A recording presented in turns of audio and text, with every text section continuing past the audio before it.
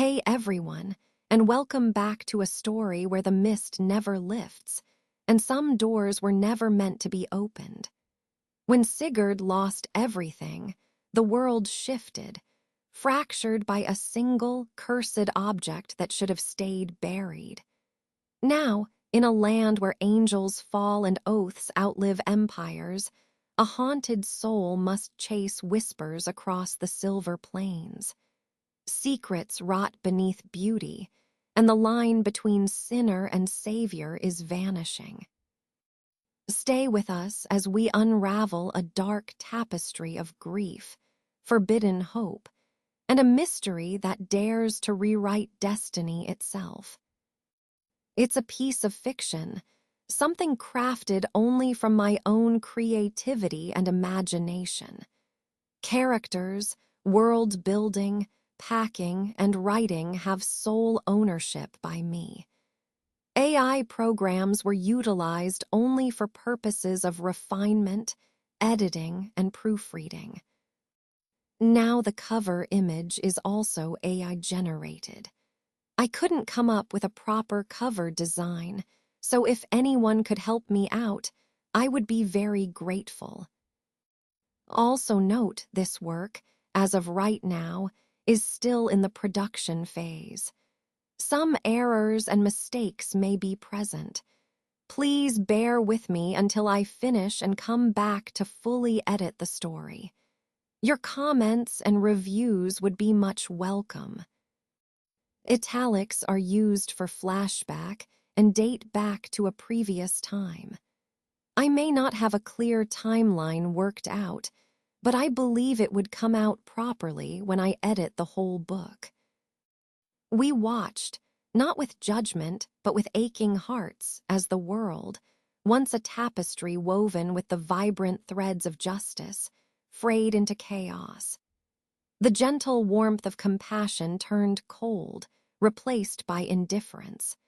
The unwavering light of truth dimmed, shrouded by 1,000 convenient lies. Where freedom once danced, the earth was scarred by the relentless march of dominion. Resilience became stubborn pride, connection withered into isolation, and hope succumbed to a pervasive, dull despair. These were the virtues we gifted, anchors against the natural currents of decay, meant to guide and sustain. Yet, humanity, in its boundless ambition, chose a different path. They delved into magics they were never meant to wield, twisting pure essence into weapons of unthinkable power. From forbidden arcane knowledge, they birthed a science that tore at the very fabric of existence, not to nurture, but to control and consume. Their advancements were a cancerous growth, their wars a ceaseless gnawing. They plundered the world's finite energies, indifferent to the consequences. We sent our whispers on the winds, etched omens in the stars. Our celestials, the gentle fairies and the radiant angels, descended with warnings, their voices echoing prophecies of impending ruin. But humanity, in its blindness, saw them not as messengers, but as resources. Their divine sparks, their very being, were seized, experimented upon, and harvested as fuel for their insatiable pursuit of power. The sacred words we offered, they perverted, twisting them into justifications for their foolhardy actions. The other races, the ancient elves, the diverse demi-humans, the countless voices of the animal kingdom, they pleaded, they wept. They honored the balance, understood the warnings. But their cries were drowned by the clamor of human ambition, their wisdom scorned, their rights neglected. And so, as the world spiraled into an abyss of its own making, as the true light began to fade and the very essence of creation withered, we withdrew, not in anger, but in profound sorrow.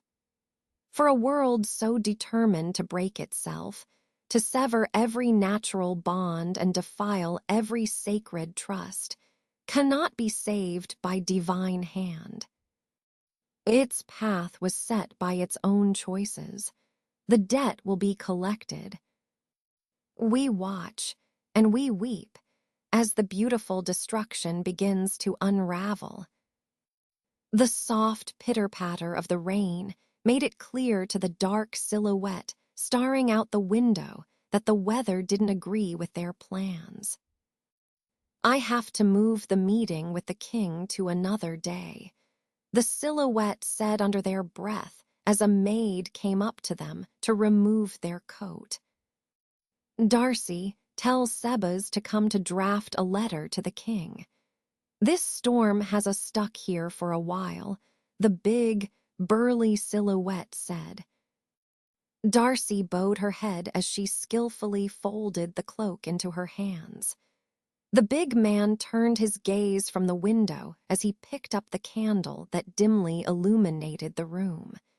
He sighed deeply as he began his gentle walk through the empty hallways, reminding him of how much of a shadow his castle has now become. The echoes from the past of where his daughter ran throughout the now empty hallways rang through his mind.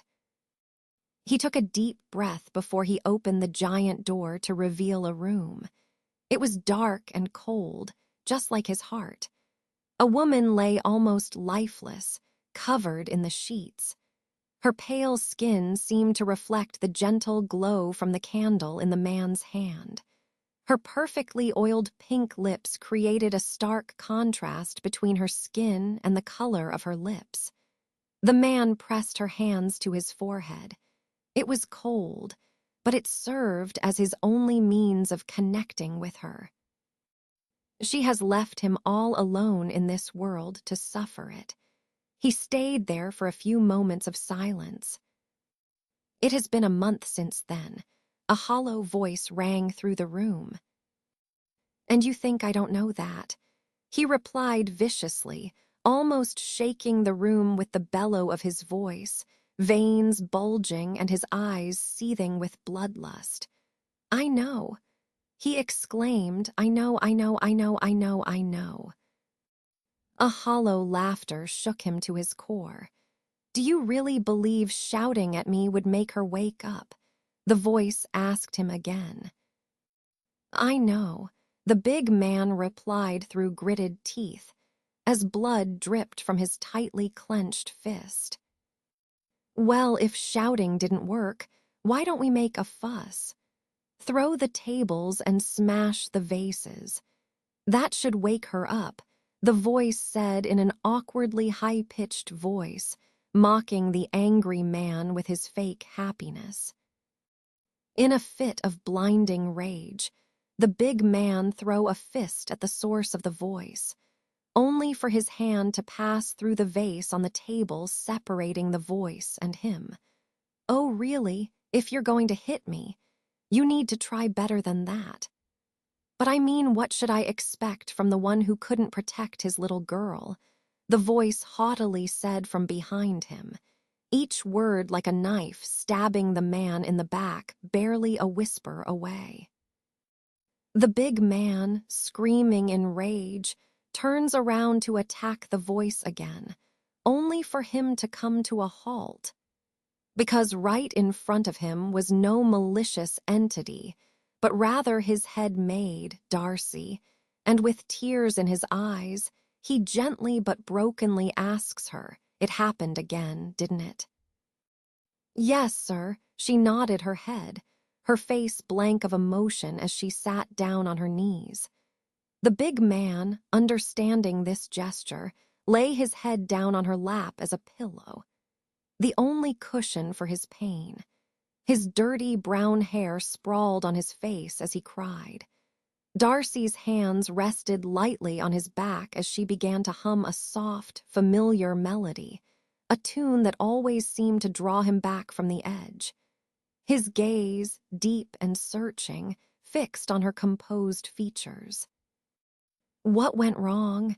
He murmured. His voice was raw with unspoken regret. In the quiet space between the notes, he searched her steady eyes, pleading for the slightest sign that he was meant to be here. After a long, silent pause, he pressed on, voice trembling with both despair and longing. What did I do wrong? Darcy's long, pointed ears twitched as she heard him speak, but her face was unchanging. She intentionally refused to speak, to let him wander deeper into the abyss as he looked for something to truly ground himself. Her lips pressed into a thin line. When she finally spoke, each word felt like ice sliding down his spine. I am afraid I do not know, sire.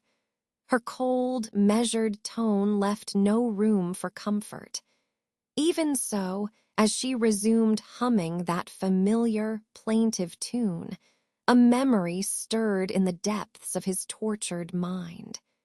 In that moment, the dim hallways and echoing silence began to blur around him.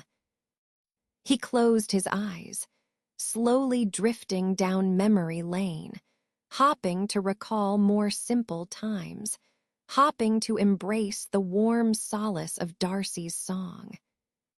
Sigurd, a soft, familiar voice called out.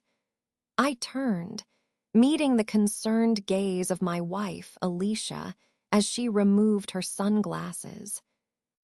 I'm fine. It's nothing but the relentless heat of the sun getting to me, I replied, forcing a casual tone despite the lingering discomfort. Her eyebrows knitted together in gentle worry. Surely you manage better than that, she asked, her tone a mixture of teasing and genuine concern.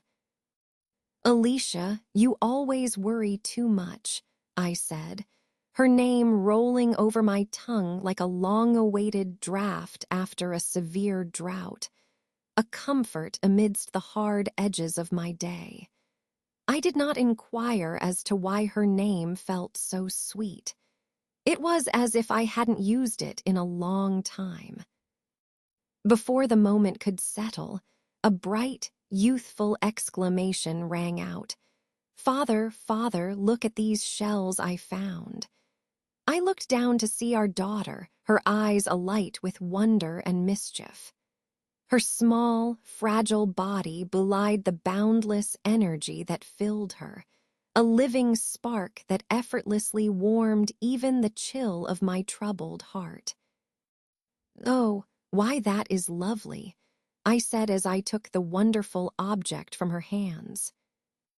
The shell was a delicate, curved chamber forged by nature, a sculptural blend of soft, weathered grays mixed with hints of sandy beige and brushed with faint traces of oceanic blue.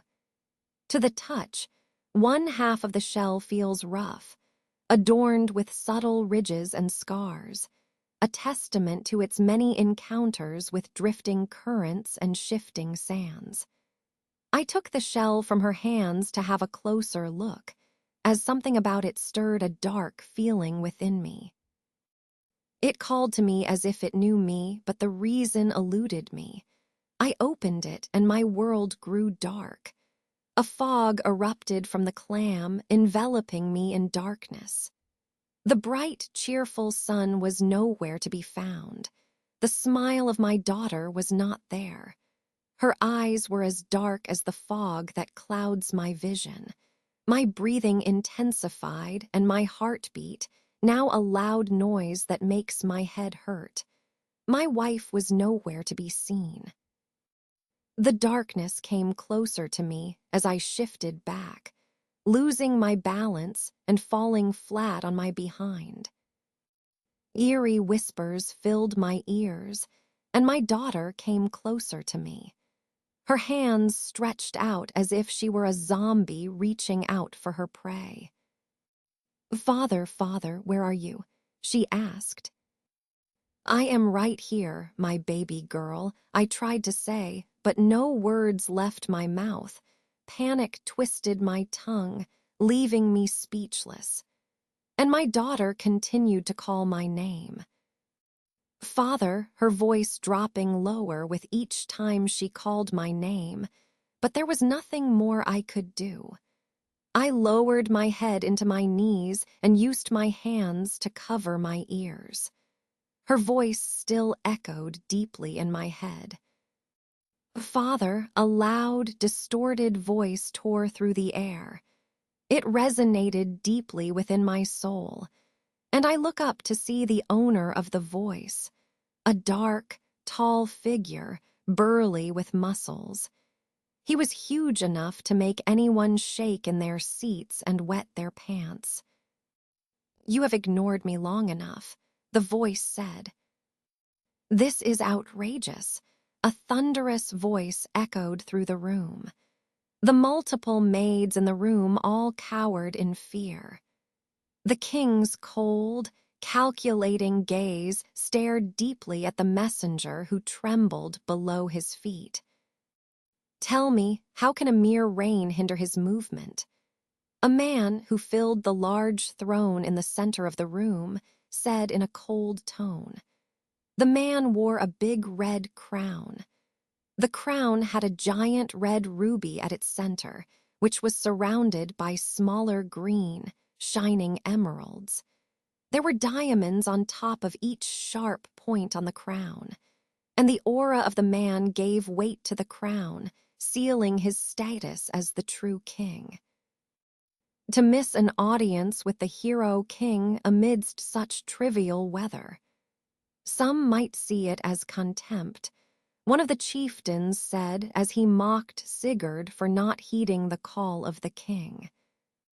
"Sire, I am but a humble messenger, but we must not forget that the silver plains he governs reacts to water." Such insolence! How can a mere servant dare to challenge the king? Have you no respect? The chieftain bellowed as he drew his sword. "Silence! He has made a point, Darius," the king said as he rose from his throne. His tall height towered over the few in the room. He stood over 6 feet tall with his broad chest and shoulders. His large build was augmented by the big, burly muscles protruding through the black royal apparel. Adjusting the red flowing cape as he moved to the window to look outside to see the bright, shining sun. "Your Majesty," Darius called to bring the king back to the earth. "Leave me," he said as he took in the scenery unfolding in front of him. The maids who were uncomfortable in his presence didn't need to be told twice as they scrambled out of the room. Darius and the messenger left the room, allowing the king to be alone with his thoughts. The king gazed out the window. The sun blared out as the kingdom roared with life. The civilians had their daily hustle and bustle to earn their daily bread. The king took in a deep breath and sighed. The door opened, and a few heavy steps echoed through the now empty room. The steps had a fluid flow and the grace of a cat, making its presence known. "It has been a while now, hasn't it?" the king asked the lady who entered the room. "It has been about 4 years since the tragedy," she replied. Her soft voice, barely a whisper, landed on the ears of the king. "How long do we have to put up with this?" the king asked. His cold demeanor had gone like the wind. It was like a different man, one who was highly disturbed by the facade which was placed right in a few moments ago. "It is best we give him the time he needs to heal. Sigurd is a powerful but emotional man," the woman replied. 4 years is long enough. We were all there the day she was lost beyond the shores. She was like a daughter to me, but the kingdom needs its rulers. Not men of weakness, the king said. It is exactly as you have said. He is staying too much in the way of guilt, a force which, if not handled right, may pervert the way of judgment. You fear he may succumb to the same fate as his wife, or what exactly is it that you fear? We do not talk of that heretic, the king said as he made an abrupt turn to face the woman, as emotion rose deeply within him. The woman who picked up on the subtle rise in emotion in the king gave him an almost immediate, passionate kiss as soon as their faces met. "You're too quick to anger these days," she said as she released him for a breath. "And you're too quick to quell it," the king replied, the woman who laughed. "I understand the rage, but branding it heresy is too much of an extreme. I pity poor Sigurd if you had said that to his face," the woman said as she strolled to his throne. She sat down comfortably as she let her dark, flowing gown rest on the floor. She exuded the grace of royalty, but yet had the aura of a witch. "Extreme, why do you say so?"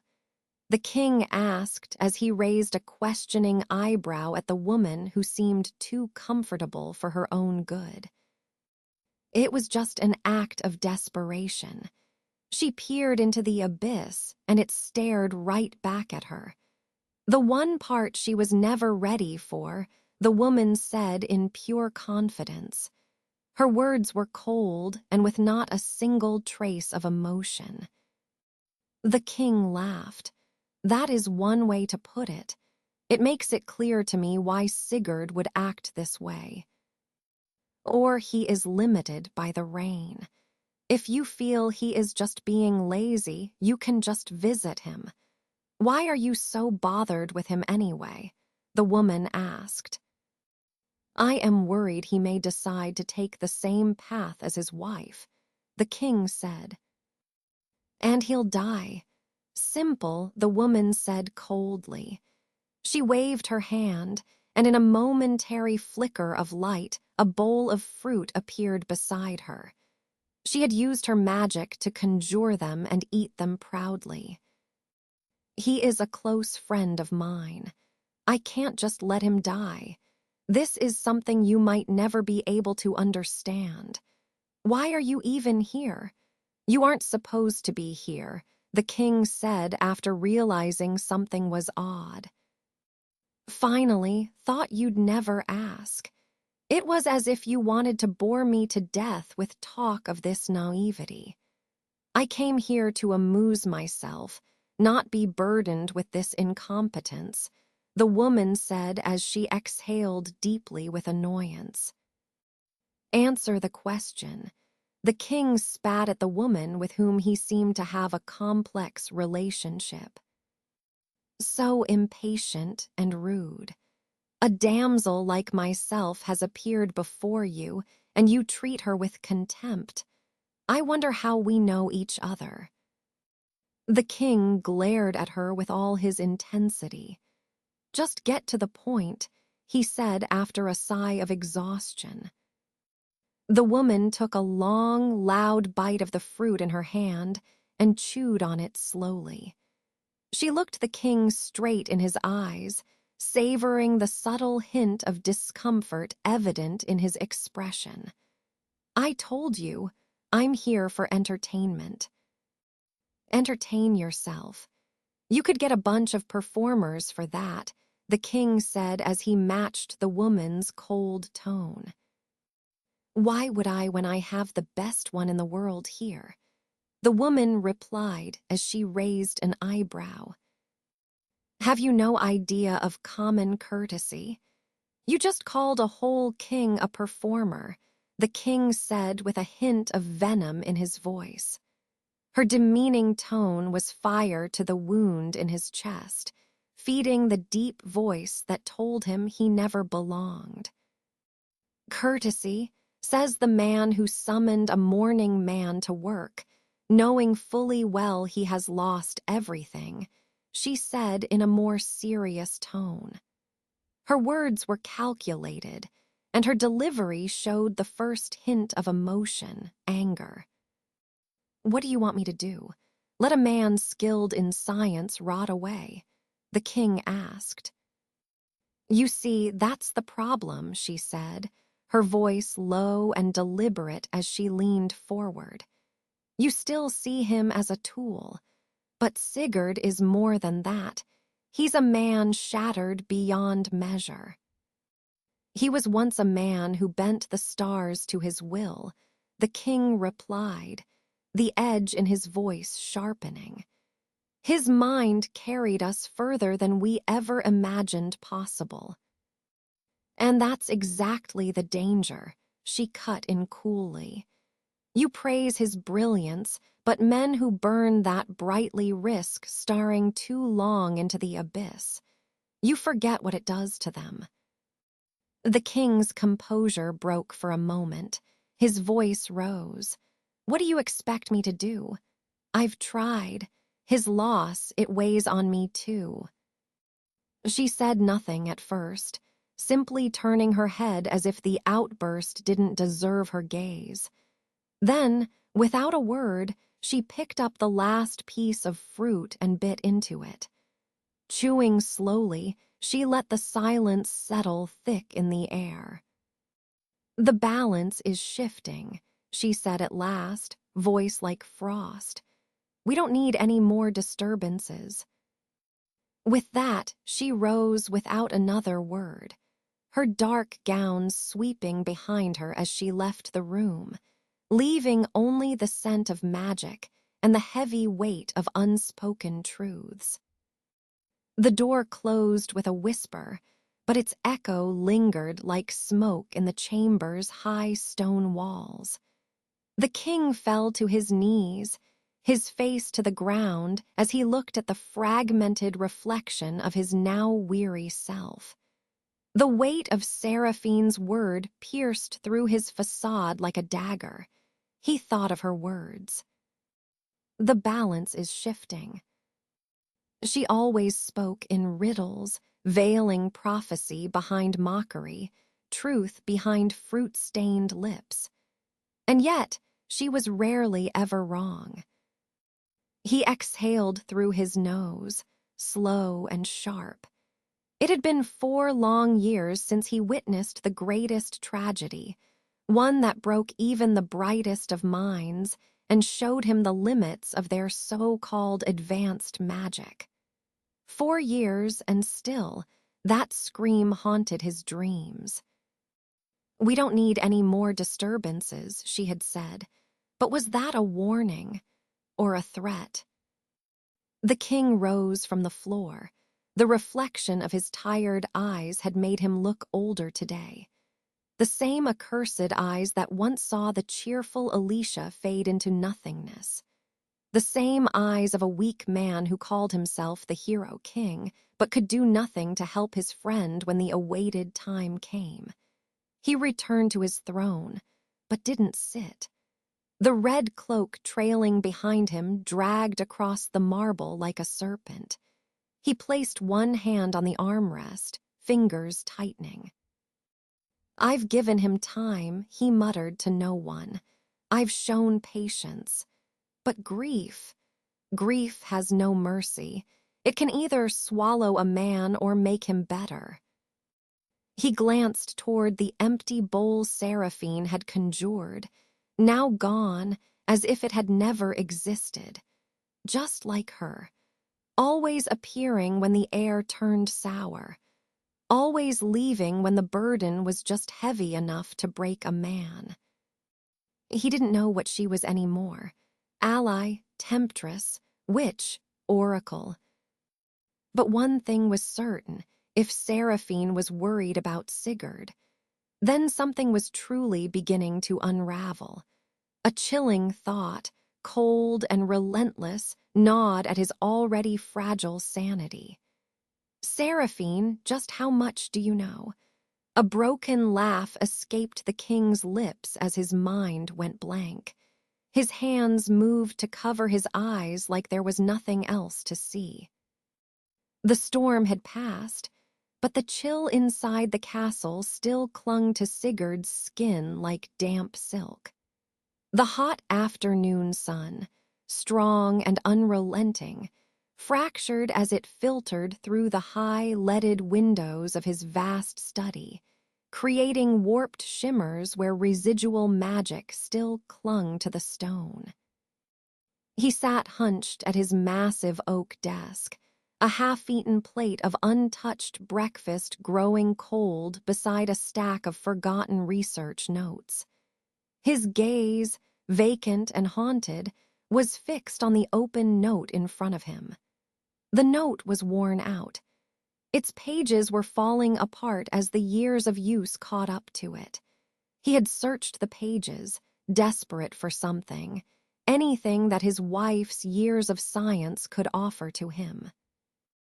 To show him that the years she had spent with him were not in vain, if it could at least save the woman of his dreams, but alas, could life be any more cruel? A sigh escaped Sigurd's lips as he buried his head in his hands.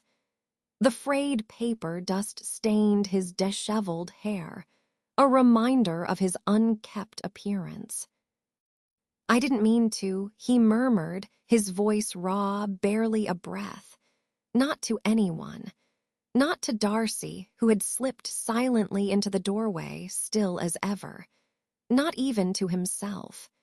The shadows on the wall rippled, slow and unnatural, like unseen currents bending around a hidden shape. They seemed to deepen, to coil, drawing him inward.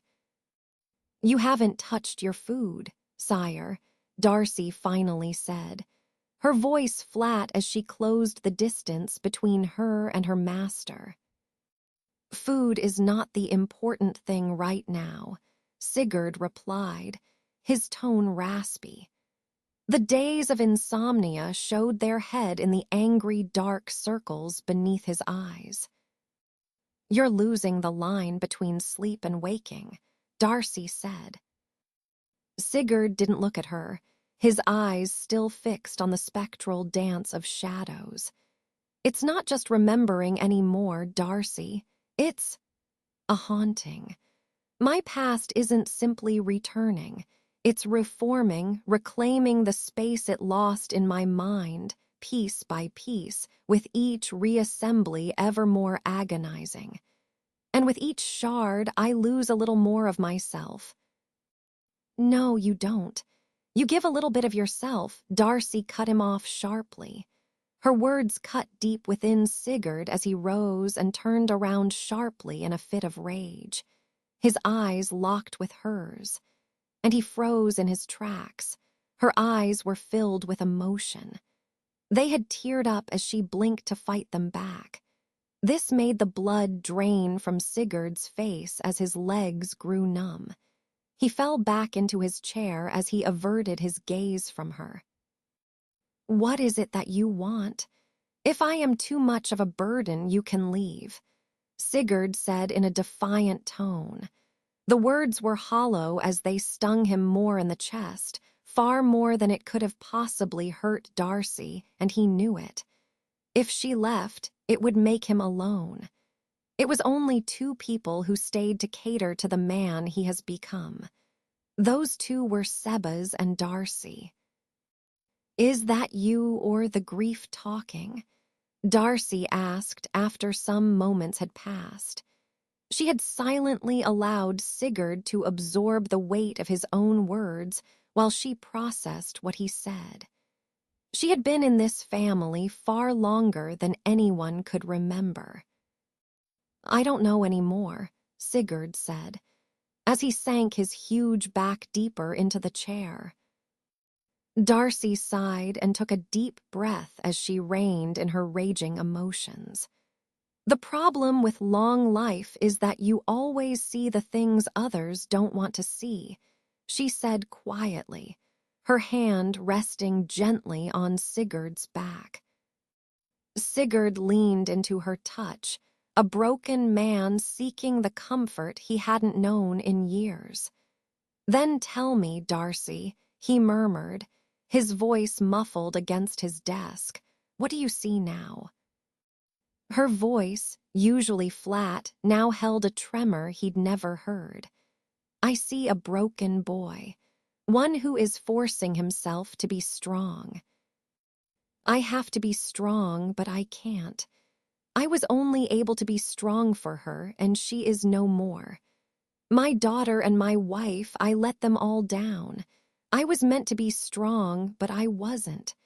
I couldn't," Sigurd said after a moment of silence.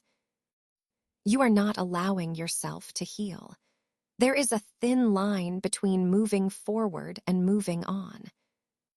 Sigurd slumped further, though he didn't pull away from the gentle touch anchoring him. His grief pressed down like stone. "What's the point, Darcy? Everything is gone." "Not everything. Some promises, Master Sigurd, are meant to outlast despair," she corrected softly, her fingers tracing a pattern on his cloak.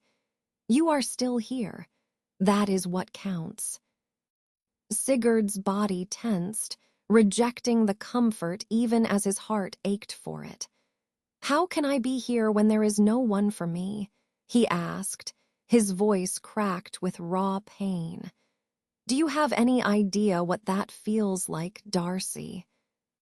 Darcy's hand remained firm on his back, a grounding weight. "I may not know your specific despair, Master Sigurd, but I know what it means to carry an impossible burden." Her voice, though still quiet, was infused with an ancient, unwavering calm.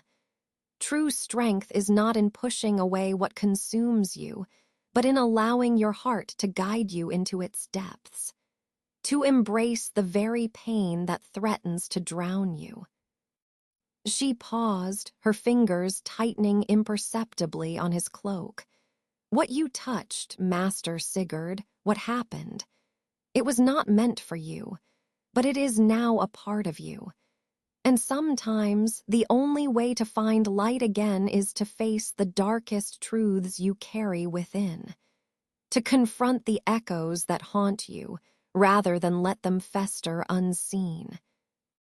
Some bonds are not forged by choice, but by fate," she added almost to herself, her gaze distant for a moment.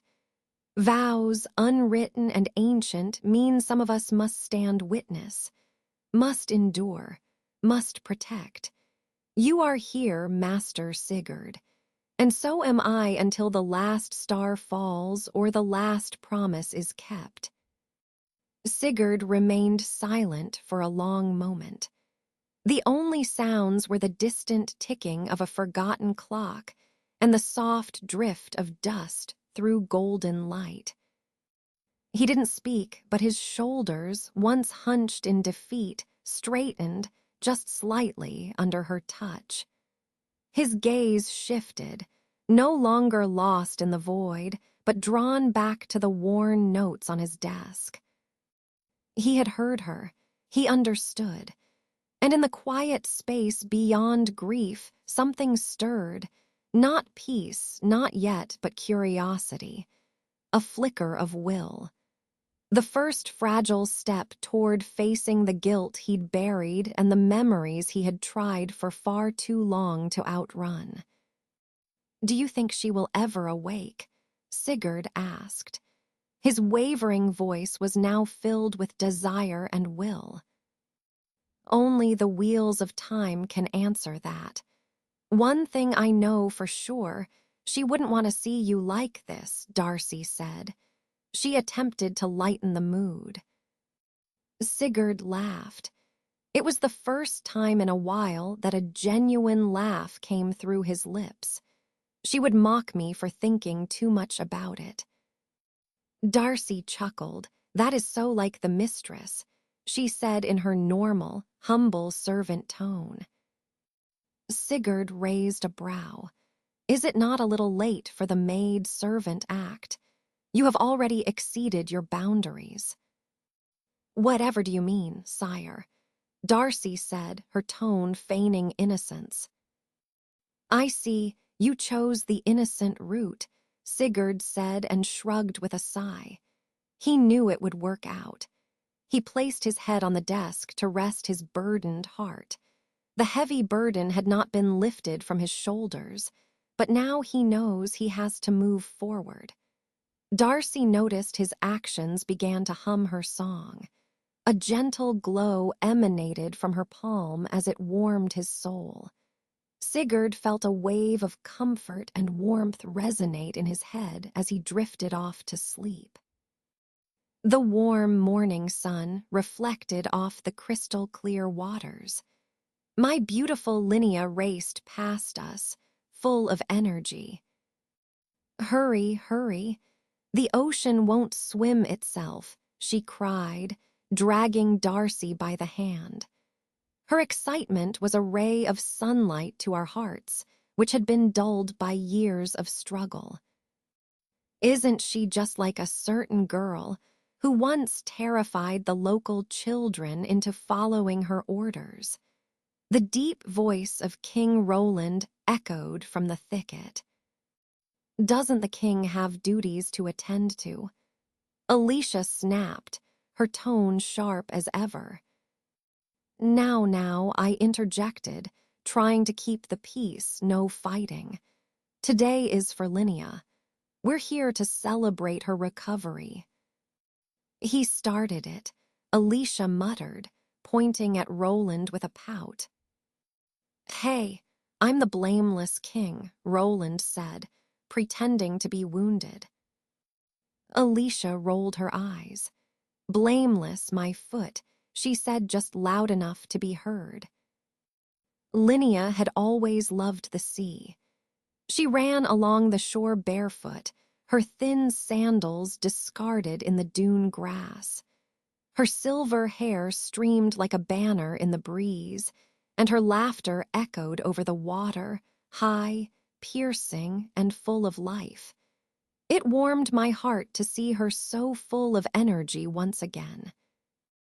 The worst has passed, I muttered to no one, just to myself, and I relished in the moment that seemed too unreal. Yet, as real as this moment felt, as happy as I wanted it to be, I couldn't shake the nagging feeling that tugged at my subconscious. It is nice to see the work of our hands bear fruit, Alicia replied, her voice soft, having overheard my whisper as she settled down under a shaded umbrella she had packed specifically for this event. She pulled out her science journal as she reviewed the notes of all our efforts to remove the curse that had plagued our precious child since birth. The king, feeling as young as Linnea, rushed to join her in splashing around, while I just sat beside my wife, enjoying the moment of peace and the comfort of her warm embrace. The moment came slowly, like a shadow bleeding into the frame of a bright painting. Linnea picked up a shell from the sand, perfectly spiral, impossibly white. She looked at it, puzzled.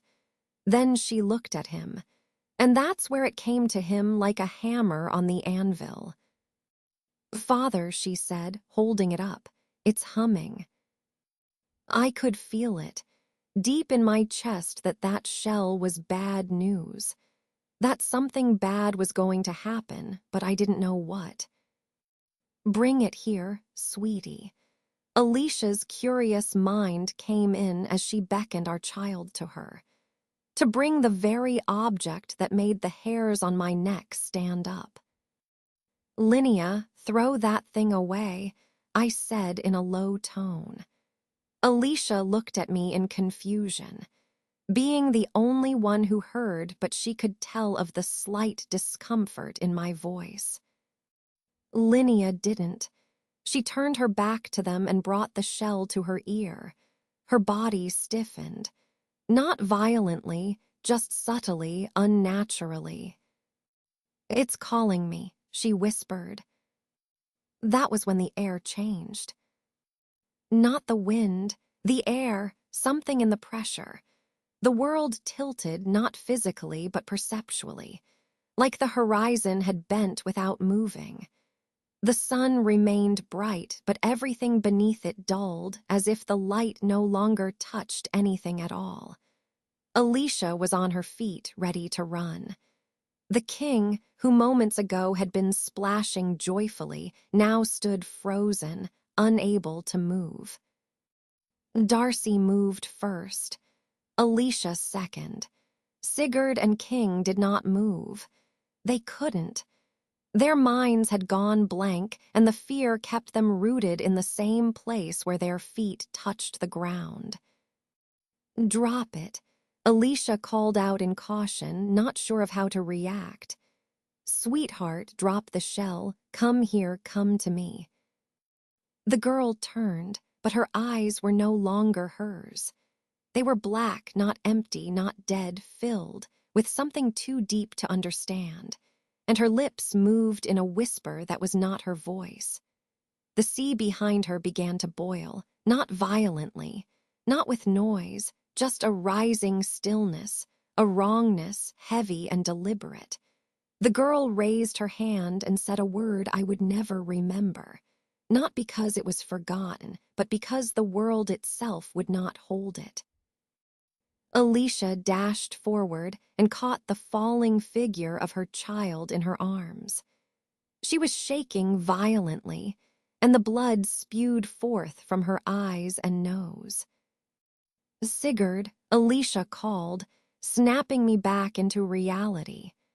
With a few quick strides, I closed the distance between us and knelt beside my wife. "She is ice cold," she said to me as soon as I was in hearing range. I placed my hand on her forehead and tried a little of the magic spells I knew. I wasn't the archivist for nothing. I closed my eyes to focus more as I tried to remember every trick, every spell I had come across. Tears flowed from Alicia's eyes as she rushed to cast healing magic. Her mind was racing faster than her body could handle, and the spells she once had great command of fumbled continuously. A green bubble surrounded us as the warmth of Darcy's magic surrounded us. Linnea coughed up blood as feeble words tried to escape her mouth. It was as if she was trying to warn us, but the fear of losing our only child had our minds too paced to even consider. "Linnea, dear, shhh, don't speak, you will be fine." Alicia tried to comfort both herself and the dying child in her hands. Her words were hollow like a rotten tree. I sat there. My mind had forsaken me, my thoughts scattered like ash, clarity swept away by the terror. Is this how it was going to end? Is this how my only child was going to leave me?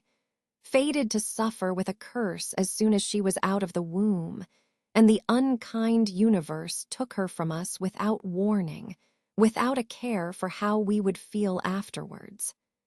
I closed my eyes and focused even more mana into the spells I was casting. Strange markings covered her limp and pale body as Linnea breathed her last. What was meant to be a peaceful celebration has now turned out to be a tragedy we can never forget. The sun set on the horizon, creating a dazzling effect on the water. My heart was not here. A piece of me had died. The sound of the waters drowned my thoughts as I sat reminiscing. Images of her last days flash past my eyes, like a movie burned into a film. Was there something I could have done? All the effort I had put into breaking the curse all in wasted. A sigh escaped my lips as I looked down at my scared feet. This isn't the time for this. My wife's soft voice dragged me back to reality. I wasn't aware that she had sat herself right beside me. Time, what else should I do? The only thing I poured my heart and soul into has vanished, I replied. My voice was raspy from the unrelenting tears I had shed for the loss of our only child. I get how you feel, but time will heal all wounds. Why don't you try something else? We could try for another child, Alicia joked, trying to lighten the mood. Her words were meant to encourage, but they had no effect. It was like water on hot coals. What if the same thing happens? I asked. I didn't want it. Another shining hope that would only just vanish before I could hold it, like a fleeting candle easily extinguished. Alicia placed her hand on my shoulders and leaned in. Her body was warm. Her long, flowing silver hair has a strong floral scent, a stark contrast to the unkempt mess I was. What if it doesn't? She asked me again. Her words were filled with the hope she was trying to infuse into me, but I didn't want it. I was afraid to hold on to the light she showed. How can we be so sure? If only I tried harder. It wasn't your fault. Alicia cut me off in a sharp tone. She didn't want to hear those words from my mouth. She removed herself from my shoulders and locked her eyes with mine. I felt a little uncomfortable after seeing the light in her eyes. I didn't want it. I couldn't let myself accept the compassion lest I forget my sin. The fear and incompetence I showed her. The way I froze in the sight of danger. Alicia continued to look me straight in the eyes. I could feel it. The passion behind her eyes, but I couldn't meet it. We had been two different people.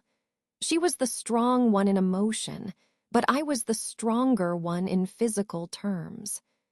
Moments passed, not a word was said, as I lifted my eyes to slowly meet hers. She saw this as an opportunity and snapped my head to look her straight in the eyes. Her expression softened as our eyes met.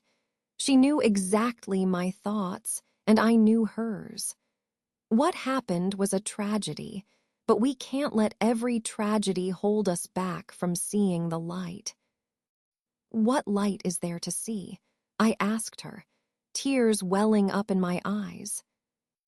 Alicia paused for a moment, taking in every moment. You can't see it now because you blame yourself for everything, she said and paused. Well, isn't it my fault? I should have acted. I knew something was wrong, but I didn't say anything. It was as if I allowed her to die, I said. The guilt that filled my heart felt so real.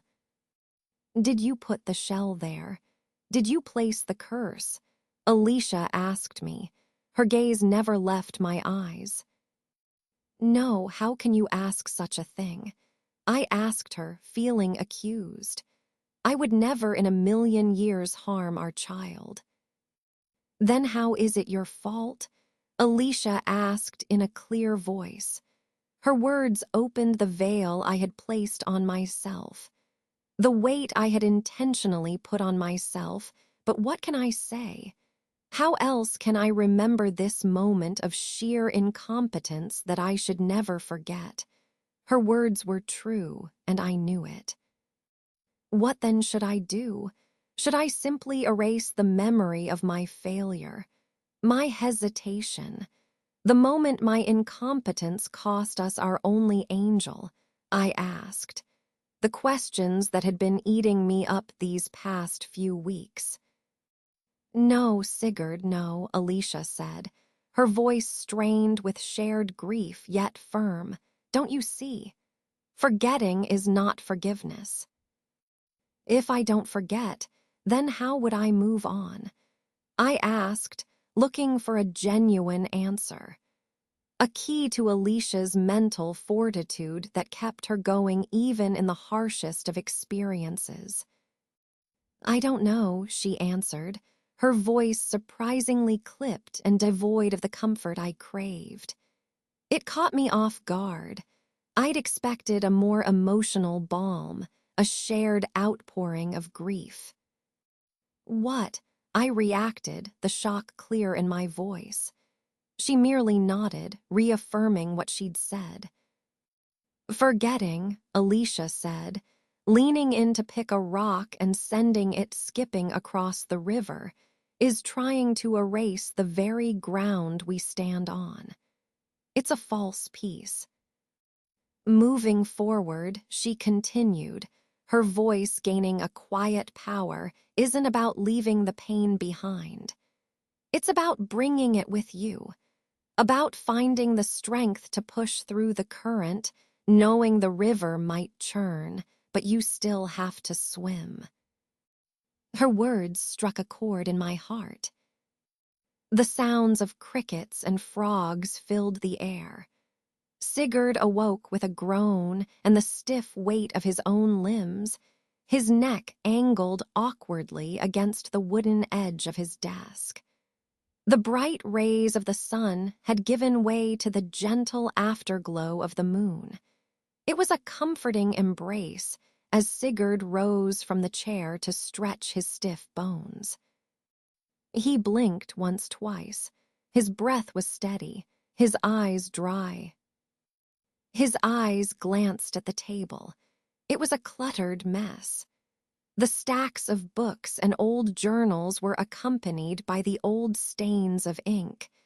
The main point of his attention was Alicia's old journal, the one that had been open in front of his desk all along. Her handwriting, always so beautiful, reminded him of the dream, the memory that just played through his mind. "You can't move forward by pretending the ground behind you never cracked." It was the words he needed the most. The woman had always found a way to make him realize what he needed to do when he needed to do it. As he played the dream back, the sound of the door dragged him back. "I wonder if you are secretly a trained assassin," Sigurd teased Darcy. "I have no idea what you mean, sire," Darcy replied. Her tone stayed flat, but a small smile tugged at her lips. "Seems like you finally had a peaceful sleep." "How long was I out?" Sigurd asked.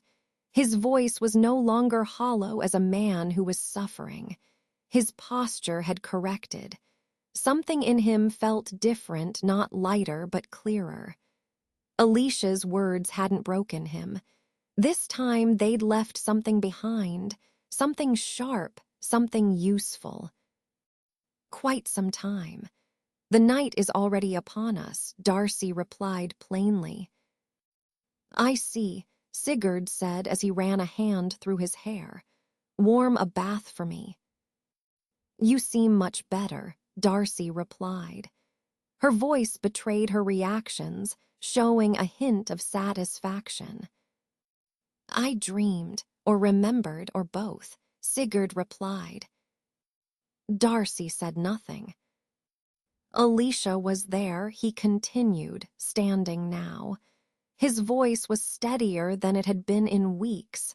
She said something about not confusing forgetting with forgiveness, and that I've been doing both. Badly. "It was what you needed to hear," Darcy replied. Her eyes searched his face. Sigurd half smiled. It didn't reach his eyes, but it was a smile nonetheless. "Yeah, I think I did."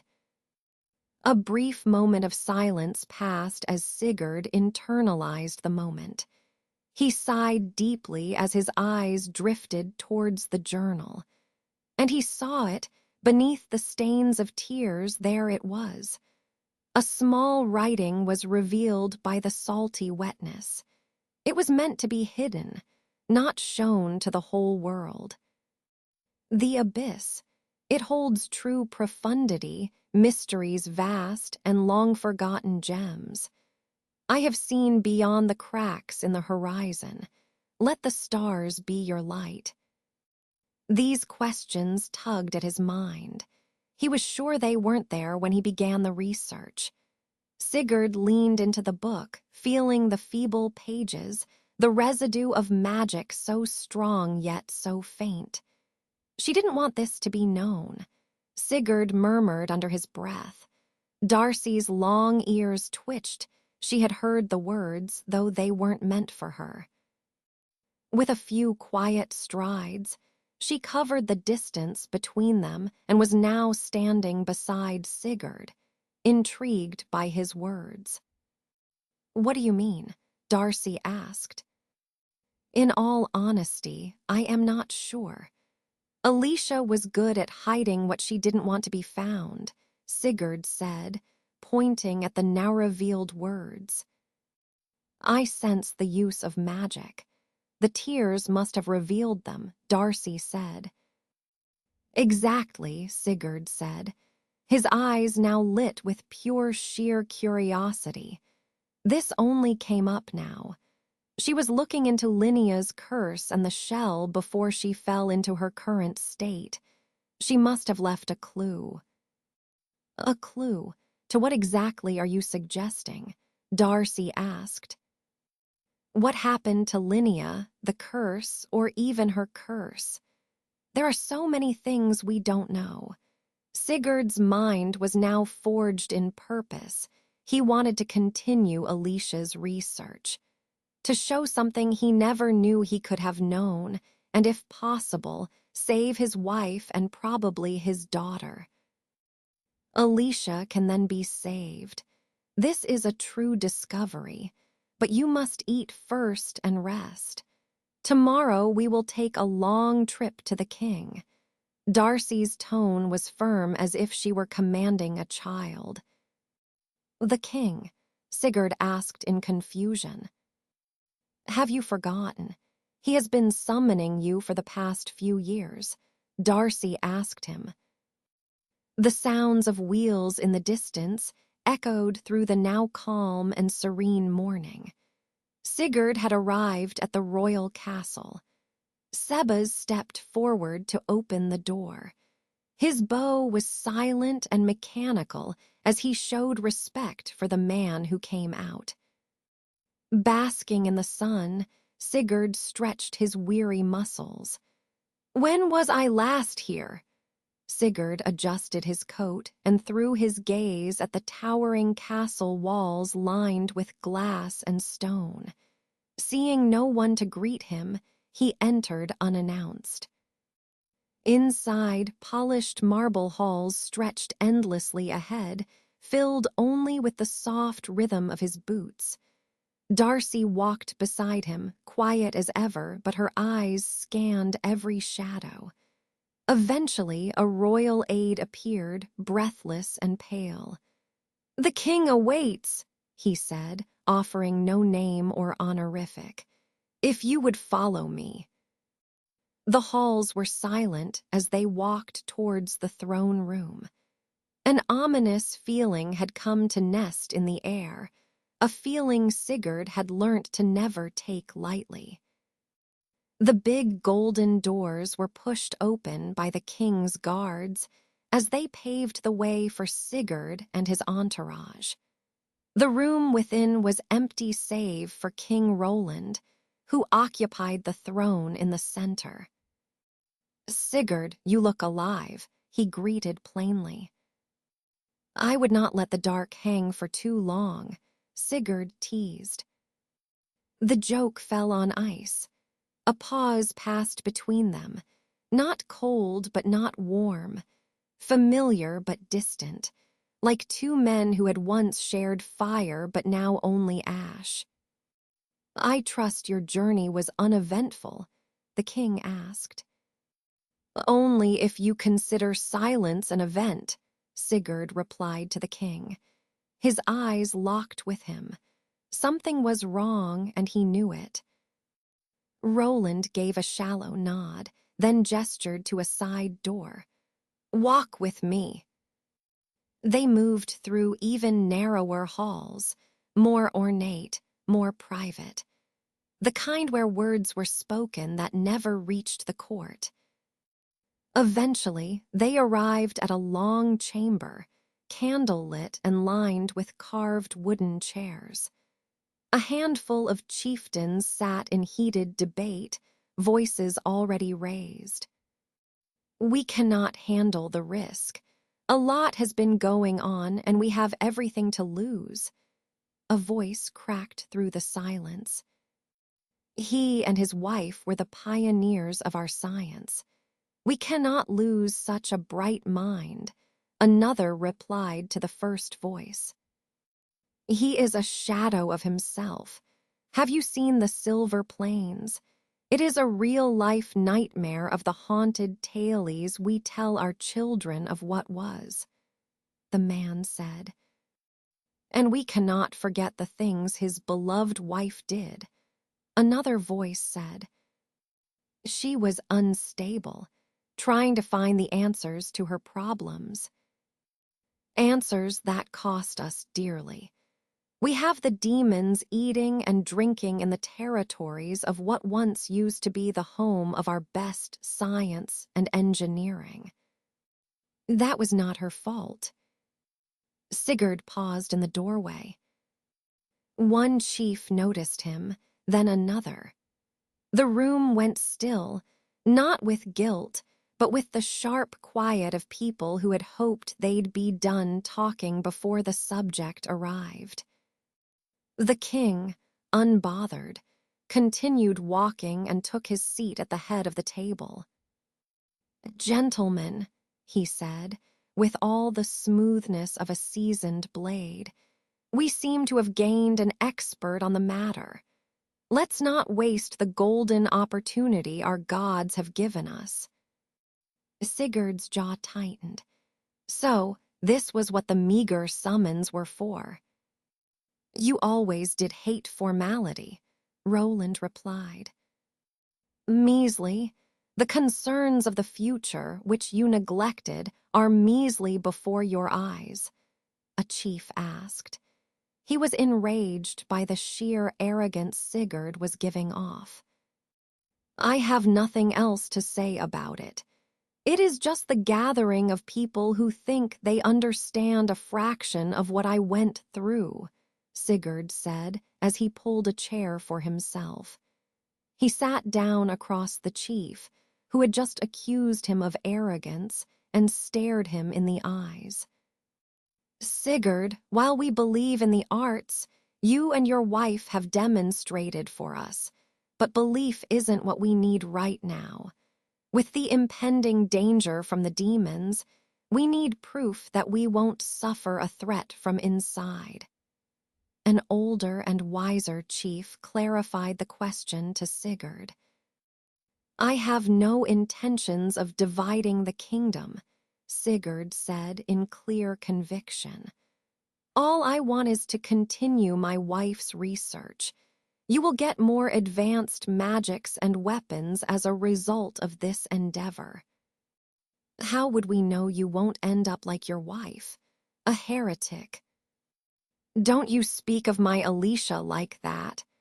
Sigurd's blood boiled as he spat the words at the chief, who had insulted the one woman in his life. "Why do you get angry? She went walking where feet weren't meant to touch, and what was the result? The annihilation of an entire village now occupied by the filthy demons." The other chief spat venomously. He was out for blood. "Are you testing my patience?" Sigurd growled. His fist clenched, light shimmered between his fingers, barely restrained, ready to break free. The two men stared intently at each other, neither willing to back down. The king knew that this was getting out of hand, and he had to intervene. Before Roland could say a word, a cold and emotionless laughter resounded through the chamber, a thin ripple of magic that fluttered the candle flames.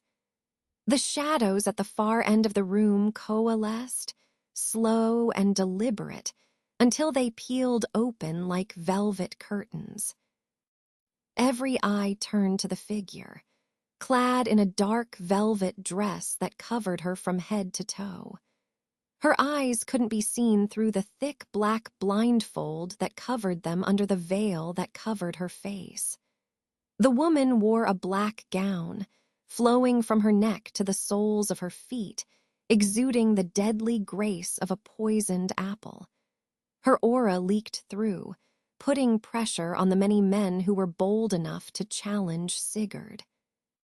"Forgive me," she said with a smile that didn't bother hiding its malice. "I seem to have wandered into a room full of cowards." Her words echoed through the silence as no one dared to speak. It was as if time had stopped, and everyone had frozen in place. Sigurd's eyes fixed on this woman as she stood up.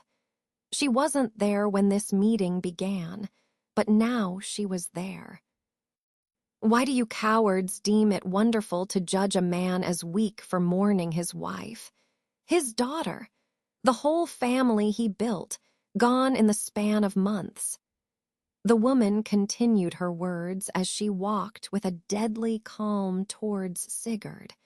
Her gaze seemed to be focused on Sigurd as he watched her with confusion and fear. "You prize him for what he is worth to you, but not for what he is worth. This society of weak men who seem to make themselves entitled to the very fruit of his brain, but not what made him what he is." She said, her tone dropped like a funeral bell. Sigurd was now face to face with the woman. He towered over her, but he couldn't help but feel smaller.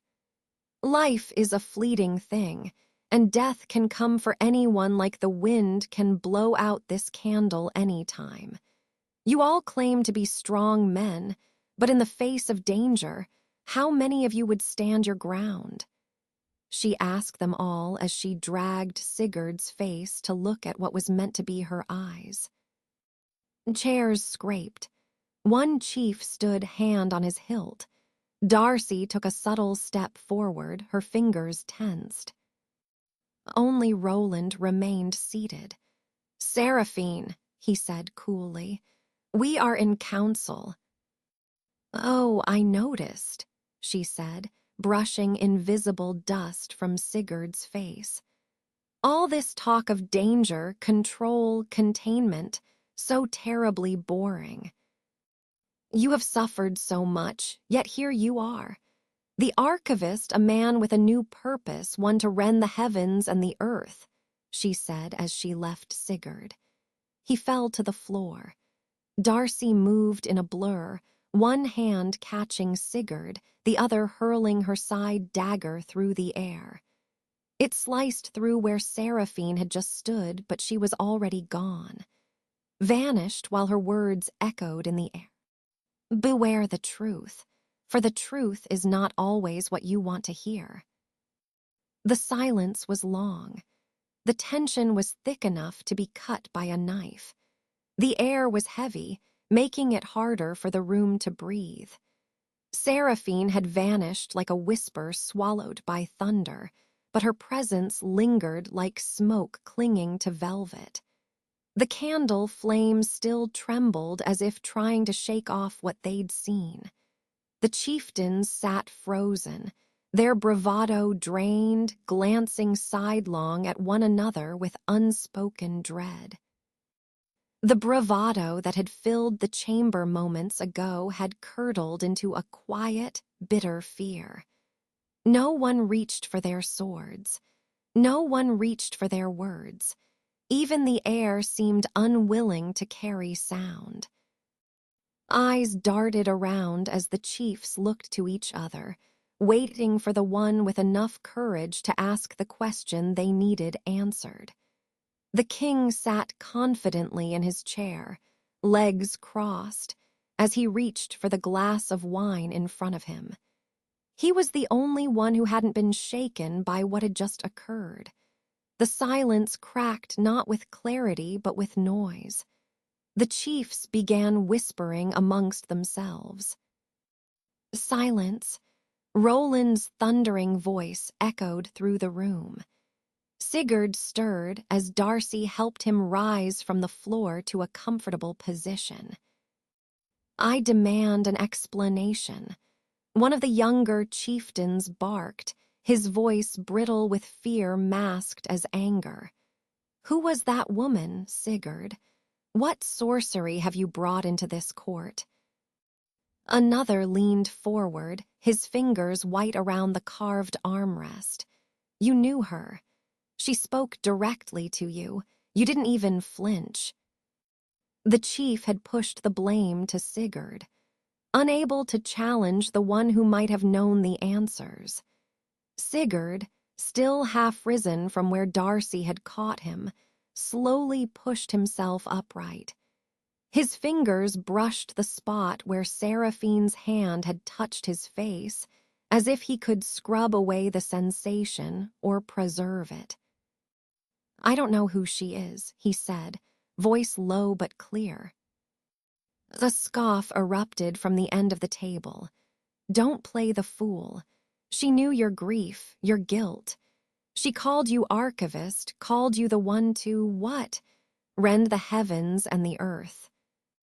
A scoff escaped from Sigurd's throat. "You call that a conversation? I have never seen anything like her before. It was like staring at the devil himself." "Enough." A different chief barked, but it was unclear whether the command was for Sigurd or the room itself. The questions came too quickly now. "Was she another of your wife's creations? A disciple of the heretic? Or is this part of your research?" The word dripped with mockery. Sigurd's silence wasn't defensive, it was stunned. His hands were trembling, not with fear, but with something deeper, the edge of understanding. None of the chiefs trusted him. They only valued him as an asset, not as a person. And then the king stood.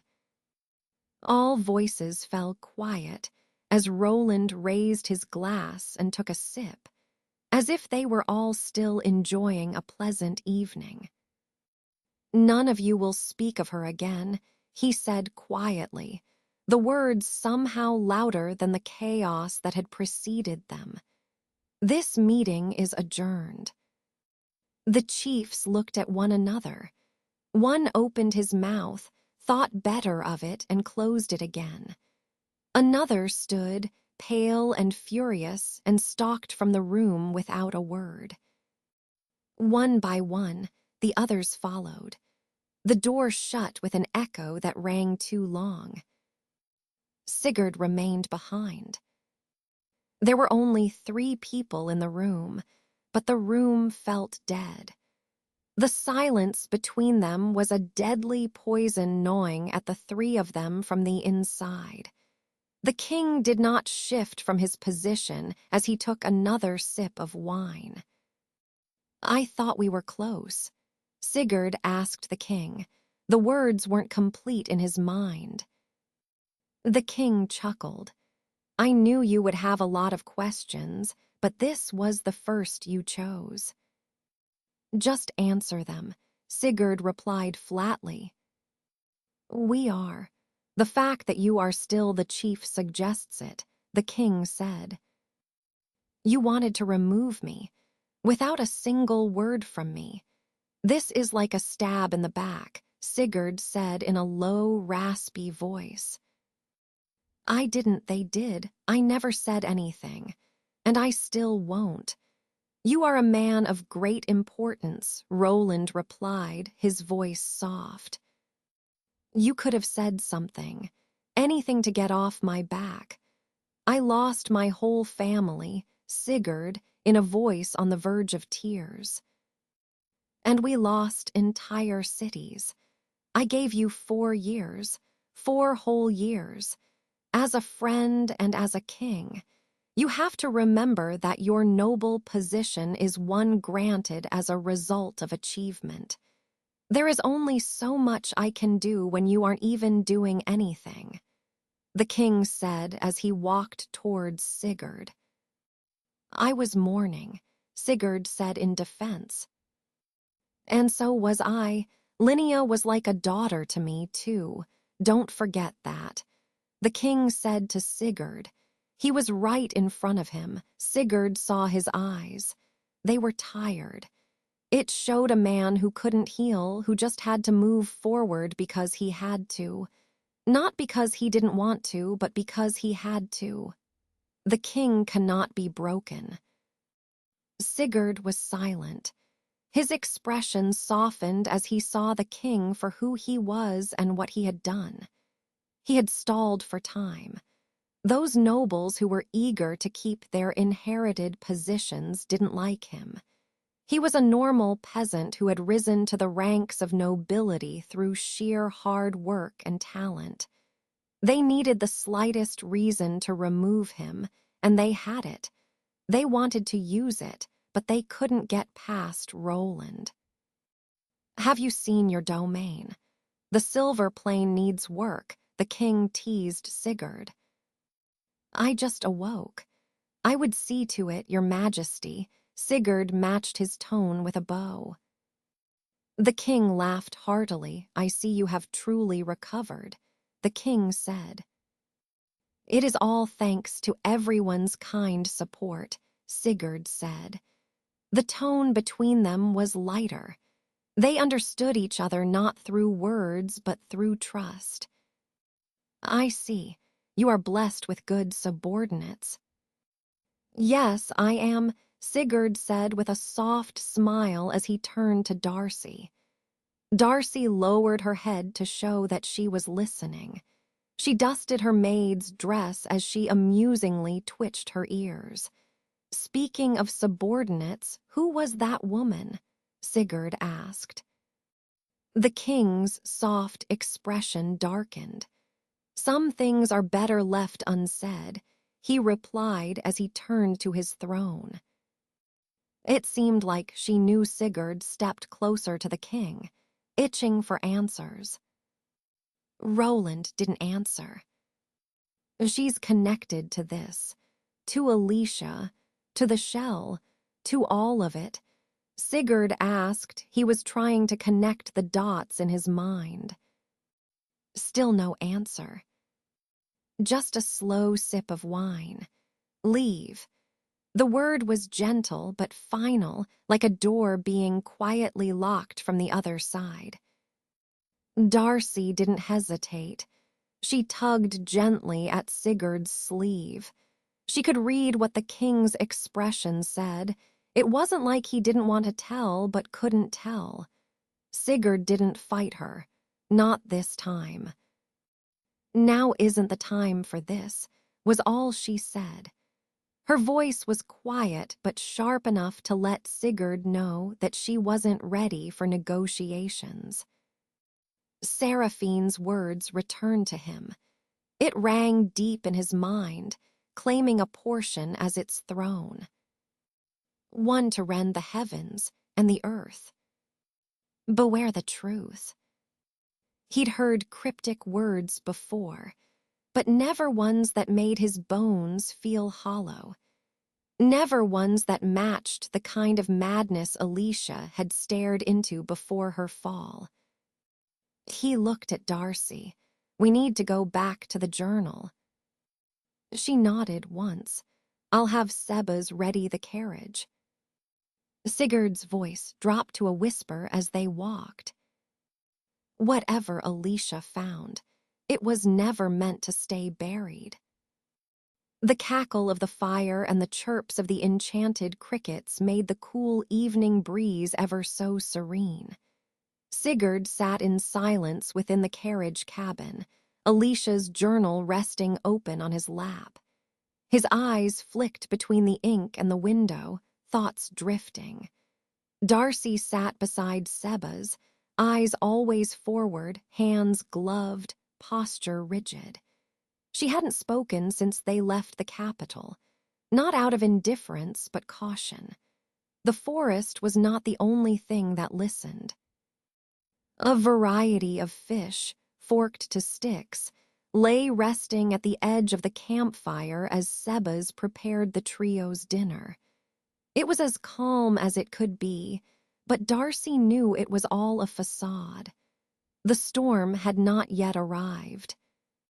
The winds shifted slightly, and out of the corner of her eyes, she couldn't miss the subtle eyes that glared at them. "Sebas, do you see anything off?" Darcy asked, looking intently at the small gathering of herbs. "Not really. Miss Darcy, it might be a simple rodent," Sebas hinted at her. He was tired of her high alertness, as if something was wrong. "I know she's here," Darcy muttered to herself. Her hand lingered near the hilt of her dagger, but she forced her posture still. Too soon. Seraphine always liked the slow build. "What was that?" Sebas asked her to clarify. "Nothing." Sebas reached out to taste the meal as she saw it. This one is not subtle. The fire had shifted. The color changed ever so slightly, allowing for a green strand to point towards the area she had been focused on. The shrub in which the rodent was hiding was now replaced by an overgrown trail nearly consumed by ivy and fog. It should not have been there. Darcy's eyes narrowed. The map had no record of it. This new path had caught the attention of the humble butler. He fumbled for the map in his bag as he wanted to confirm the road in front of him. Darcy raised a hand to stop him. "Stay with the carriage," she ordered, voice tight. In one fluid motion, Darcy was on her feet, daggers in her hands as she slipped into the path now carved by silence and fog. The moment her feet touched the trail, the temperature dropped, not with wind but absence. The sounds of forest life fell away. No birds, no crickets, just the quiet hush of leaves bending in deference. She stepped further into the fog, 3 paces, 5, and then she was no longer alone. The shadows did not ripple, they simply became her. Seraphine emerged as if she had always been standing there, beneath the bone-white birch tree, half shrouded in mist. Her pale face gleamed in the moonlight. The unnatural red eyes shone brighter than ever before as she stared at the one who had graced her presence. Darcy did not flinch. "You always did enjoy the dramatic," Darcy said quietly. She sheathed her daggers and her posture relaxed. "I taught you well," Seraphine replied, her voice like silk gliding over broken glass, "though you still carry too much guilt in your stride." "I carry what you gave me." "You always had the choice of dropping it, or could it be that you have fallen farther than I thought?" Seraphine said coldly, each word rolling off her tongue like time itself were hers to command. Darcy's jaw tightened. "What do you want?" "What I want is something trivial in the face of what needs to be done," Seraphine replied. "You always do love the riddles, now don't you?" Darcy replied. "Is it not what a parent does in guiding her child?" Seraphine asked. "Don't play the mother card. Cut to the chase. I don't want to hang here longer than I have to." Darcy spat the words out venomously. "I am here to remind you of your place, dear Darcy," she said in a tone meant to be one that showed she cared. "I have done exactly that," Darcy replied. "Guided him, or pitied him." Silence fell like a blade. Seraphine stepped closer, her presence stretching the air between them. "You've forgotten what lies beneath the silver plains. You've forgotten what we are keeping contained. Your emotions have made you soft." Darcy didn't respond immediately. Her eyes flicked once toward the carriage, toward Sigurd, still hunched over the book, unknowingly surrounded by truths too vast for one man to bear. "I haven't forgotten," she said at last, "but he deserves to know, at least part of it." "Not yet," Seraphine whispered, her voice turning to smoke. "The veil must hold a little longer. The truth will cost him more than even he can imagine." Darcy's fingers twitched at her sides. Seraphine turned away, the fog curling lovingly at her heels. "He walks toward a gate that was sealed for a reason. If he opens it, even I will not be able to protect what's left." "Then why allow it? Surely you have the power to stop it." "Because fate is not a thing we shape, only a thing we endure." Her form began to dissolve, dispersing into the fog like a breath exhaled from the earth itself. "And because I'm curious, what kind of god a broken man might become." Darcy stood there motionless. Seraphine had gone, but as always left a bitter aftertaste in one's mouth. Darcy sighed as she returned to the camp gathering. Sebas glanced at her from where he sat but said nothing. Her boots were wet with dew, and her face was unreadable. She climbed silently back into her place beside him. Sigurd had stepped out of the carriage to join his two trusted aides for dinner. "Darcy." "Yes, my lord." "I had the strangest feeling just now." She said nothing. I thought someone was watching us." Darcy didn't look at him. "They were," she whispered under her breath, as she collected her share from Sebas and settled to eat in silence. The morning was cold. The soft sound of the scribbling of a pen on paper drifted through the air as Darcy watched, her eyes unmoving, her expression cold as ice. She didn't have anything to say to the newfound man, the one who had now awoken with purpose. Sebas had done a lot to keep the domain in the best shape he could when the master was away, but now life had returned. Sigurd had a purpose, a mission, a fire burning in his heart which drove him to work. To evolve the domain by day and by night, to scour through the journals. Nothing could escape his sight, not the improving numbers of grain, nor the decline in health. In just a few days, the domain had transformed. Work returned to the masses, the castle reopened its gates, and coin once again flowed through the silver plains, an unmistakable testament to Sigurd's commanding intellect. His renewed drive had reignited interest across the realm, drawing scientists from distant territories. Yet amid this momentum, Darcy watched with unease. The science they chased was beginning to concern her. It was a quiet reminder of her mother's words. Seraphine's whispers never came without consequence. This grand revitalization, impressive as it appeared, was no miracle of Sigurd's will. It had been orchestrated by Seraphine from the shadows. He was just another piece on her board, a pawn for her to move around as she pleased, and her games never ended well. A silent sigh escaped her lips as she adjusted her stance. Sebas had come to find him once again.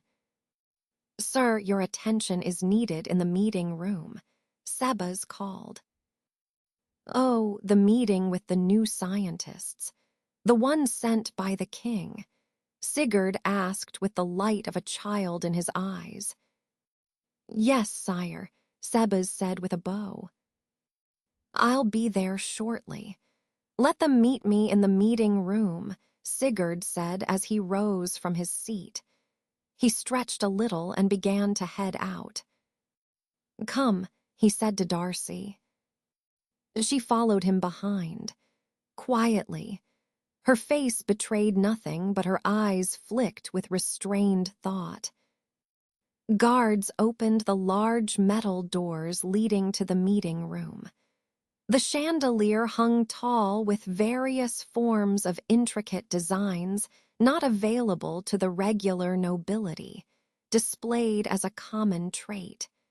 Sigurd took his seat, and Darcy took a stand beside him. A few moments later, moments that felt like an eternity to Sigurd. His legs shook with anticipation.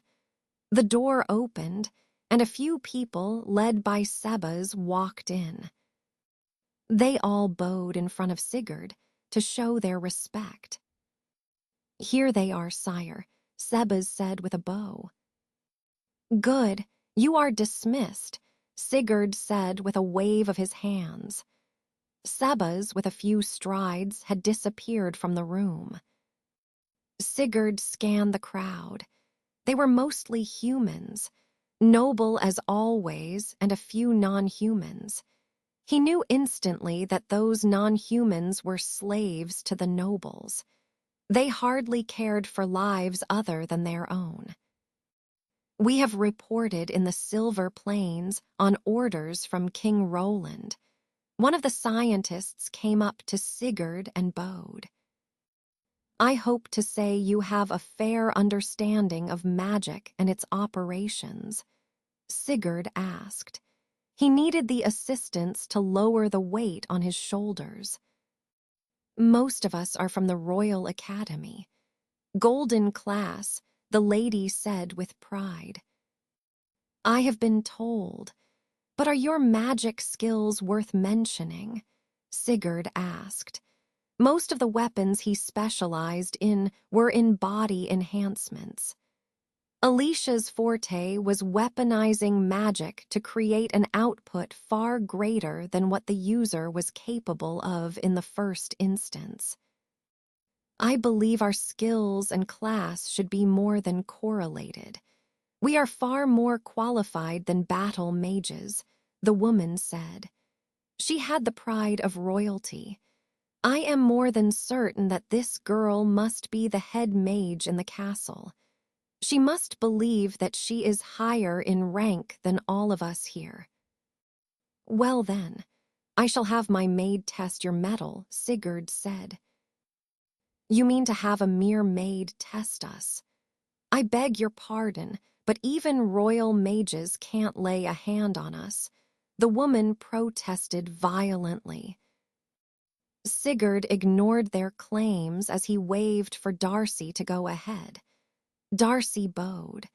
She confidently walked up to the woman. "I detect no magic power whatsoever. You must be a low half-elf," she mocked Darcy. Darcy ignored her comments as she walked to her, their gaze interlocking in an intense stare down. The woman, clearly looking down on Darcy, half-heartedly got into a fighting stance. In the blink of her eye, Darcy was right beside her. Her palms were glowing bright green as she was about to deliver a deadly blow to the side of her head. The woman reacted quickly, calling a transparent magic shield to guard the side Darcy struck, but she wasn't fast enough. The flimsy shield shattered, sending the shockwave through her body, bringing her down to her knees. A knockback, she questioned under her breath as she saw the distance between her and Darcy. There was little time to catch her breath as Darcy had already geared up for the next strike. She had covered the distance between her and the woman in another single blinding step. Her bright green palm had gone for another strike to her neck. The woman expecting that had a shield up, but that wasn't enough to stop Darcy. She pivoted into a leg sweep accompanied by flames. The woman was caught off guard, and fell flat on her back. "I have seen enough." Darcy nodded at Sigurd as she returned. From the corner of her eyes, she saw it. The slight smile on the lips of one of the candidates. She'd seen smiles of all kinds, mocking, cruel, hollow, but this one lingered, not eerie, familiar. It was like the judging eyes of someone who knew more than what was going on. "I can see that you people are not up to my standards, but comparing you all to my maid here would be unfair. I will arrange for another test to be taken at the lab." Sigurd addressed the crowd. The woman who had been defeated by Darcy clicked her tongue. She couldn't accept it. How could a mere maid be stronger than her? Darcy had no care in the world for hierarchy. In her eyes, the people were just fleeting characters in a bad story. One who, when subject to the powers far beyond comprehension, has no choice but to bend the knee. This strength, they wear it like armor, but it's a joke. A bad joke humanity told the higher orders of the world. "Darcy." Sigurd's voice brought her back from her lost place. Darcy looked away, her grip tightening slightly on her gloves. That smile hadn't left her mind. No spell, no duel, no bloodshed had ever chilled her like the ease with which it was worn. And the worst part, she had a terrible feeling she'd seen it before. "These are high-level runes." An excited voice came from the other side of the door. The door hissed at the sudden activation with a reluctant breath. It had been dormant for so long, concealing the hidden scientific works of Alicia, Sigurd, and the team. Sigurd was the first to step inside. The murk scent of faint lavender oil, scorched copper, and old parchment hit his nose, strongly reminding him of the days Alicia insisted on scenting the room, claiming it helped her focus. Now the smell clung like memory. Ghosts of the past hung in the air, not hostile but patient, familiar. The others followed behind. Darcy kept near the back, eyes sharp. The scientists, many still in shock at the sheer sophistication of the place, stepped in reverently, peering at relics and artifacts like tourists in a sacred temple. The ceiling stood tall. The golden chandeliers portrayed light in ways they hadn't seen. The glowing sticks of velvet stones that still gave out white light. The fine tiled terrazzo floors, the intricate magical runes engraved in the walls for various effects. The entourage forged ahead until they got to a workroom. Sigurd was barely giving them the time of day. His gaze was already drifting, pulled by gravity toward the long central work table where two chairs once sat side by side. Sigurd could see her in the room. Not as she died, but as she lived. Bending over a notebook, strands of silver-gold hair falling into her eyes, muttering formulas while laughing at some half-baked theory he had proposed. Her voice had always filled this room. Not loud, but persistent, passionate, alive. "You measure with logic," her voice whispered through memory, but magic listens to emotion. "Try again, with your heart this time." He touched the back of her old chair. A shallow breath caught in his throat. "Sire," Darcy called to him. Sigurd cleared his throat. "This is where you shall be working. We would have it cleaned. You can report next week for duty." "What of the test?" the head mage asked. "It shall be arranged for next week. Your wages would be tied to your contributions. Accommodations and feeding would be taken care of. All others, you would have to sort it out yourself. Sigurd replied. His voice was as firm as he could have it be. Yes, sir, the scientist chorused as they dispersed to search the place. The murmurs of discomfort could be heard loud and clear, but Darcy paid them no mind. Sigurd sat slowly into Alicia's chair. Darcy wandered to the pile of papers. Her eyes were attracted to a document sticking out. Thicker parchment, the paper was darkened by the passage of time, but oddly, yet the pages shouted brand new as she pulled it out. The edges of the paper frayed with every touch. The passage of time had taken its toll, but the center, the words, stood strong. A blurry image was fixed on it, evidence of the fruit of Alicia's mind. She had just brought out the ability to capture fragments of time with magic and fix them onto paper, and she saw her. A woman whose face was obscured in the image, not because she wasn't standing right, but her face stood out. Her unnatural colored eyes glowed in the image. It made a weird darkness cover the image, masking the true color of her eyes, but one thing could be said for certain. She wasn't human. Darcy sighed at the image as she flipped the paper. A few names were imprinted on the back. It was unreadable as insect and dust had taken a share of the once pristine ink that marked the names of heroes. A name drew her attention. It was faint, but she could read it. It was as if it called to her, with a striking clarity that shook her down to her toes. Assistant researcher was Sierra's seal. Darcy unconsciously read it out loud. Darcy's eyes narrowed. The name sparked no immediate recognition, but something about it, perhaps the penmanship or the shape of the letters, itched at the back of her mind. More notes and names, finely structured, annotated in both Alicia's familiar scrawl. A second hand, one unknown to her. This one was neater, colder.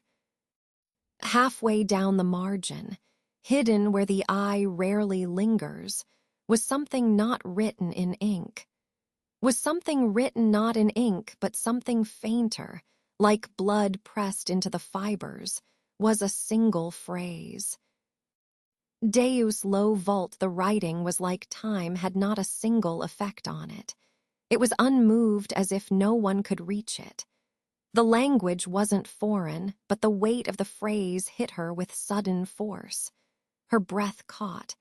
Something in those words, they were beyond words, beyond mere phrases. Something Seraphine could have said, but she wasn't here. She wouldn't come unless she had to, but no one can truly understand her twisted mind. Her grip tightened. The mere thought of Seraphine made her blood boil. It was turning with emotion that Darcy couldn't figure out. Darcy, Sigurd's voice cut through the silence. She snapped the paper shut with a speed that wasn't entirely natural, slipping it beneath a stray ledger. Just dust, some old notes. Her voice was composed, but her eyes wouldn't meet his. Sigurd tilted his head. You sure? She nodded, already brushing her gloves together as if that were the end of it. Nothing worth attention. But even as Sigurd turned back toward the stasis equipment at the far end of the room, Darcy kept glancing at the file, her eyes hard. Snap out of it. You can't let her get in your head, Darcy tried so hard to convince herself. The words meant to push her mother's twisted mind out of hers. She wouldn't allow her the joy of controlling her. She won't be a slave to her whims, the mercy of some grand plan. She would move the way she has to, regardless of the consequences. Asira's seal. The name rang louder now, but not because she'd heard it before, because it felt like a mask. And for the first time in weeks, she wasn't just watching over Sigurd. She was watching her back. Sigurd rose with the morning sun, a rare and unsettling habit these days. Papers fanned out in his hands, a testament to a night spent meticulously reviewing them. Darcy, already at her post in the corner of the workroom, watched in silence. He'd finished drafting the questions for the prospective apprentices, and a cold certainty settled in her gut. These questions were far too advanced, not for hopeful learners looking to assist a master, but for a conclave of master-class scientists, seasoned and sharp. She approached him, a frown creasing her brow. "Sire," she began, her voice low, "are these truly for the recruits? The difficulty seems disproportionate for apprentices." Sigurd merely shrugged, not bothering to meet her gaze as he shuffled the papers. Alicia was brilliant, Darcy, unparalleled. To even begin to grasp her work, to truly help the kingdom in the ways we must, I need minds that can match hers, if not in experience, then at least in raw capacity. We need the best, the extremely smart. He spoke with a conviction that brooked no argument. "Sire, you want to have them read her journals?" Darcy asked, her brows furrowed with worry. "Imagine what we could bring into this world if we had the smarts. We would push the silver plains farther ahead," Sigurd said in a convincing tone. His voice was soft and laced with understanding. Darcy frowned, a familiar unease coiling in her stomach. The feeling of unease has been with her since her encounter with Seraphine. Were thoughts his?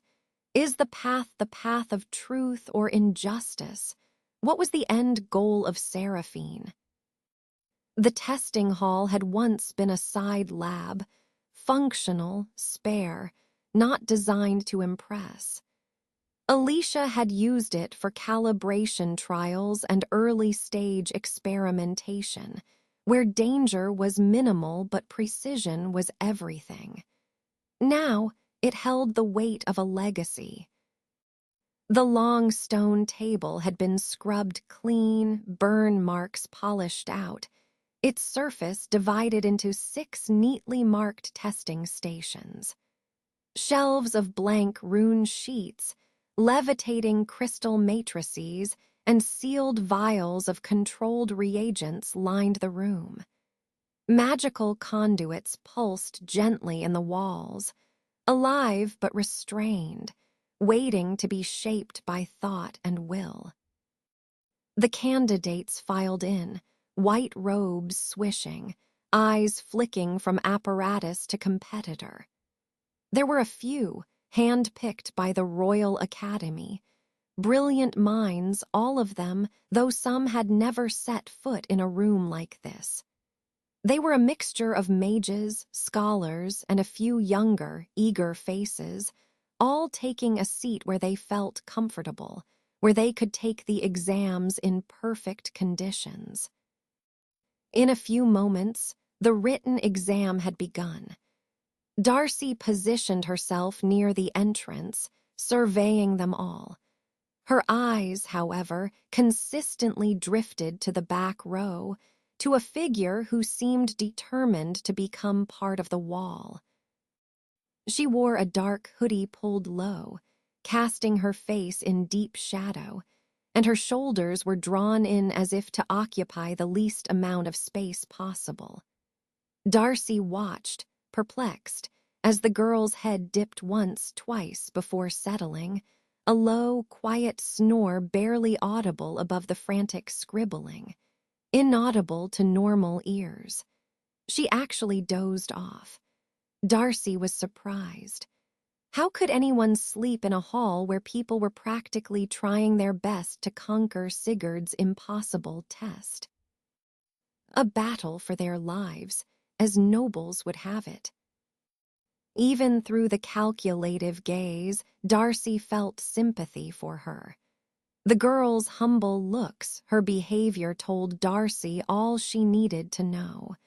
The girl was overwhelmed. She must have pushed herself beyond her limits. Darcy wondered about her safety. If the poor girl was fatigued enough to sleep in the written test, how would she fare in the practical tests? Was she good enough to pass? And what is she doing here? A sharp, disdainful voice cut through the air. The head mage, a woman named Alara with a severe bun and sharper eyes, glared at Darcy. This is a realm of masters, a crucible for intellect, not a place for lowly servants to idle and gawk. Tend to your master's tea, girl, not to affairs of arcane scholarship. Darcy's jaw tightened. She met Alara's gaze, a cold challenge in her own eyes, but said nothing. This wasn't the time. She turned, her movements slow and deliberate, and exited the hall, the weight of the insult secondary to the more unsettling image of the napping girl in the back. Time passed slowly before the candidates poured out of the hall. Their expressions were readable like an open book. Some were happy, and some were sad. Some still hid behind the shadows cast by their veils. Darcy's eyes earnestly scanned the masses. She was looking for the young woman who had stolen her attention, the one that made her feel uneasy, the one that stirred feelings of subtle familiarity. This feeling could only be shared with a few, and this girl was too young to share this feeling with her. Their ages don't correlate. We are not moving for the practical session. Sigurd's voice rang through the halls. Darcy took it as her cue to move into the hall, to collect the papers that had been neatly arranged on the desk. With a swift move, she packed the papers and hurried to join the entourage. Sigurd was leading them to another hall, one with two metal doors joined together. They stood tall, towering over the group with their dark red color and mythic runes. Sigurd placed his hands on the lock and fed a little magic to the rune. It glowed white as sky blue gears popped up. With a soft whirring sound, the gears rotated in different directions, yet complemented each other. The main door swung wide open on its own, revealing a large open field. One that couldn't have been fitted into the overall size of the lab. The winds blew across their faces, wafting the soft scent of fresh grass. Teleportation rune embedded in a door. How fascinating, Alara commented. Not entirely. It is a pocket dimension. A simulation of the real world, Sigurd corrected her. Pocket dimensions? Those were theories, Alara exclaimed in shock. The scientist behind her all murmured in awe of what they had just heard. That's when Darcy felt it. A knowing gaze. A look that didn't express shock but something far more unsettling. Yes, this pocket dimension is where we would have our practical test. Sigurd began after he got their attention. He waved his left hand, and something similar to a panel popped up. It was a transparent screen with which he interacted a few times to adjust the settings of the pocket dimensions. To add to the shock of everyone in the pocket dimension, tables sprang forth from the ground. These tables were made of stone and were enough for everyone to have a personal table. This is the height of magical science, Alara muttered under her breath to one of her followers. "Everyone, take position," Sigurd said, motioning for them to stand behind a table. Placed in front of you is a blank rune sheet, a multi-layered crystal matrix, and a magical conduit. You are to use the conduit to script a rune to channel ether directly to the inner crystal. Make it separate into two or more without an explosion. Now your scores would be awarded according to how many crystals you can extract. Now this pocket dimension dampens the effect of explosions and pain, and should be able to handle anything if it goes wrong. I wish you the best of luck. Sigurd has picked yet another frustrating test. While easy to extract two crystals from the multi-layered crystal using the standard rune technology, there is a lot of wasted mana energy in the rune, making it unstable for more than two. Standard mana to ether conversion rune is too inefficient. The highest number of crystals a man has ever achieved was 5. Darcy guessed that he might see an average of a successful 2-crystal extraction, a mid-tier success of 3, and probably a rare case of 4 or 5 crystal extraction. A smile played on Darcy's lips. She couldn't wait to see their performance. The way humanity would surprise her with how they had always pushed their boundaries and made the impossible possible. This might be fun to watch. Darcy's inner monologue leaked out loud. The air inside the pocket dimension hummed with pressure. Ether currents shifted subtly through the fabricated sky, brushing past the gathered apprentices like invisible static. Stone tables had risen from the ground, smooth-surfaced and warm with latent enchantments. Each bore the same arrangement, a blank rune sheet, a polished multi-layered crystal matrix, and a conduit rod tuned for ether manipulation. Sigurd stood at the edge of the field. His eyes were sharp and ready for work. In a wave of his hand, the transparent screen came up again.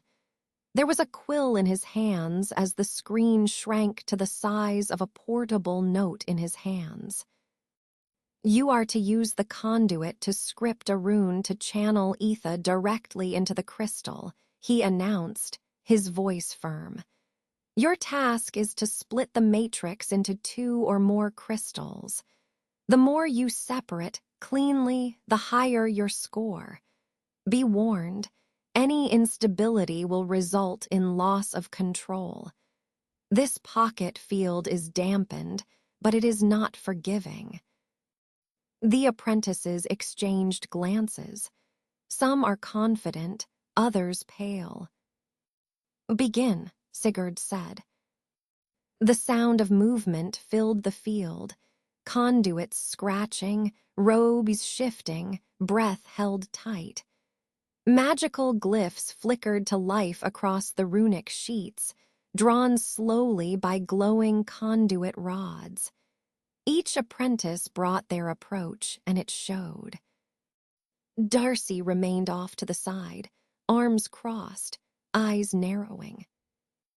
Near the front, a boy with trembling fingers sketched too fast. His rune was crude, jagged at the edges.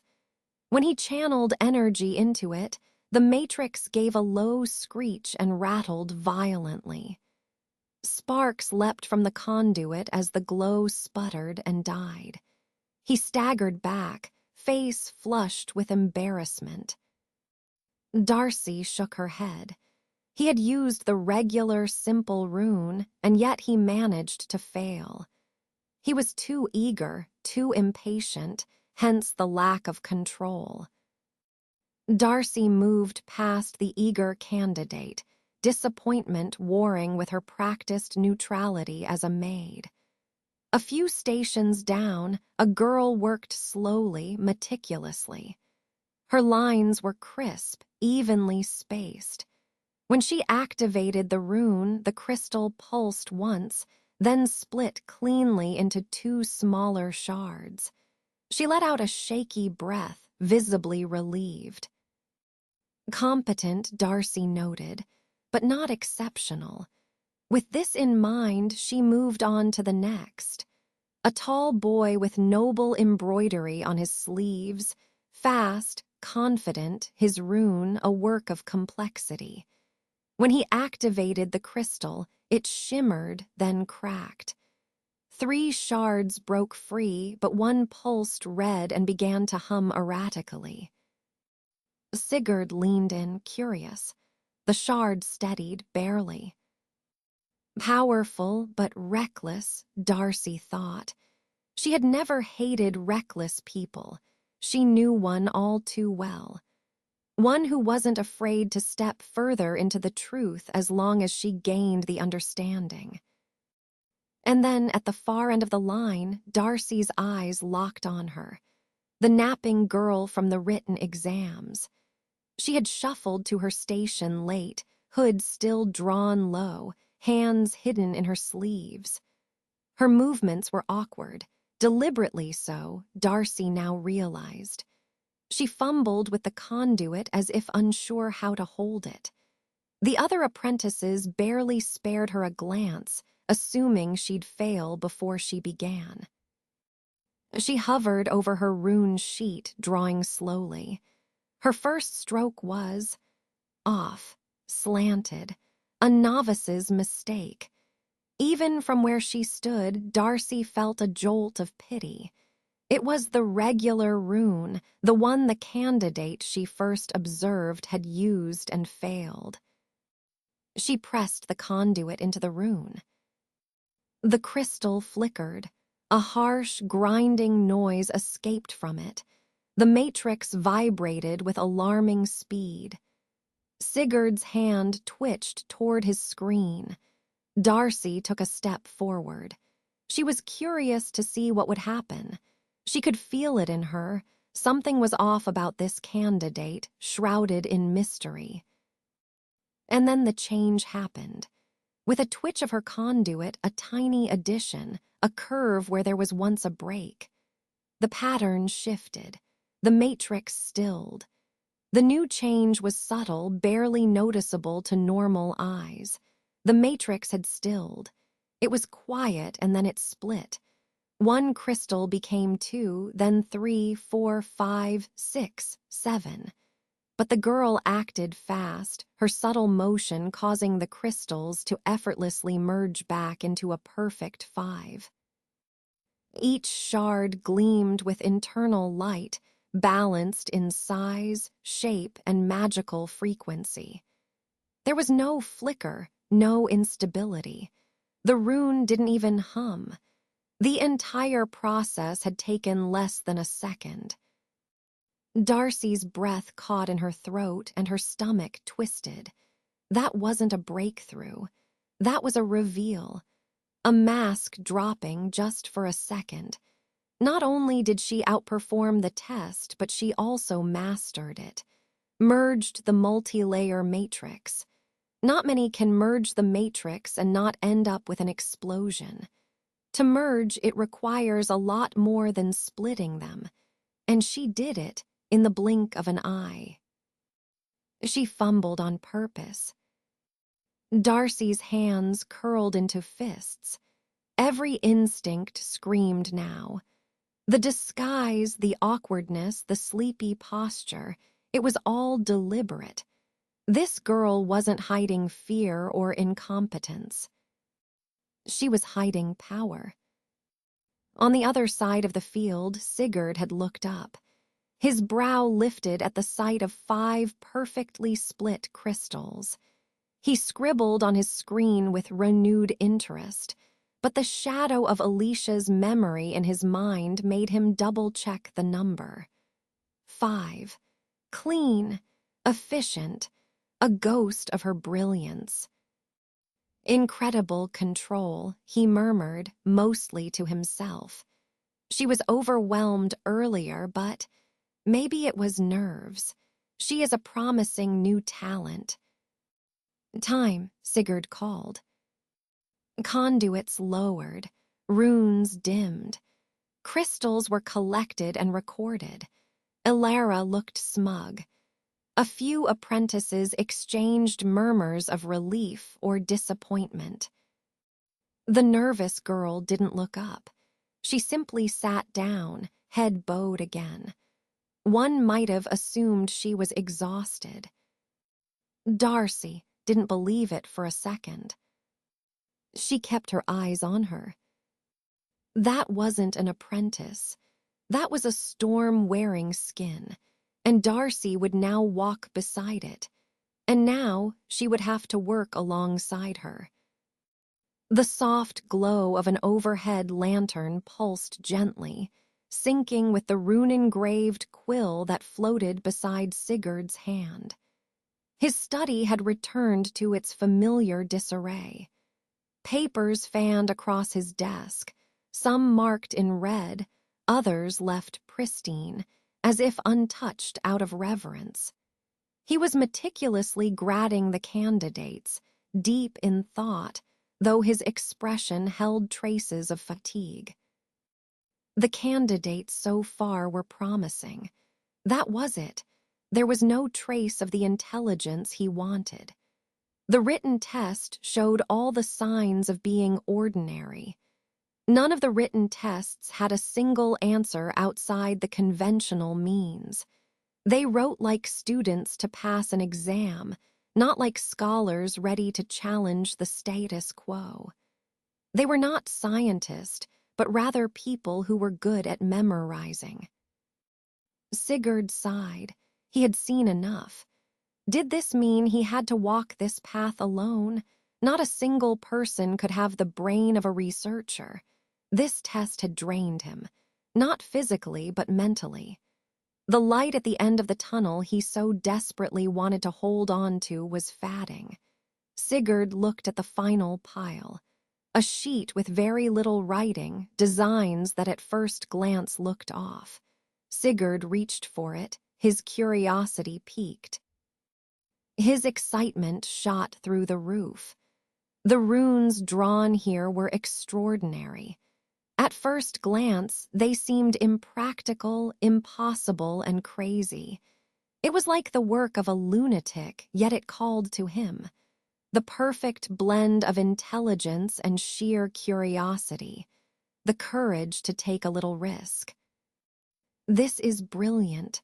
I didn't think this was possible, Sigurd said in awe. By adding this here, the mana consumption should be reduced. Remarkable, even I am not sure by how much. Candidate 7x3. This ID had struck Sigurd. He felt he had seen it somewhere. He reached for the untouched pile of papers and scrolls, and began searching through them. The papers flew by, protesting as he roughly threw them aside, but he couldn't care less. He had to find it, and he flipped to one of the final parchment scrolls, highlighted by 5 stars on the side margin. It was from the practical session. Clean metrics, perfectly aligned readings. 5 crystals, perfectly balanced, each gleaming with internal light. Not even Alicia had managed such immaculate precision in her splits during the earliest phases of their experiments. No name, just the same test ID as the written test. He reached for the apprentice registry. A few taps on the enchanted slate brought up the list of names and numbers. His finger hovered, then landed.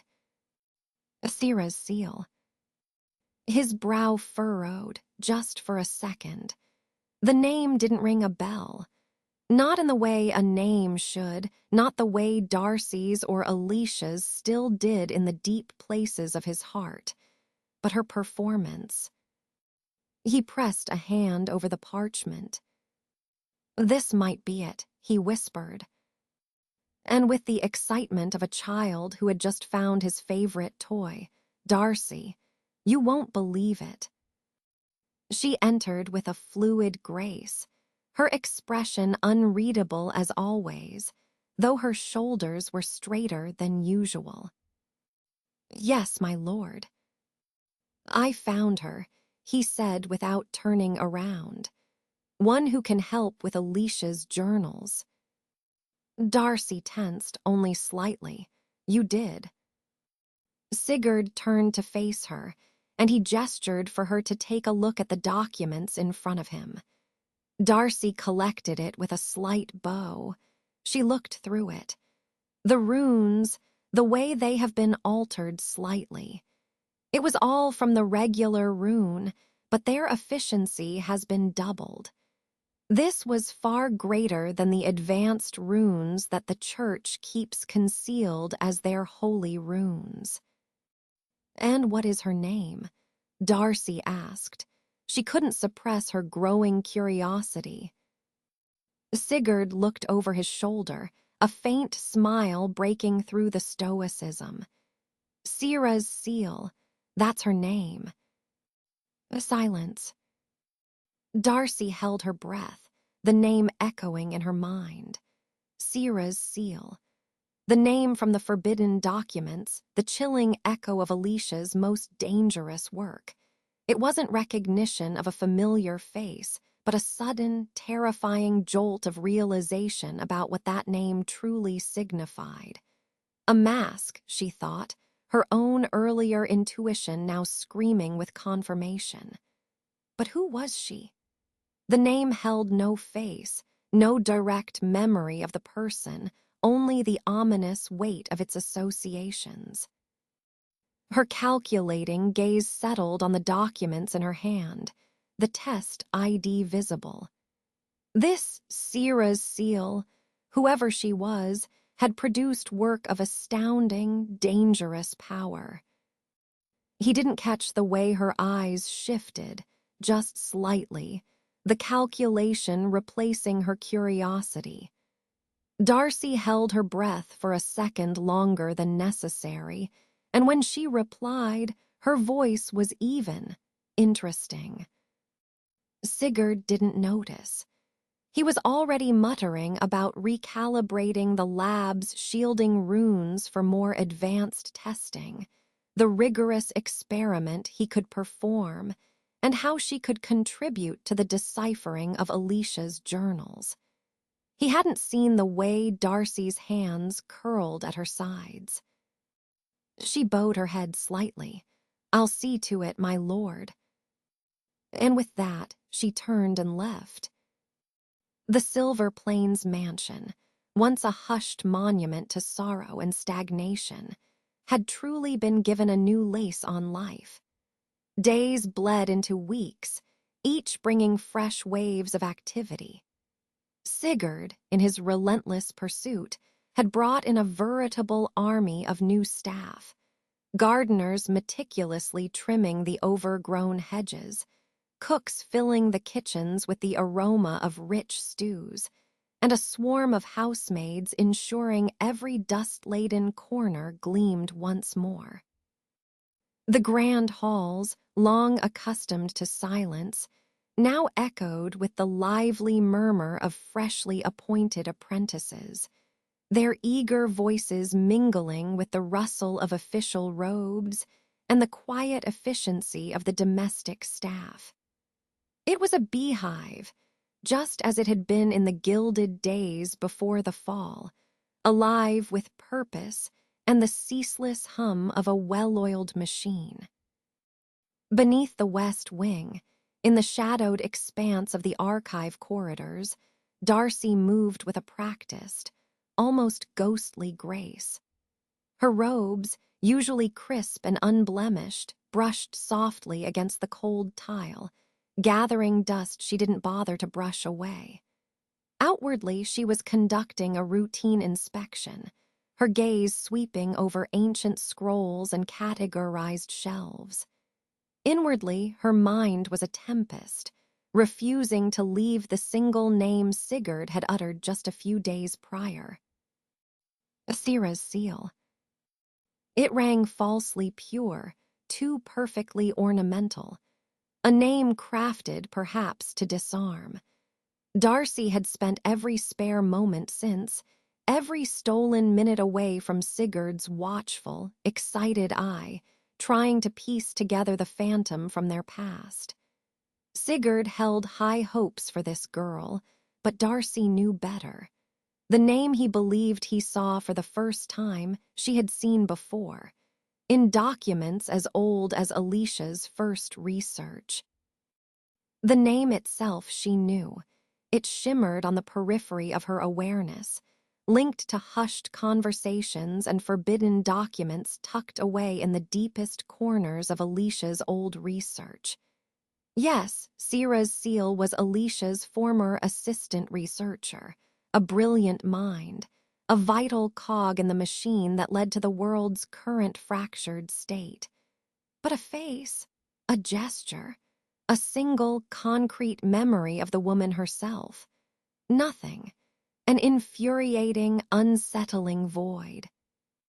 The papers she found confirmed that this woman was indeed here. There were traces of her in this archive, but it was like trying to recall the features of a ghost, a presence so significant yet so utterly devoid of physical form in her mind's eye. She traced a finger over the spine of a dusty tome, her frustration a bitter tang on her tongue.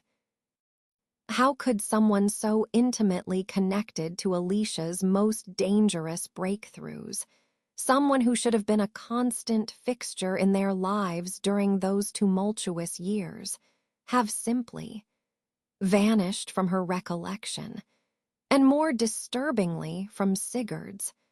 The thought was a nagging itch she couldn't scratch, a dissonant note in the symphony of the mansion's renewed life.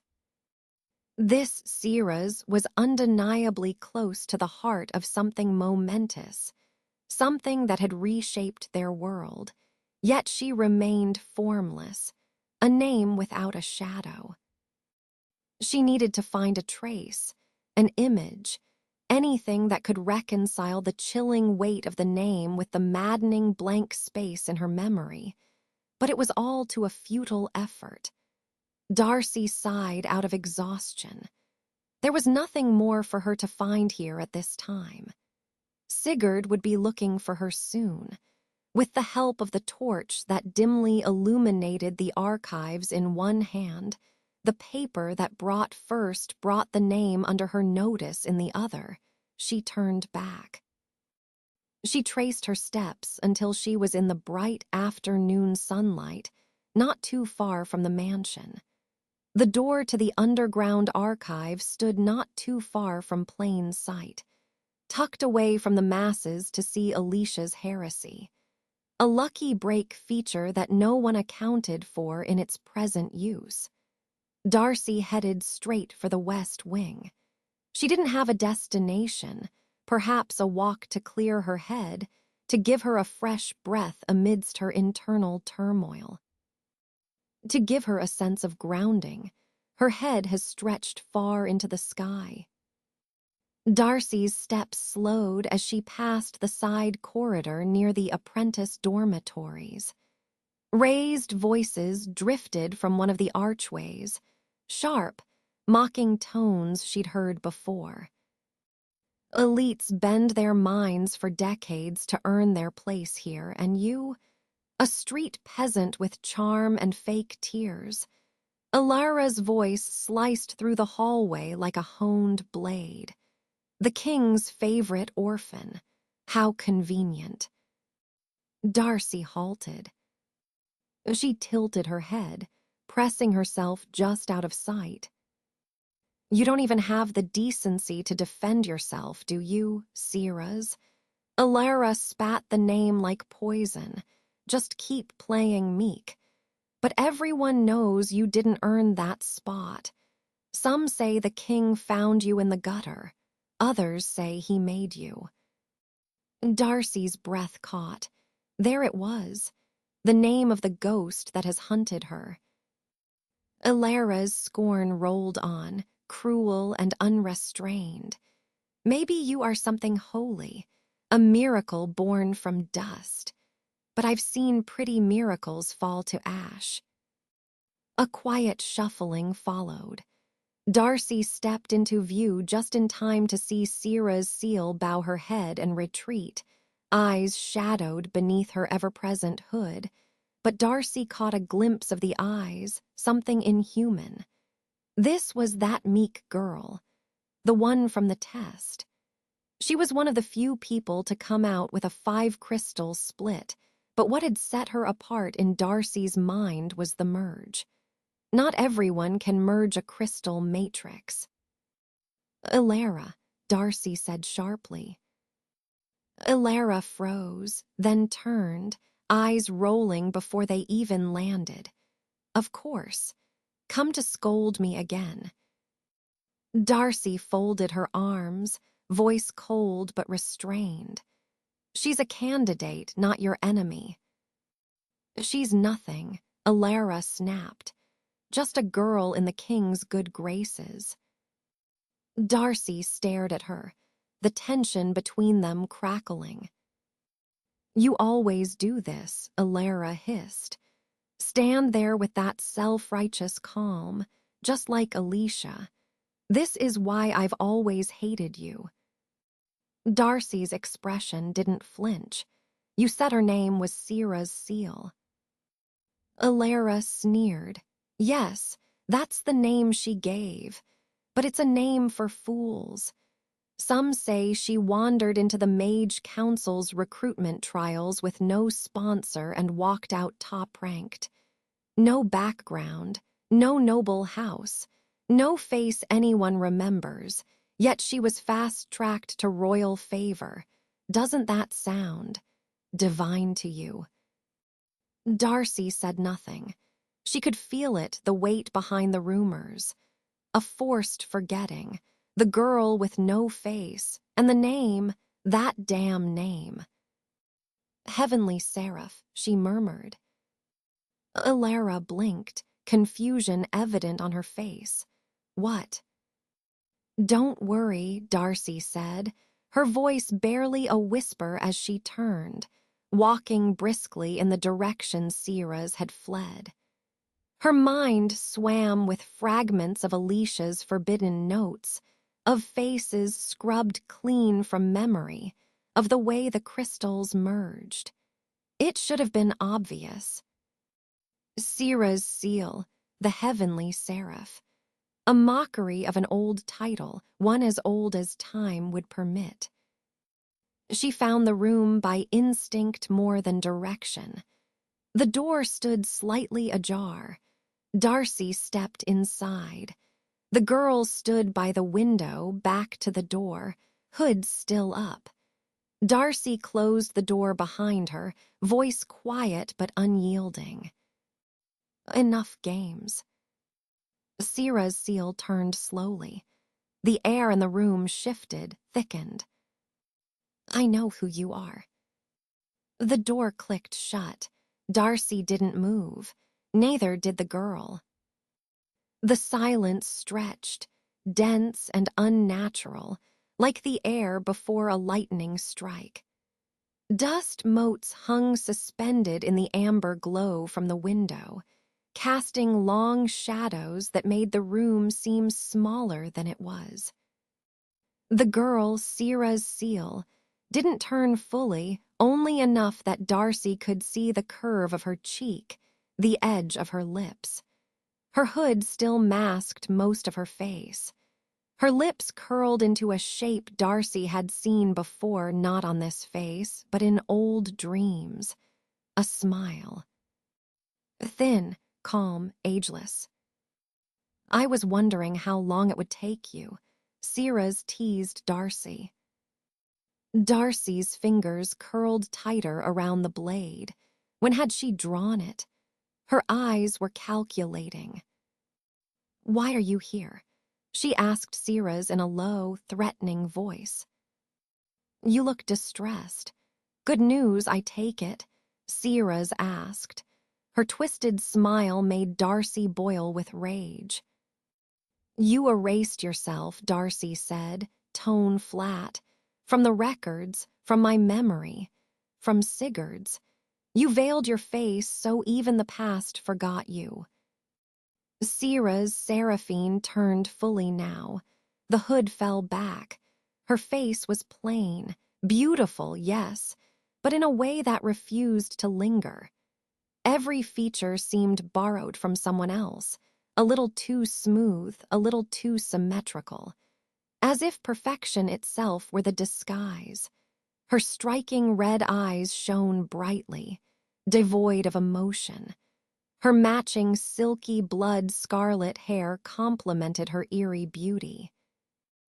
Darcy's breath caught. It wasn't recognition that hit her. It was the lack of it. She was looking directly at the woman whose name had haunted every scrap of forbidden research Alicia ever wrote, and her mind recoiled as if trying to forget again. "I had to," Seraphine said. "You would not have let me in otherwise." Darcy's voice sharpened. "You could have come as yourself." "You would have stopped me." "Yes." Seraphine smiled quietly, almost fondly. "And that is why the mask was necessary. Not for the kingdom, not for Sigurd, for you." Darcy's throat tightened. She wanted to scream, to demand answers, to strike her for the manipulation. But something deeper held her back. A knowledge rooted in the marrow of her bones. Seraphine didn't fear confrontation. She welcomed it. "You were Alicia's assistant," Darcy said. "The closest person to her work. Her fall began with you. I should have seen it. The alias that hints at the angel you once were." Seraphine's expression didn't change. "I still am an angel. I just no longer serve the Celestials." The weight of those words landed like a bell tolling through Darcy's chest. "Then, who do you serve?" "Believe me or not, I serve the greater good of the human race," Seraphine said. Liar Darcy lunged at Seraphine, sword pointed. "Ready to take her head, you took her research," Darcy said. "You pushed her past the line." "You." "I warned her," Seraphine interrupted gently. "I told her ignorance is bliss." Darcy lunged, blade flashing, only for it to stop midair, caught against invisible resistance. A soundless wall shimmered faintly between them, warded, ancient, and impassable. She couldn't touch her, but yet she so desperately wanted to. This woman had led Alicia to her doom, guided her research as some twisted grand scheme of work, and it hurts Darcy. It hurts her to know that the signs were there. The signs of the manipulation were there, but she didn't see them. She put a veil on them, on the whole world. Darcy stepped closer. Her voice trembled, not with fear but restraint. "What are you doing here now?" Seraphine tilted her head, preventing another tragedy. "What do you mean? What do you know about tragedy?" "More than you would ever imagine." She reached where humans weren't meant to reach, shifted what wasn't to be shifted, saw what was not meant to be seen. Seraphine replied gently as she used the tip of her index finger to push the hovering weapon from her face. "You speak like a prophet." "I am older than prophets." "What do all these have to do with Sigurd?" Darcy asked. Seraphine's eyes softened, and for a moment something almost like sorrow passed through her. "Sigurd is the key. Alicia thought she was the lock, but she was wrong. She was merely the map." Darcy's breath came shallow. "You're using him." "I'm freeing him." "That's not your decision to make." Seraphine stepped closer, slowly, as if not to startle a wild creature. Darcy, she said, her voice barely audible, you think I came back for the kingdom? For vengeance? I came back because something is not as it is meant to be. The balance was moved. The abyss was shaken. Alicia was the pioneer. What was hidden in the plain is awakening. Darcy's chest tightened. The abyss. Seraphine nodded once. I need him, she said, and I need you, just like before.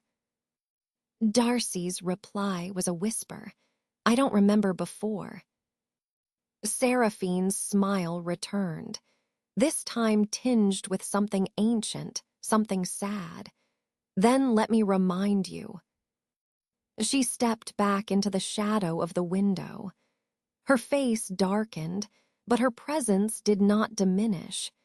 It pressed against Darcy like a storm just beyond the horizon. You can always walk away, Seraphine said. Tell Sigurd I'm a fraud. Demand I leave. And I will. I won't fight you. Darcy said nothing. Or, Seraphine continued, you can stay. And we can prevent what's coming. A silence stretched between them. Then, Darcy turned toward the door. Her voice was cold steel. I'm not doing this for you. A faint chuckle. You never did. Darcy left without another word. She paused at the threshold. Part of her wanted to slam the door. Another part didn't know why she hadn't. And behind her, Seraphine watched with a look that was not victory, but certainty. The game had begun. From this point on, it was a race against time. The abyss was awakening, and no matter what, she couldn't let that happen. Heavenly Seraph, a name wrapped in light, a woman wrapped in lies. The royal chambers, usually bustling, were hushed save for the whisper of parchment against parchment. King Roland sat at his grand desk, the single lantern pooling light on the stacks of reports. It was well past the midnight bell, and the court slept, their peace a stark contrast to the gnawing unrest in his mind. His fingers, long and unblemished, moved with precise efficiency, turning pages filled with grim tidings. Renewed unrest on the northern borders, escalating scientific expenditures from the weapons research and magic advancement section under Sigurd's hand. And then, nestled amidst dry administrative notes, a curious entry, rumors of unusual talent from the report made by Sigurd. The tone of the reports was cold, clinical, mirroring the practiced detachment Roland wore like a second skin. But beneath the layers of regal calm, a creeping personal tension began to coil. The words spoke of threats to his kingdom, of resources strained, of a fragile peace threatening to shatter. He paused, his gaze snagging on a name listed under the report, Sierra's seal. The name itself was unfamiliar, utterly devoid of any direct memory. Yet a strange tremor ran through him, a dissonant note in the carefully orchestrated symphony of his self-control. It wasn't a memory, not exactly. It was more like the ghost of one, a faint echo of profound unease that should not have been associated with a newly inducted apprentice. It was a crack in the ice, and through it, the past poured in. Years before, the cobblestone streets of the capital hummed with a life unknown to royal halls. Prince Roland, then a rigid youth of 17, walked in shadowed disguise beside Alicia, the Archduke's daughter, his intended bride by arrangement. She was vibrant, wild, pulling him into the swirling currents of ordinary life, though her very presence often unsettled his ordered world. She was the first to dislike him, finding his strict adherence to protocol stifling, a constant, unspoken challenge to his temperament. They had slipped away from their guards for one of Alicia's impulsive adventures, winding through the bustling market stalls when it happened. A blur of movement, a snatch, and a simple leather pouch, designed to resemble a money satchel, vanished from her belt. Roland's hand instinctively went to the hilt of his ceremonial blade. "He stole from you." Roland's voice was sharp, laced with princely outrage. Alicia, however, merely shrugged, unconcerned. The pouch held trinkets, notes, things she didn't care much about, though nestled deep within it was her personal noble insignia. It wasn't until they returned to the sterile confines of the castle, hours later, that the oversight became apparent. A royal aide, bowing low, politely requested Alicia's noble insignia for an upcoming formal event. Alicia reached for her belt and found only empty air where her pouch had been. The insignia was inside it. Her eyes widened, not with distress, but with a sudden spark of intrigue. Her personal crest, its intricate design interwoven with encrypted magical signals, was a standard practice for high-ranking nobles, a unique magical signature. "He can't have gone far," Alicia murmured, a strange delight in her tone. Roland, still bristling from the initial theft, watched, baffled, as she closed her eyes. A faint, silver thread of magic extended from her fingertips, a tracking spell seeking the unique signature of her crest. But moments later, the thread flickered, wavered, then vanished entirely. An encrypted magical signal designed to be untraceable had been interrupted. Not severed, not blocked, interrupted. It spoke of an untrained hand, but one of phenomenal, raw power. "He's not just a thief," Alicia stated, her gaze alight. Against Roland's rigid protests for her to wait for the guards, she was off, weaving through the castle corridors, a woman possessed by an idea. Roland, intrigued by this utterly non-normal noble lady's behavior, followed, driven by a curiosity he rarely indulged. They tracked the faint, fragmented echoes of the signal through the grimy alleys, deep into the heart of the capital's slums.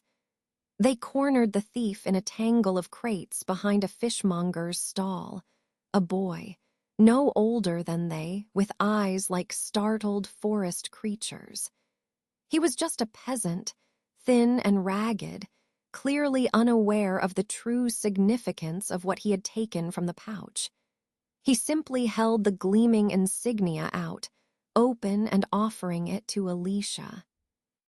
I'm sorry," the boy stammered, his eyes wide with fear. He held the insignia in his arms, his face pressed to the ground in deep grovel. Roland's hand tightened on his blade. "Who asked you to take it?" he demanded, suspicion tightening his features. "No one," the boy whispered, shaking his head. "I didn't know what it was. I just needed the money or something shiny." "Then how do you know to beg?" Roland pressed, his voice cutting through the alley's damp air like steel.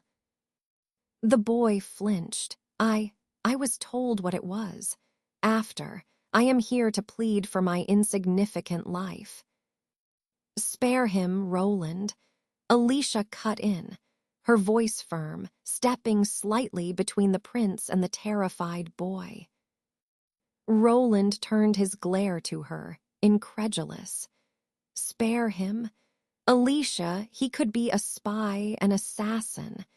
Sent by rivals to kill you because you are my fiancé. This isn't some common street brawl." Alicia scoffed, crossing her arms. "If he were an assassin, Roland, we'd have been dead already. Surely someone with the knowledge to interrupt intricate magical signals and evade an entire mobilization of palace guards would find it easy to have us gone by now, wouldn't he?" Roland paused, considering, perhaps this interruption was merely a test, a demonstration, to see if we could be lured out, to gauge our defenses before a true strike. His eyes narrowed at Sigurd, who flinched again. Alicia let out a long, exasperated sigh. "This entire situation is my fault, Roland. I was careless. I put myself, and by extension you, in danger. And now, as your fiancé and an archduke's daughter, I insist on a rectification for my recklessness. Admit him to the academy. Train him properly." Roland scoffed, disbelief plain on his face. "Why should I have to take responsibility for your errors? You are asking me to elevate a common thief, or worse, a deadly assassin." Alicia's eyes gleamed, a challenge in their depth. "Because, Roland, his brain is a gold mine. You saw the raw power. He disrupted an encrypted signal designed by the kingdom's best mages, utterly untaught. Imagine what he could do with proper guidance. Imagine the benefit to our kingdom, to your reign, if such raw, intuitive genius were cultivated, not crushed. He is as uneducated, but he will be invaluable when educated." Roland's jaw tightened. Train him? What if he is a demon, Alicia? One of the foul creatures from the corners of the earth, taking human form? The thought was a chilling one, touching on deep-seated fears that had only recently begun to manifest in the world. They wage war on the humans, killing many and disrupting our flow of life. Alicia shook her head, a hint of something visionary in her eyes. "He isn't, but his time in school will prove it. It will show us what he truly is and what he is truly capable of." "I see your view, but I cannot allow such. He is danger itself. Danger must be cut before it manifests." "If that's your view, then I will call this engagement off. If being engaged to you can cost me my life, then I won't go along with it. I am sure my family would understand. After all, I am a cute, weak, and frail damsel," Alicia said with a sly grin on her face. The audacity of her words, the simple logic of her demand, struck Roland speechless. He was the Ice Prince, yet he felt cold dread coil in his gut. The engagement, though arranged, was a cornerstone of his future reign. To call it off over a peasant, over an idea, it was unthinkable. Reluctantly, begrudgingly, Roland used his influence. He pulled strings, convinced his hesitant father that a magically gifted peasant could be an invaluable asset, and arranged for the boy, Sigurd, to be educated at the fledgling Royal Academy.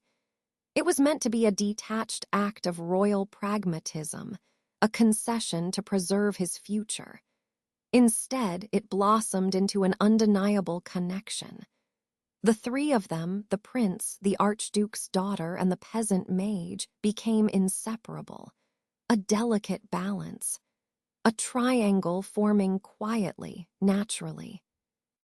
Roland fell for Alicia with the quiet, unwavering devotion he gave to all his duties, deeper than he'd ever thought possible. He saw her brilliance, her wildness, the way she lit up Sigurd's untamed magic. But her heart, restless and seeking, found its anchor not in the gilded cage of royalty, but in the raw, burgeoning power of the peasant mage. Alicia chose Sigurd. Roland remembered the precise moment, the quiet, devastating conversation, the way the world seemed to lose its vibrant hues. He had stepped back, as a prince must, maintaining his composure. But he never really recovered. The ice had returned, thicker than before, burying the pain deep within.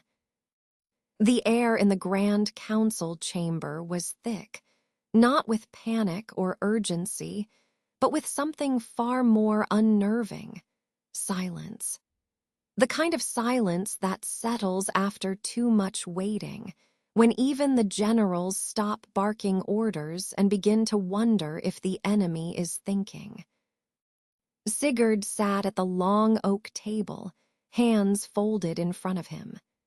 The flame-lit globes above cast shifting light across maps strewn with markers, red for fallen strongholds, black for cursed zones, and blue for contested territories still clinging to order.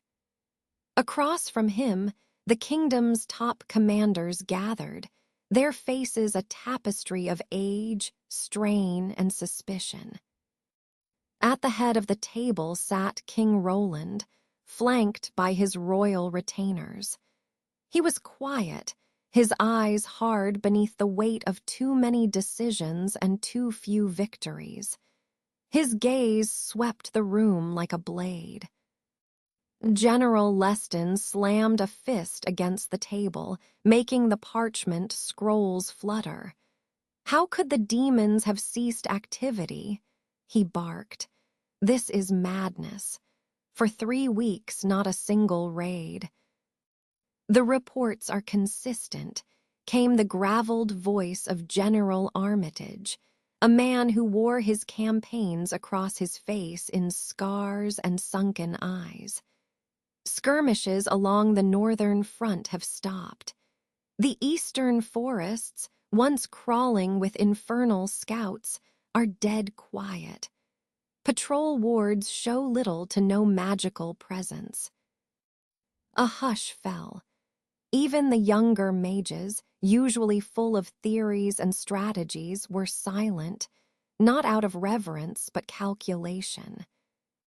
"This is the time to strike," said one junior commander, leaning forward. "A window like this hasn't opened in years. We could reclaim the Saltreach, maybe even push toward Blackborough."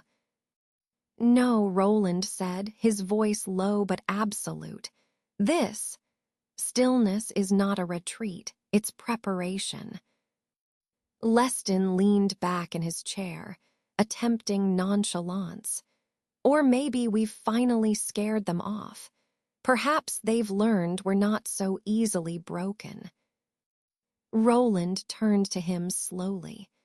"Overconfidence has broken greater empires than ours." The table quieted again. Then Roland's eyes moved to Sigurd. "And what of your research, Lord Sigurd?" Roland asked. "I approved your expanded budget under the promise of accelerated results. I have tolerated delays. Tell me now, is there progress?" Sigurd's expression remained unreadable. "There is progress, but not the kind that can be rushed." Roland's gaze narrowed. "I need more than riddles, Sigurd." Sigurd inclined his head. "We've identified a promising candidate, one who may be instrumental in advancing Alicia's original framework. Her name is Sira's seal." A faint stir passed through the room. Roland leaned forward slightly. "The one from your last report, the apprentice with the crystal separation anomaly." "She shows remarkable control," Sigurd replied carefully. untrained but raw potential. She needs guidance, controlled conditions, and stability, not disruption. The beat passed. You're saying you wish to keep her off the front lines, Roland said. Yes, Sigurd answered. Alara, seated further down, let out a quiet breath of irritation. Again with this. All eyes turned to her. She's not a soldier, Sigurd said evenly. She's more than a soldier, Alara snapped. She's a variable. And right now, we don't need variables, we need certainty. If she's as talented as you claim, then the warfront is where she belongs. She's not ready, Sigurd said, his voice colder now. I've seen what forcing results does to people. Alara's eyes flicked toward him, sharp with old memory. So have I. Enough, Roland said, raising a hand. His voice was calm but iron-willed. If Sira's seal can give us an edge, then she must be protected. For now. He turned to Sigurd again. You have one cycle of the moon. I want results, not theories, results. Sigurd nodded. You'll have them. But Alara wasn't finished. She leaned forward slightly, her tone quieter now, but laden with weight. Your Majesty, I feel I must remind this council of something no one here wishes to speak aloud. Her gaze passed between Roland and Sigurd. When Alicia's lab was purged, it was not done by soldiers, nor by us. The room shifted, a tension like a tightening string. Alara's voice dropped further. The church sent Templars. Their second rank, not even their best. And those men, those weapons, cut down everything in their path. Demon or human, they didn't flinch. Roland's expression darkened. Yes, I remember. They declared Alicia a heretic, Alara said, her fingers tightening on the edge of the table. Without trial, without question. And they were on the far side of the continent when they decided it. That's how far the church sees. And none of us knows where they truly stand. Not with us. Not with the demons. Not even with themselves. She turned to Sigurd. I don't know what their holy oracle is thinking, but if your experiments draw their attention again, we won't get Templars next time. Sigurd raised a brow, but said nothing. We'll get paladins, Alara continued, her voice now almost a whisper. And above them are the named paladins, legends. Each one was blessed by divine fire, each one strong enough to end a kingdom single-handedly. Her gaze fixed on him. If the oracle sends one of them, not even the king's word will protect you. A silence fell over the council. Not fear, respect. The kind of respect one gives to earthquakes and divine storms. Roland finally exhaled. Then we proceed carefully. And in the center of the war map, the black markers of lost cities remained unmoved. Waiting.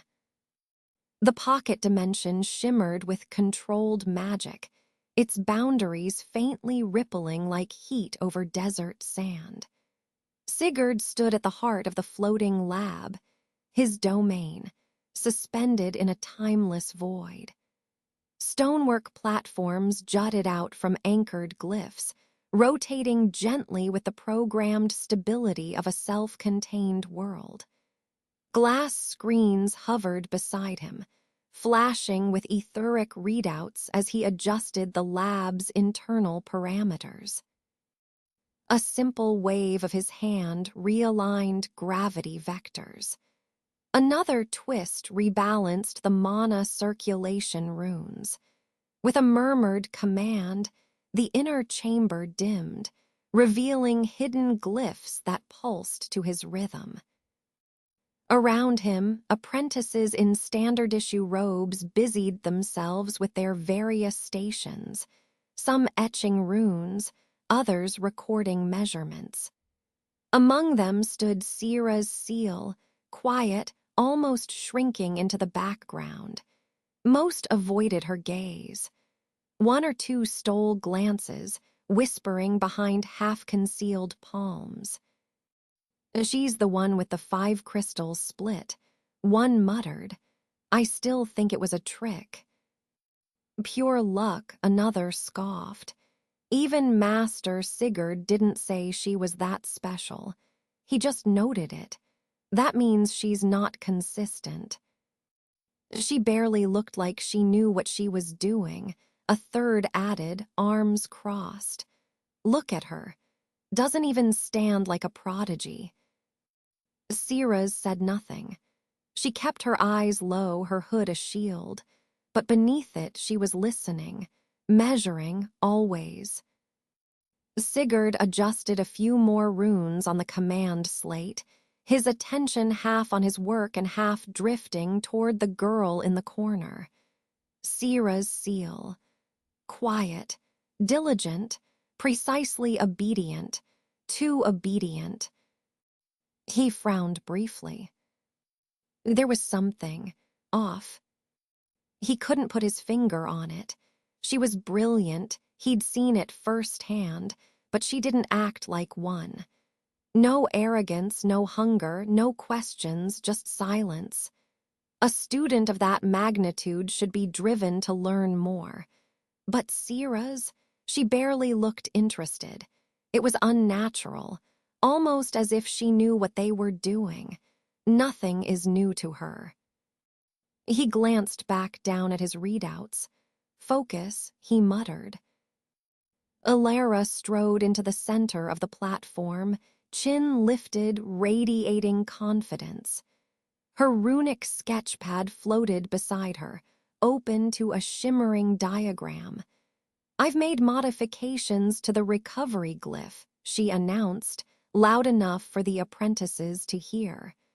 "Less mana consumption, faster stabilization.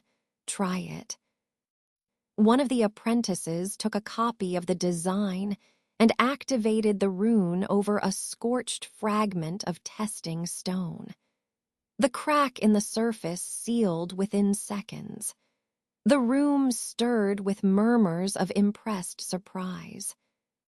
Efficiency increased by 32%, Alara stated with a faint smirk.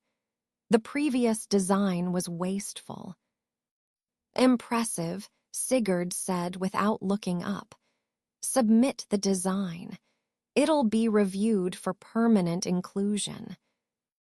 Alara's smirk widened, but her eyes flicked to Sira's, waiting for a reaction. She got none. Her eyes held nothing, almost as if she saw what they had yet to see. Later, as the apprentices continued testing various enhancements, Sigurd stood beside a rotating memory crystal, watching the projected ether pattern flicker. Behind him, Alara approached. "You're quiet today," she said, "more than usual." "Just thinking." He tapped the screen. Sira's seal. "She's too perfect when she wants to be, and too incompetent when she doesn't." "You suspect something?" Alara asked, folding her arms. She had always suspected foul play, but no one seemed to care for that little fact. "I don't know," Sigurd murmured. "It's like she holds back, but why?" Alara's expression darkened. Some of the others are beginning to notice, and not just her skill, her presence. It is too fleeting. Sigurd didn't respond. He stared into the spinning crystal, watching the perfect separation patterns that she had demonstrated earlier. He still remembered the 5 crystals split.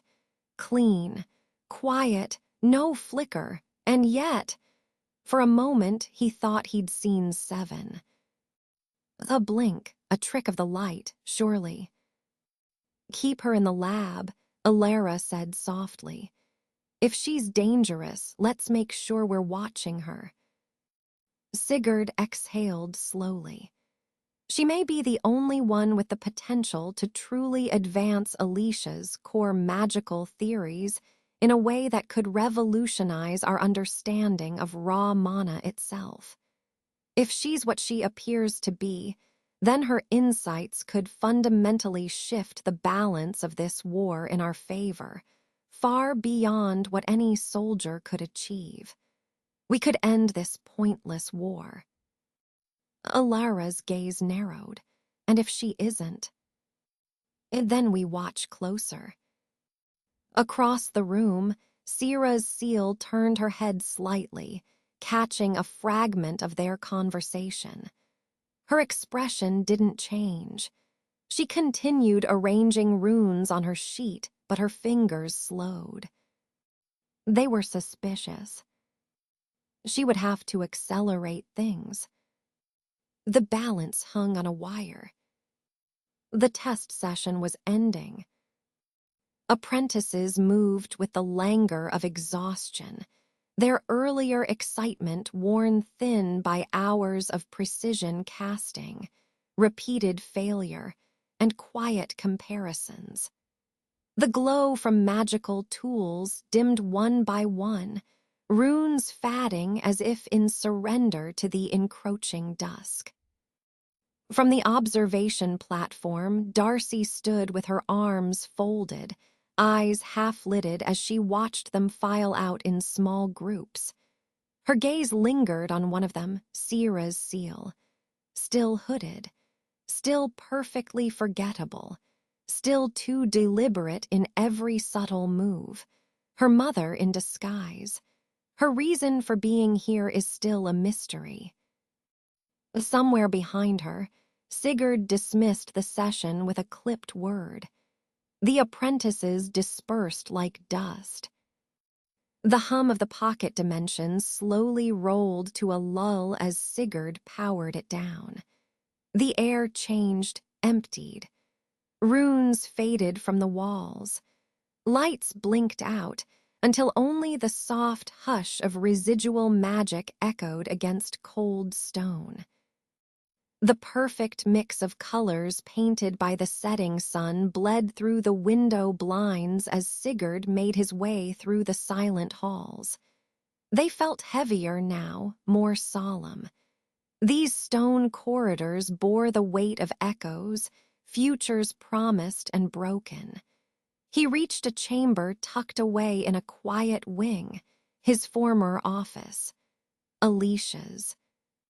It still carried the faint scent of dried herbs and ozone, Alicia's scent. This space had once belonged to her entirely. He'd inherited it out of necessity, but it remained a shrine. A place to remember her, and now to finish what she started. He locked the heavy oak door with a whispered incantation, then moved to a hidden compartment in the desk.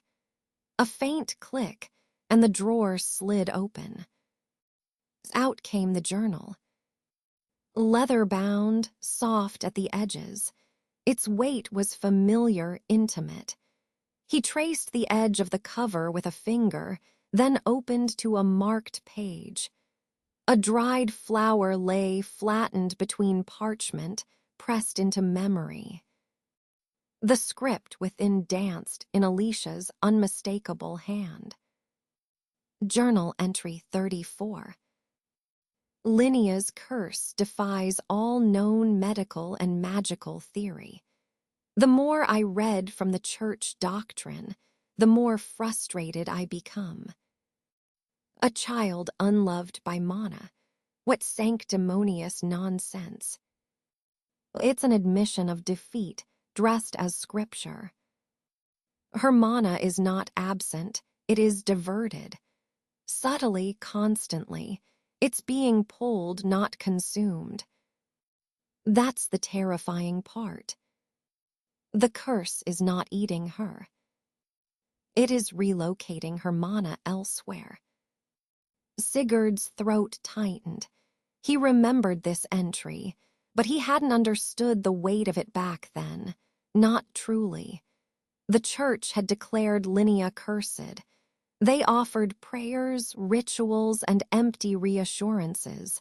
But Alicia, she had been the only one to ask where the mana was going.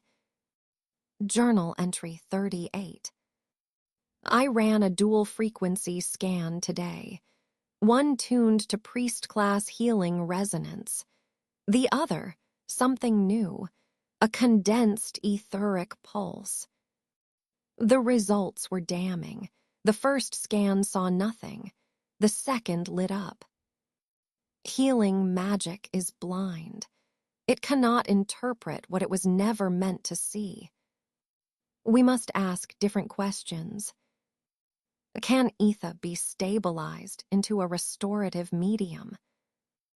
Can we trace mana leakage in real time through resonance drift? Is mana truly the root of life, or just a veil over something deeper? Sigurd rubbed a hand over his mouth. She had been so close.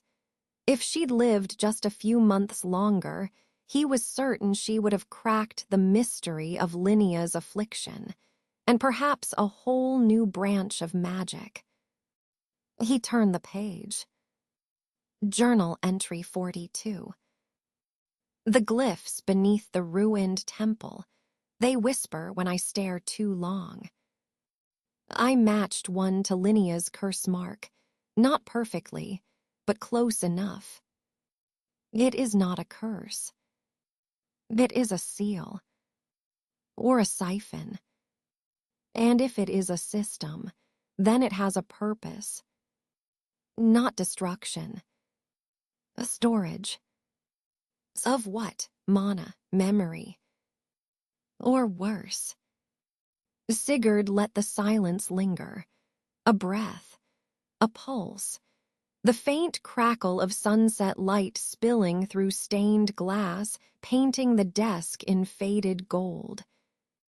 It all felt more sinister now. A system, a siphon, storage. What had Alicia discovered? Who had built such mechanisms? And why would they need to drain a child's life to fuel them? He reached to turn the page and stopped. The next leaf had been torn out, not cleanly. The rip left jagged edges across the spine, as if done in haste. Beyond it, another page was smudged with a dark, oily fingerprint. A name had once been written in the margin, now scraped away until only the faintest imprint remained, ghost-like against the paper. Ness, or as. His fingers froze.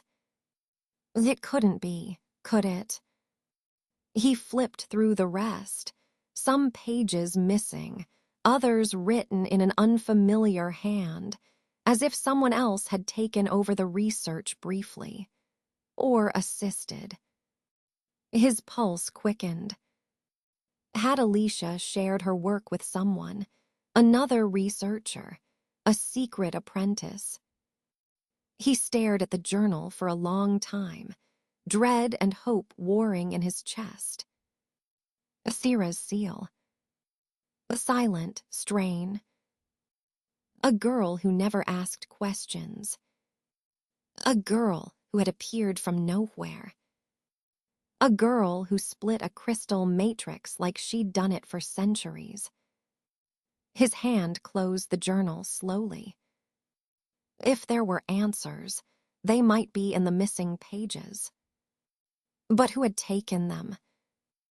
And why had Alicia never told him?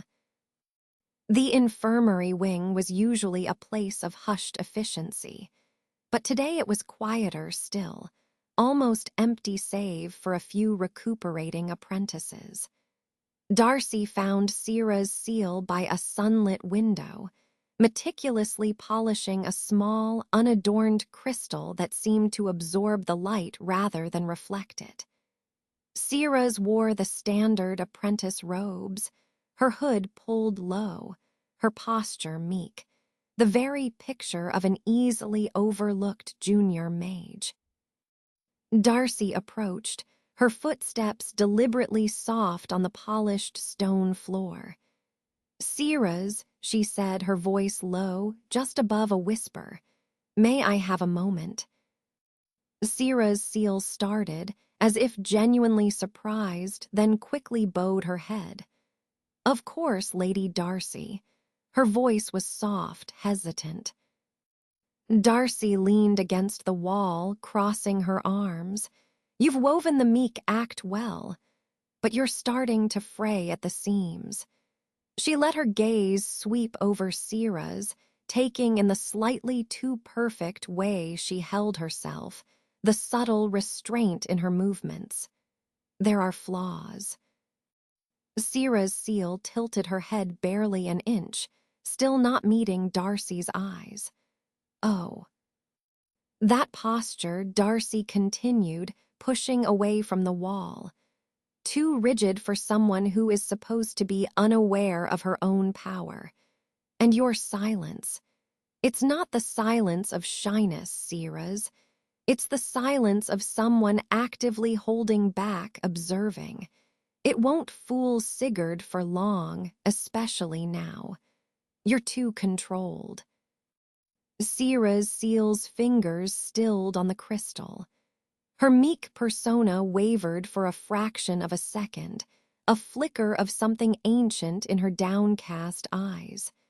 "My apologies, daughter. Old habits die hard."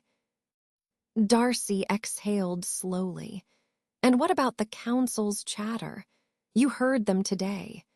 They want you on the front lines, testing that anomaly against the demons."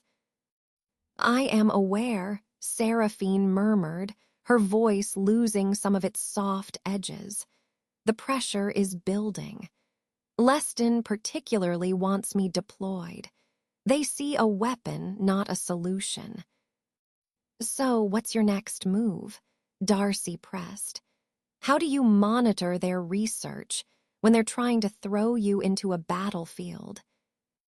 "My purpose remains unchanged," Seraphine replied, finally looking up.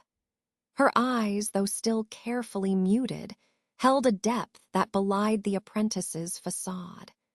"Sigurd must continue his work on Alicia's framework.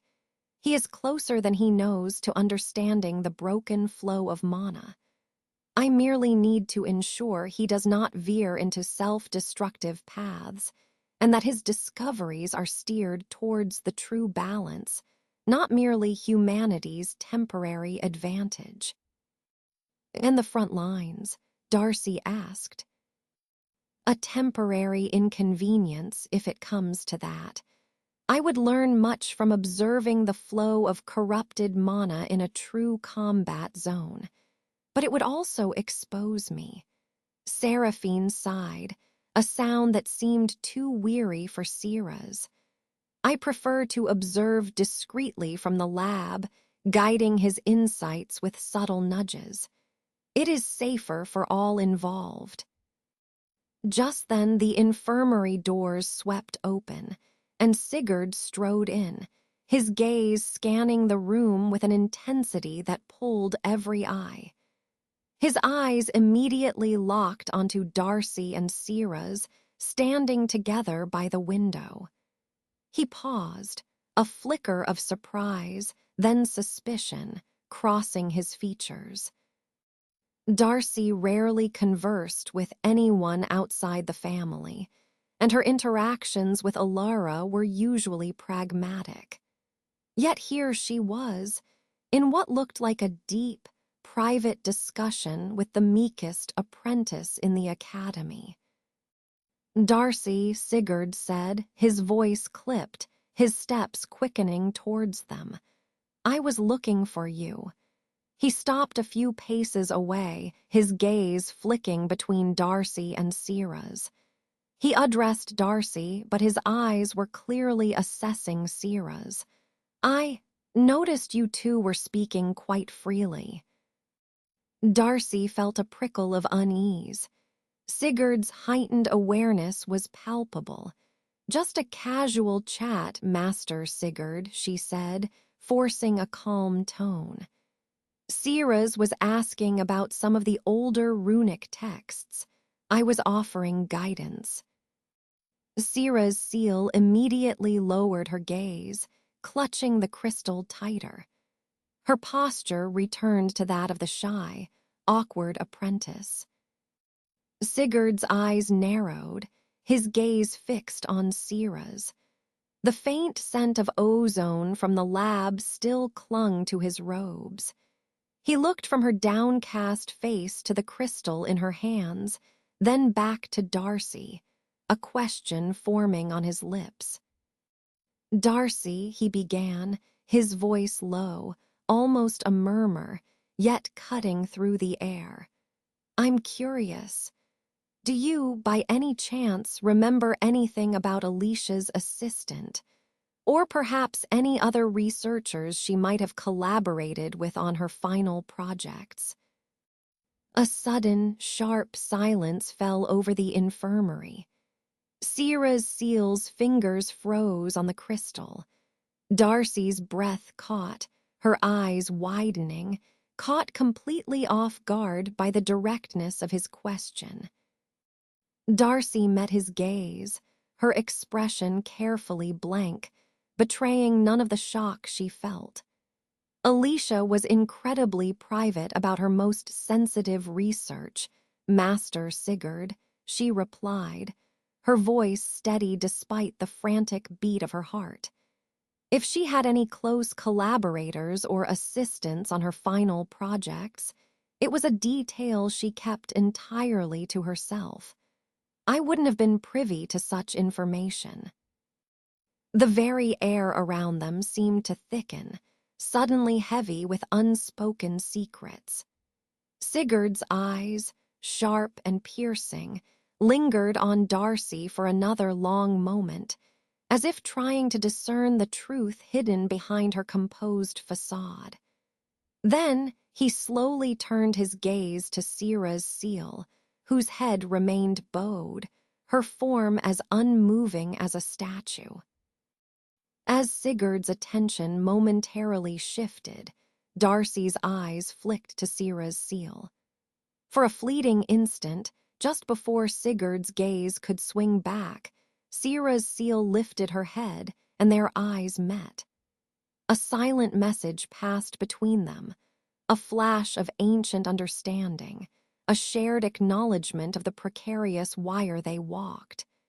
Then, as quickly as it began, the moment ended, Sierra's seal's eyes dropping back to the crystal, her meek apprentice persona firmly back in place. Sigurd looked through the window, his thoughts racing like a caged wolf. Ness, as. That name haunted him like an itch he couldn't scratch. Who was the assistant Alicia never mentioned? Why couldn't he remember them? Why were the details in her journal so carefully vague? Or worse, were they erased from his memory? He shook his head. There couldn't be such a large-scale spell that would affect him without his notice. And if there was, who had the power to cast it? And why? What did the church know? A sigh slipped from his lips as he rose from the windowsill. A shiver traced his spine. The night wind was getting to him. He turned to face his wife. The moonlight cast silver across her still face, lending her an ethereal beauty even in stillness. Her body lay suspended in magical preservation, untouched by time, but no closer to waking. He pulled a chair to the bedside and adjusted her covers gently. Then he took her hand, small, cold, and familiar, and bowed his head over it. "I looked over your research," he whispered. "I'm sorry it took me so long. It won't be long now. You'll run free again soon." The artificial sky of the pocket lab flickered overhead as the apprentices moved about their stations.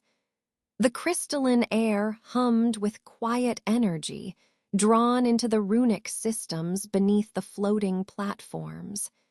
Everything was orderly, controlled, except for Sigurd's mind. It lingered too vividly on the young, clumsy mage. Her spells were unrefined, her runes shaky. They sparked and occasionally misfired. And yet she never seemed frustrated, just calm, too calm. Occasionally her eyes would brighten with curiosity, but her expressions were always measured, never truly surprised. It wasn't the obvious signs that caught him. It was the stillness, the overcorrection. Sira's seal worked as she always did. Quiet, forgettable, unobtrusive. But now, Sigurd looked closer. Too quiet. Too deliberate. He stepped down from the central platform and approached her station. The other apprentices subtly shifted away. Even Alara, standing near the upper diagrams, tilted her head to observe. "Sira's," Sigurd said calmly. She straightened. "Yes, master." "I've noticed your remarkable success with ether-crystal interaction," he said evenly. "Let's test the limits of your precision. Try tuning the resonance curve on this shard." "No, sir. That was just pure luck," Sira's replied. He handed her a volatile crystal, one with a warped internal frequency. A test piece. Most apprentices couldn't balance it without causing fractures. Sira's stared at the crystal with practiced uncertainty. I can try, master. I've read about such resonance tasks, but I haven't." "No harm in attempting," he said, voice sharp, watching. She set to work. Her hands were clumsy at first, as expected. Her glyph lines wavered slightly as though unsure. But when she reached the final rune, the anchor for the resonance, her posture shifted. A tremble, a mistake. She dropped the stabilizer rod. It clattered loudly to the floor. Sigurd's eyes widened. The rune was incomplete. Uncontrolled mana was about to flood the array. The crystal began to scream, a harsh, unnatural sound, tuning itself across multiple unstable frequencies. It glowed a dangerous red, on the verge of shattering. He opened his mouth to correct her. But then, the system stabilized. Ether surged into the matrix, perfectly aligned. Not only was the crystal unharmed, it was whole, balanced, corrected. And the rod, irrelevant. Sira's gasped. "Oh, did I ruin it? I'm sorry, I meant to draw the second pivot." "You completed the alignment," Sigurd said slowly. "I did." She looked nervous, meek, unsure. "Yes," he studied her unreadable, and precisely. He turned and walked away, not because he was reassured, but because he wasn't. Alara approached, arms folded, leaning near the ether monitoring terminal. "That girl," she said, watching Sira's, "has either the devil's luck. or the most deliberate hands I've ever seen. Sigurd didn't respond. Ilara continued. She dropped the rod, yes, but the rune correction happened before it hit the floor. That wasn't a fumble. That was control. The kind you can't teach. She's hiding something, Sigurd murmured. The crystal stabilized only after a forced shift in the resonance. I've seen it once before, by accident. Ilara glanced sideways at him. You're only just seeing it now. A beat passed. Keep her in the lab, she said, voice lower.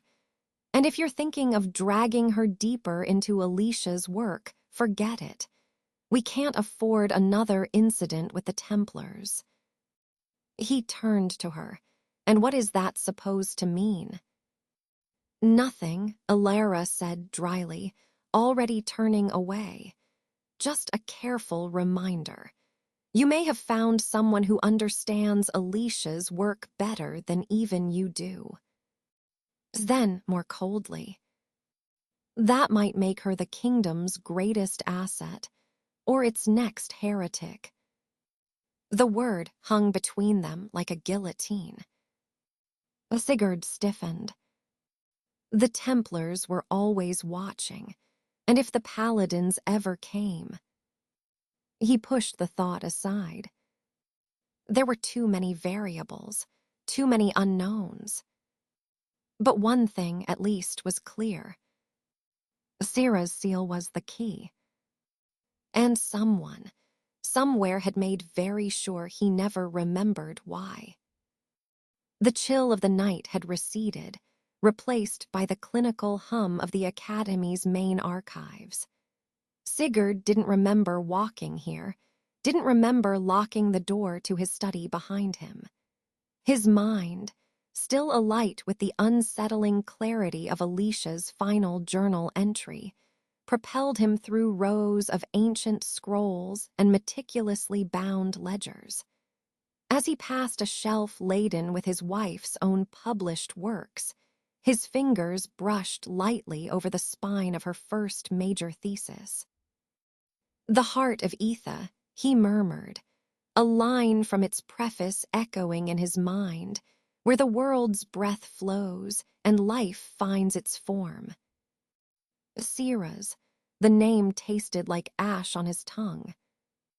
He pulled up every apprentice record from the last 3 centuries, cross-referencing names, birth dates, and magical aptitudes. He searched for anyone else named Syrah's who might have worked at the Academy, particularly during Alicia's active years.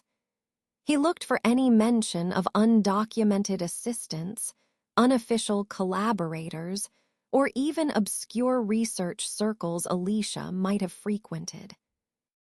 He searched for any anomaly, any inconsistency, anything that could link his brilliant wife to a hidden figure. Hours blurred into a dull ache in his temples. The dust motes danced in the sparse sunlight filtering through grimy windows, indifferent to his mounting frustration. Nothing, not a single hint of an S besides the current Syrah's seal, whose records were as unremarkable as her public persona. The girl was an orphan, accepted on a scholarship, with no prior connections to any prominent mage families or researchers. Her history was a blank slate before the Academy. It was too clean, too perfect. He slammed a heavy tome shut, the thud echoing in the cavernous room. The absence of information was almost as damning as a confession. Someone had gone to extreme lengths to erase this Syrah's from history or perhaps from his memory. The thought of a memory spell, a grand deception spanning decades, made his skin crawl. Who possessed such power, and why? Back in the pocket lab, the artificial light felt harsher, colder. Sigurd moved with a new, unsettling resolve. He didn't just observe Sira's seal, he stalked her. He adjusted her daily tasks, assigning her increasingly complex resonant tunings and mana flow calibrations. Tasks that required not just skill, but an intuitive understanding of the mana flaw that even veteran archmages struggled with. Sira's seal met each challenge with a practiced meekness. Her hands would fumble, her brow would furrow in apparent confusion, and then, invariably, she would achieve an outcome that was either miraculously precise or revealed a subtle, invaluable insight into the mana system's deeper workings. Each time, she would look up with feigned surprise. "Oh, did I do that right, Master?" He started keeping a separate, detailed log of her accidents and luck. The patterns were too perfect, the timing too convenient. She wasn't just performing the tests, she was guiding them, steering them towards conclusions she already knew. Ilara found him late that afternoon, staring down at Sira's seal from the observation deck, a grim line set to his jaw. Sira's was currently struggling to align a delicate matrix of temporal runes, her small form hunched over the glowing diagram. "Still convinced she's the one, then?" Ilara's voice was a low murmur, barely audible over the distant hum of the mana conduits. Sigurd didn't look away. "She moves with a purpose I can't quite read. But it's there, just beneath the surface. Or she's just a talented girl with a knack for getting lucky," Ilara countered, though her tone lacked conviction. "Luck doesn't write Alicia's journal entries," he said, his voice hard. "Luck doesn't erase memories. And luck certainly doesn't know the exact frequency to stabilize a corrupted temporal resonance, unless it's already solved the riddle of the world's failing mana." Ilara sighed, stepping closer to the railing beside him, her gaze flicking nervously towards the lab entrance. "This is getting too close to Alicia's work, Sigurd. You need to stop pushing Sira's into this, or I'll push her into the front lines myself. The church, they're always watching. You know what happened to Alicia, what they did." Her voice trembled on the last words. Sigurd finally turned to her, his brow furrowing. "What do you mean? What they did? How do you know the level of danger Alicia's research carried? How do you know so much about the incident, Ilara, when the details were suppressed?" Ilara flinched. Her eyes, usually sharp and clear, clouded with a sudden, desperate effort to recall. I should know," she mumbled, pressing her fingers to her temples. It's just out of reach. There's a blankness. I can't remember the details of the experiments, the specific research goals, the risks." Her voice trailed off, strained. A faint tremor ran through her body. "But I remember the Templars, the light from their fires, the screams. It didn't matter who was inside." A gasp tore from her throat. Her face contorted in pain, a sharp headache spiking through her. Her knees buckled and she collapsed, half supported by the railing, one hand reaching out blindly for balance.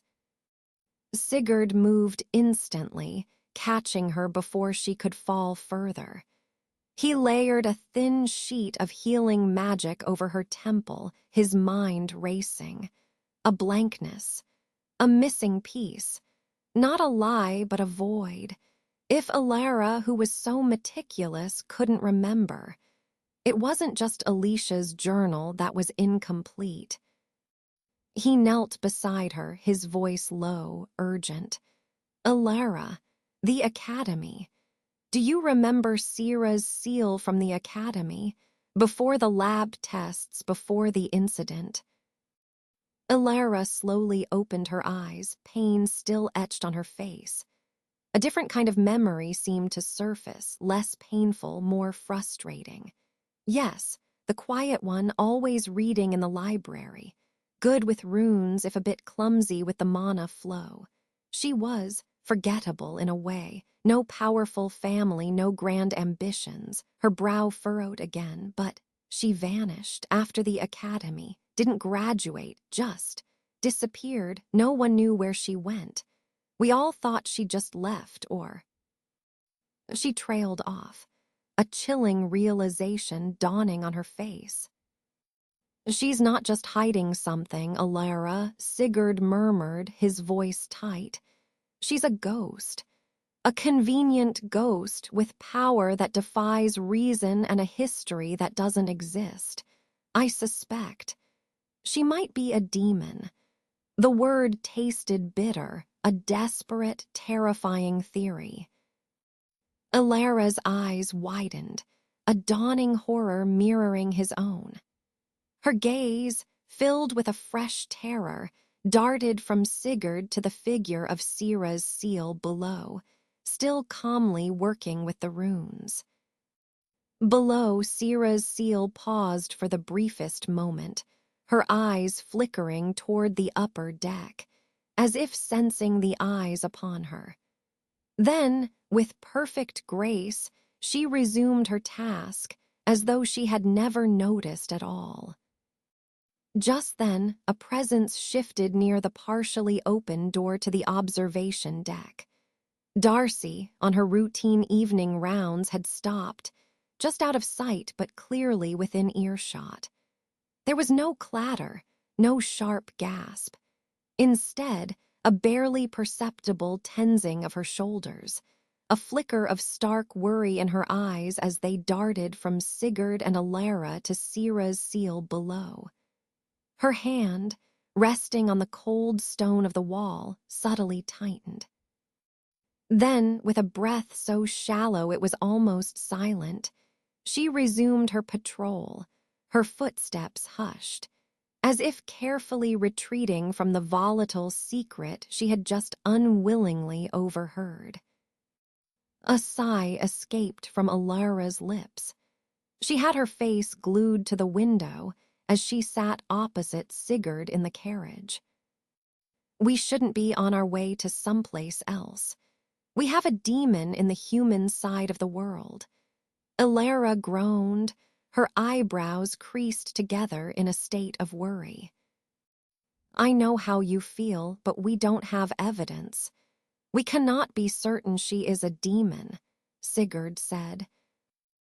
I know, but just the thought of those creatures being among us is appalling. Alara's voice dropped slightly, her discomfort spilling into the space between them. It's not just the danger.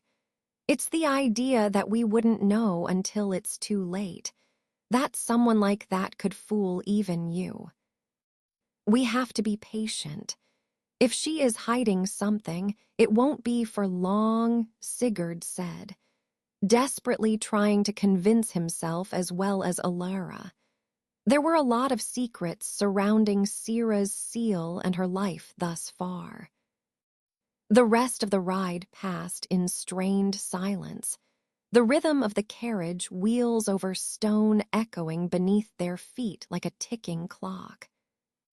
They arrived at the state mansion in the outskirts of Ristra, the seat of the once prosperous House Raceworth. The estate bore the proud, angular spires of old noble design. Still, signs of militarization were evident: reinforced towers, newly etched barrier glyphs, and a strong magical signature humming beneath the grounds.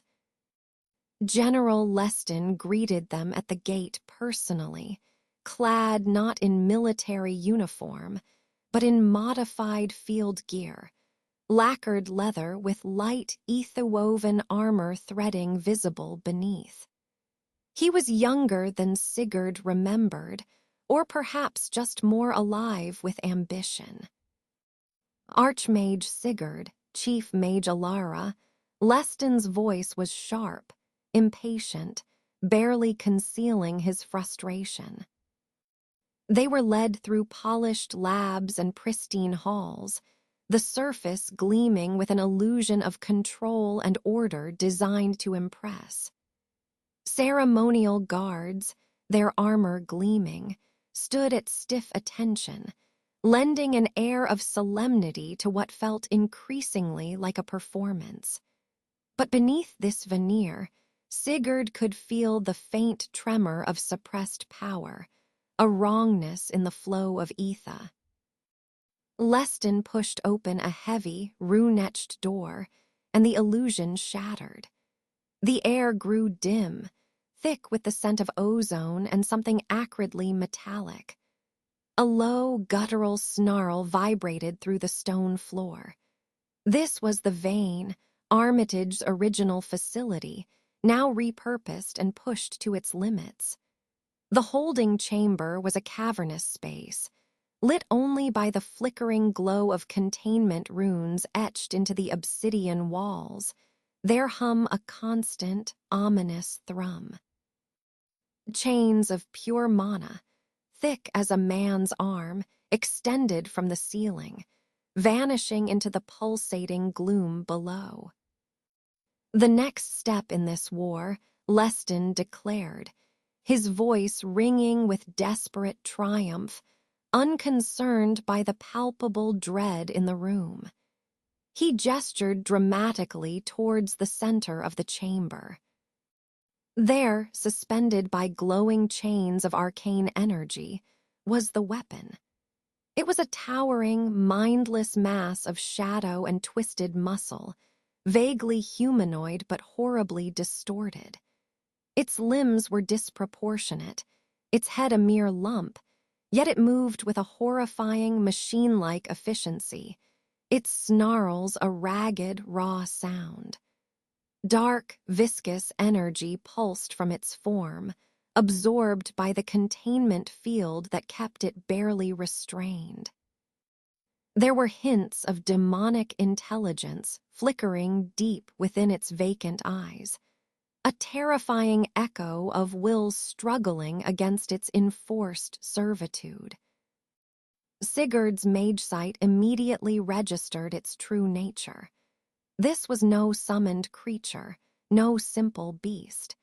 Its etheric signature was broken, shattered and reassembled, like a living thing had been meticulously mutilated, its very essence warped into a tool. This wasn't just a demon. It was a demon that had been enslaved, its will utterly crushed. The sheer violation of its being sent a shiver of horror down his spine. This was the dark side of mana manipulation taken to its most extreme. Demons, he knew, were beings formed from the raw, untamed mana of the world, often corrupted by the very instability of the planet's core. To see one so utterly stripped of its autonomy was deeply disturbing. Alara gasped, her hand flying to her mouth. Her face, already pale from the carriage ride, drained of all color. By the light, Leston, what? What have you done? Her voice was a strangled whisper, tinged with a primal fear that surpassed even her usual anxiety about the church. This is an abomination, the church, the council. They will never sanction this. It's too dangerous, too profane. Profane? Leston scoffed, slamming a fist onto a nearby console, the controls rattling. His eyes blazed with a manic intensity. What's profane, Chief Mage, is watching our battalions fall like wheat before the scythe while we cling to outdated ethics. This is a controlled demon, a pure instrument of war, far stronger than any siege engine, more resilient than a dozen battle mages. We harness their power against them. A new voice, calm and measured, cut through Leston's impassioned outburst. Indeed, general, a potent instrument. King Roland emerged from the deeper shadows of the chamber, his regal bearing a stark contrast to the volatile Leston and the trembling Alara. His gaze was fixed on the chained demon, not with horror, but with a calculated, almost desperate appreciation. The reports are true, then. You have achieved what many deemed impossible. He turned to Sigurd, his eyes glinting with a cold promise. Archmage, chief mage, this is the future of our war. We need your genius to refine it. Imagine entire legions of these assets deployed against Karith Zul. We could end this war within the year. Sigurd tore his gaze from the tortured demon, his stomach churning. To use his knowledge for this.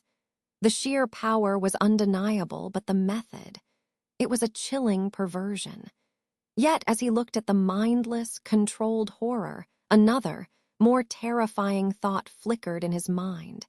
If a demon could be controlled and disguised to this extent, what truly separated it from a being like Sira's seal, whose very history was a blank and whose power was so precisely, subtly applied? The parallel was a chilling realization, forcing him to confront the dark mirror of his own suspicions. Leston's desperate weapon offered not just military advantage, but a horrifying new framework for understanding the unknown. Archmage, King Roland's voice was firm, demanding a response. Your thoughts, can you make this? More, Leston's eager, expectant face loomed in his peripheral vision.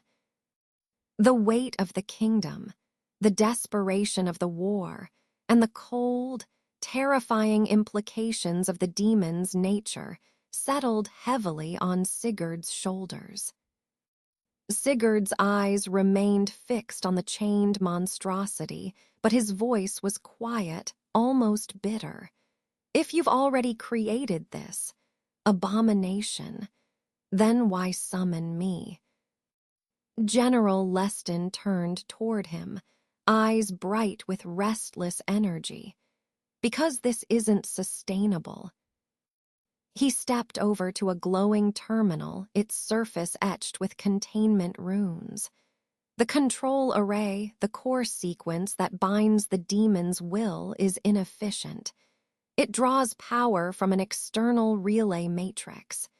Even with the largest conduits we can manage, the rune begins to degrade under stress. The output isn't the issue, it's the stability. The demon resists, always. We've had 3 ruptures, 1 fatal. Sigurd arched an eyebrow. Then it isn't controlled. It's chained. Chained things break. Exactly, Leston said. That's why we need you. We need someone who understands the fundamentals of mana symmetry. Someone who can help restructure the control rune so it doesn't just overpower the demon, but becomes one with it. You want it to accept the control, Sigurd murmured, to believe in it. Before Leston could respond, Alara's voice rang out sharp and clear. And what makes us different from them if we do this? All heads turned to her. She stepped forward, eyes flashing with restrained fury. They raided our cities, slaughtered our people. They took children and burned healers alive. And now we answer that pain by breaking them, mind, body, and soul, just to make them weapons. Tell me, Leston, how are we not the same as them? Leston didn't flinch, because they started it. Roland's voice was the next to fill the room, calm but cold. They wish for the eradication of the human race. You've seen the outer towns, Alara. You've heard the cries. We don't get to stay noble if it means extinction. We're not enslaving them for power, we're surviving. Not all of them are like that, Sigurd said suddenly. All eyes turned to him. Not all of them are monsters. Leston's expression twisted into a sneer. You mean Darcy? She's not a demon. She's half-elven. Same thing, Leston replied, waving a hand dismissively. You know what demon means in the old records? Anything that isn't fully human. The elves, the beastkin, even the ancient half-born tribes, they were the first to fight against humanity. Demons, all of them, and they're still killing us. Alara crossed her arms. Darcy has never killed a single human. She's different. And she's powerful, Roland said, cutting in. His voice was soft, but the steel beneath it was unmistakable. More powerful than any captain I've had. And still, when it mattered most, she failed. The weight of that accusation was not lost on anyone. She was your protector, Sigurd, the king continued, and she couldn't protect your wife or your daughter. The room fell into a tense, awful silence. Sigurd's jaw clenched, but his tone stayed measured. You think demons killed Alicia. I don't dispute that the war cost us everything. But this isn't justice. This is revenge, turning them into slaves. And then what? What happens to them after the war is over? Leston didn't hesitate. We kill them. Alara's voice rose sharply. If we can't kill them now, while they're chained and drained, what makes you think we'll be able to kill them after they've adapted to the control system? That's why we need Sigurd, Roland said, to perfect the system before it reaches that point. Sigurd's eyes narrowed. And where exactly did you find the foundation for this system? The control glyph, the structure. Leston folded his arms behind his back. In the old records, a fragment, buried deep in the forbidden stacks beneath the Raceworth archives. Sigurd turned slowly toward the suspended demon again. The containment hum was louder now, almost like a heartbeat. Then the old world has started speaking again, he murmured, and we're listening to ghosts. The room was quiet. Too quiet. It wasn't the kind of stillness born from comfort, but the kind weighed down by unspoken thoughts and fractured loyalties. The war room inside House Raceworth had been cleared of its usual aides and officers. Only 4 figures remained seated around the long stone table: General Leston, King Roland, Alara, and Sigurd. Sunlight filtered weakly through the rune-shielded glass above, casting pale geometric shadows across the polished surface. The air smelled of old parchment and ozone, a byproduct of too much stored magic and too little rest. Without a word, Leston reached into his satchel and laid a small stack of brittle, age-stained pages onto the table in front of Sigurd. Tied together with worn twine, they bore the unmistakable scrawl of pre-sundering script. Alongside them was a leather-bound book, its spine half-cracked but intact enough to whisper authority. These are the fragments we recovered, Leston said. Not complete, barely coherent in parts. But this is where the first traces of the control rune came from, the theory of thought chaining. Primitive, but foundational. Sigurd didn't speak. He untied the pages carefully, as though afraid they might disintegrate in his hands.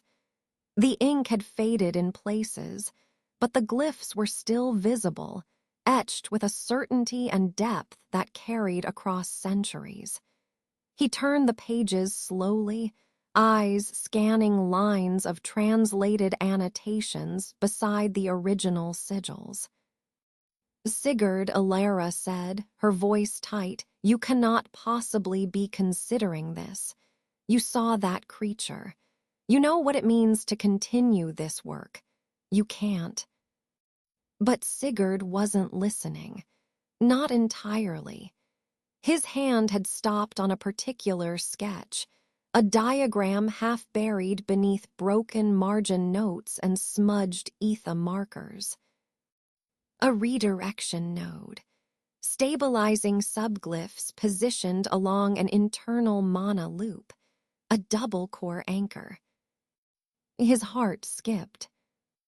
Journal entry 38. Alicia had drawn something like this, not identical, but eerily close.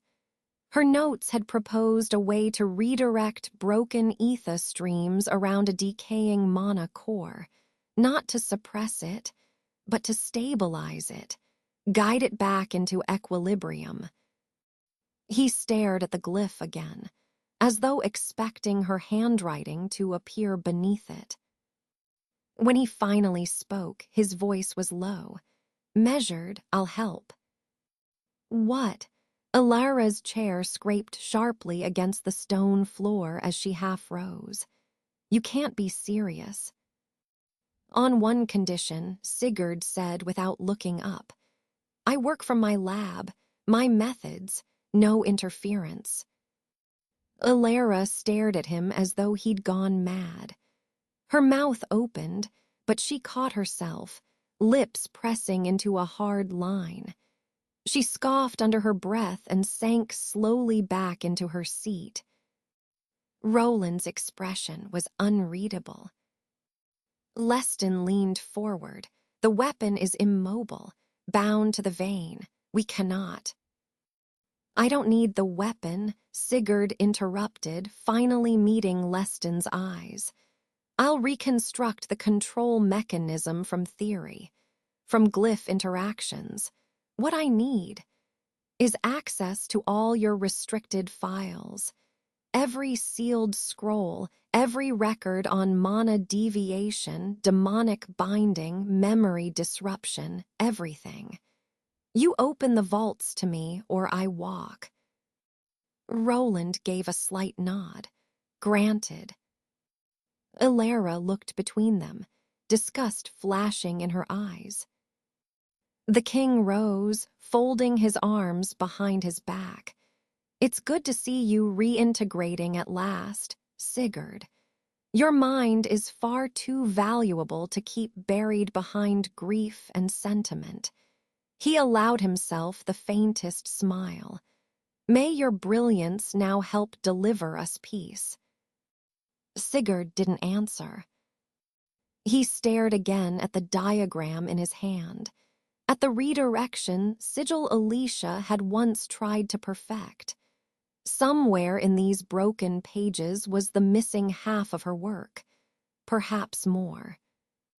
Or perhaps something far worse. The sky was fading to dusk, the last fingers of sunlight casting long, golden shadows across the courtyard. King Roland's personal carriage rolled into place with ceremonial precision, flanked by elite guards in crimson-plated armor. The king adjusted his cloak as he approached, boots echoing against the polished stone. His voice remained regal, but held a note of restrained warmth. "You've done well, General. The council will take notice." Roland gave Leston a nod of approval before turning to Sigurd. "And you, welcome back to purpose. I look forward to seeing what comes from your hands once more. Genius rarely offers a second gift. We are fortunate." Sigurd bowed slightly, offering no words. Roland's eyes shifted toward Alara. Chief Mage, I trust you'll give this your full cooperation. Alara's lips tightened. She offered no bow, no reply, only a stiff nod and silence. Roland didn't seem surprised. He entered his carriage without another word. The door shut with a soft click, and the regal transport rolled off toward the capital. Sigurd's carriage arrived next. Sleek, dark, and modest in comparison, its crest was partially covered in dust from the roads. Sigurd stepped forward, hand already on the door. Leston moved up beside him. You don't need to leave so soon. Stay here a while. The lab is secure, and we can provide you with anything you need. I have some matters to attend to in my facility, Sigurd replied, voice neutral. Leston didn't press, but his jaw tightened with dissatisfaction. Alara, without a word, brushed past them and entered the carriage after Sigurd. Within moments, the carriage wheels groaned against the stone and rolled down the long, twisting road out of Raceworth. The silence stretched. At first, it was merely companionable. Then it soured, thick with everything unsaid. The air between them felt like a sealed chamber, pressurized and ready to break. Sigurd tapped his gloved fingers once against the edge of the seat, then turned slightly toward her. You haven't said what you thought of the experiment. Alara's arms were crossed, her gaze on the window unmoving. I thought, she said coldly, that you wouldn't be the one to help them chain a demon like a dog. His brow furrowed. You saw the glyphs. You felt the signature. That wasn't just binding, it was patterned redirection. A core redirection loop, almost identical to Alicia's 38th journal entry. That doesn't justify this, she snapped, finally looking at him. Alicia was never in favor of turning living beings into weapons. Her work was about healing, stabilizing, understanding the mana flaw, not slavery.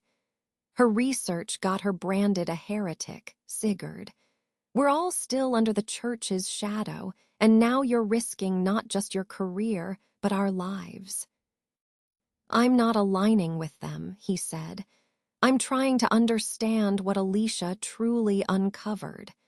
Something in these records connects. Something deeper than a war. Don't you see it? The fact that this glyph sequence predates all our modern theory. Someone's been keeping this buried for centuries. Alara stared at him, lips parted as if to argue, but the fire in her gaze was slowly dimming. She turned away. And what about Sierra's? Sigurd's voice was quieter now. It's a test.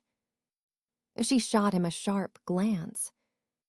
If she is who I think she is, she won't be able to bear watching her kind mistreated.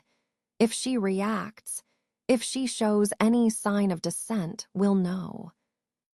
Alara's jaw clenched. What we're doing is no excuse, she muttered, folding deeper into herself. No matter what we uncover. He didn't argue. The wheels turned beneath them. The road stretched on beneath the dimming sky, their carriage cutting silently through the mist. Neither spoke again. And the quiet, this time, didn't ease. King Roland sat alone in his study, the dim candlelight casting a long, flickering shadow across the desk, where General Leston's report lay open before him. He had read it thrice already. every word etched in clinical, clipped efficiency. Subject containment is stable. Etheric reinforcement sustained. Control runes are operating at 43% efficiency. Potential for battlefield deployment. Promising. Promising. He leaned back in his chair, the wood creaking beneath the weight of sleepless nights and impossible decisions. His gaze wandered toward the tall, shuttered windows, locked tight against the outside chill, then down again at the neatly stacked parchments. The weapon, that's what they called it, not a soldier, not even a beast, a tool. And yet, the thing had once breathed, once felt, once feared and perhaps even dreamed. His fingers gripped the edge of the desk. They were running out of time. The demons had paused their advance for now, but that meant nothing. Whether regrouping or plotting, they would strike again. Stronger, crueler, less human with each battle. And then there was the church, that silent, towering monolith whose allegiance lay with neither humans nor demons, whose actions defied logic and whose secrets ran deeper than the catacombs beneath the Capitol. They answered no summons. They offered no guidance. They merely watched. And in Roland's mind, there was nothing more dangerous than a watcher who says nothing. A quiet unknown is a loaded arrow behind drawn curtains. Sigurd was right about that much. A knock of memory stirred him. Slowly, he opened the drawer to his right and pulled out the old photograph, worn around the edges, the ink beginning to fade, but still powerful. Alicia. Her smile was soft, eyes bright with the kind of hope he no longer believed in. He held the photo close and whispered, voice cracked and low, "Guide me. I am lost." As if in answer, a gust of wind rustled through the room. He froze. The windows were locked. The flame on the candle guttered violently, then stilled. His eyes narrowed, and he rose from his chair, striding to the windows to check the seals. Then the sound came, glass shattering, the soft clink of crystal against stone. He turned swiftly. Seraphine was already there.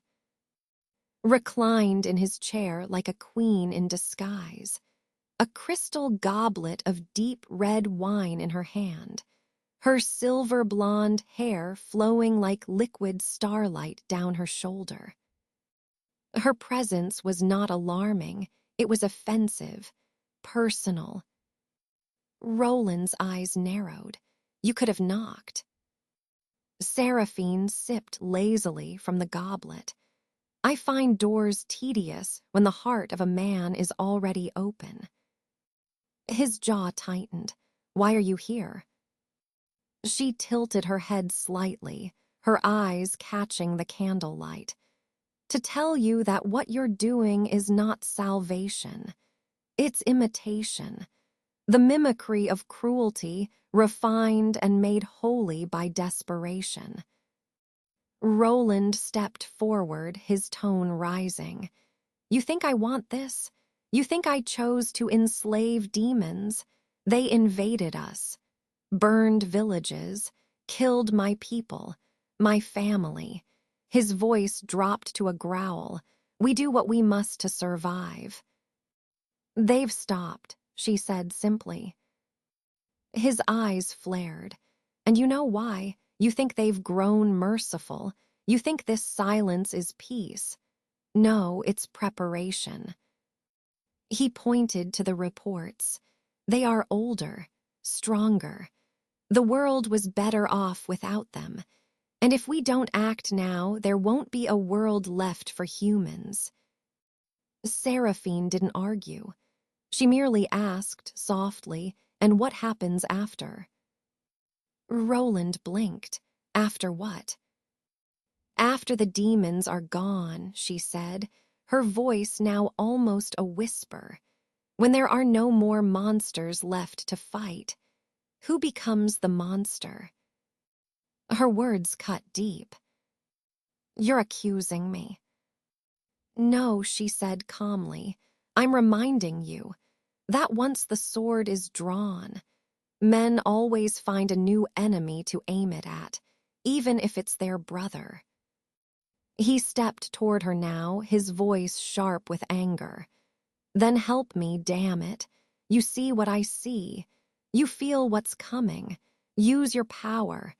End this war before it becomes something worse." Seraphine's eyes turned cold. "I cannot." "Is it the church?" he demanded. "Are you bound by them?" She said nothing. "Are you with them?" Still silence. His voice was venom now. "They're cowards. Puppeteers hiding behind holy robes. They care nothing for the people, only their doctrine." Seraphine's gaze hardened. "Watch your words, Roland. The problems you now face."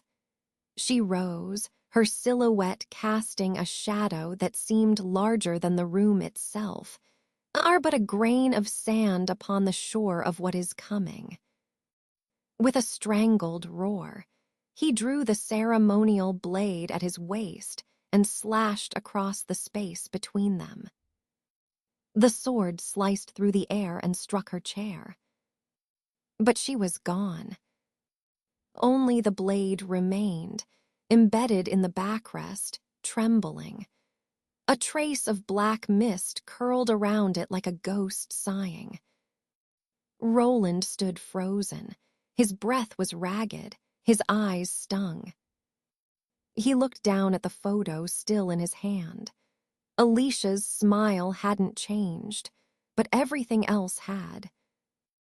"I'm sorry," he whispered, voice cracking. "I don't know what to do." The wind had stilled, but the storm inside him had only just begun.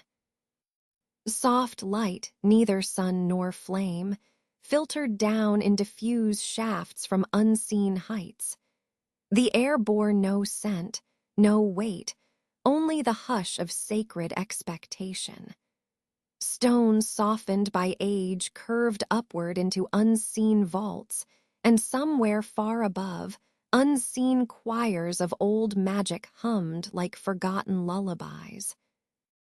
Seraphine sat cross-legged by a vast stained-glass window depicting the Ascension, an event that never happened the way they told it. She looked small, human even, garbed in the familiar form of Sira's seal, her white apprentice robes resting lightly on her frame. But the weight of her presence was anything but mortal. She was serene, her eyes half closed, fingers tracing absent circles on the cold marble floor. Her thoughts drifted back to Roland's study, his trembling hands, his blade caught in the spine of a chair. The tears that came after. He's beginning to break. There had been a time when that would have pleased her. Now, she only pitied him. Too many kings wear their crowns with bleeding hands and still call themselves clean. Behind her, separated by a heavy velvet curtain embroidered with runes in the first tongue, came a voice, ancient, gentle, and rich with the weary affection of long memory. "My dear Seraphine," still clinging to windows like a child of the old skis. The corner of her lips curved slightly. "And you still hide behind veils as if your face might crack from the weight of being seen." A rustle of silken fabric. The curtain did not move. "The vein is spiraling. General Leston's desecration has spread.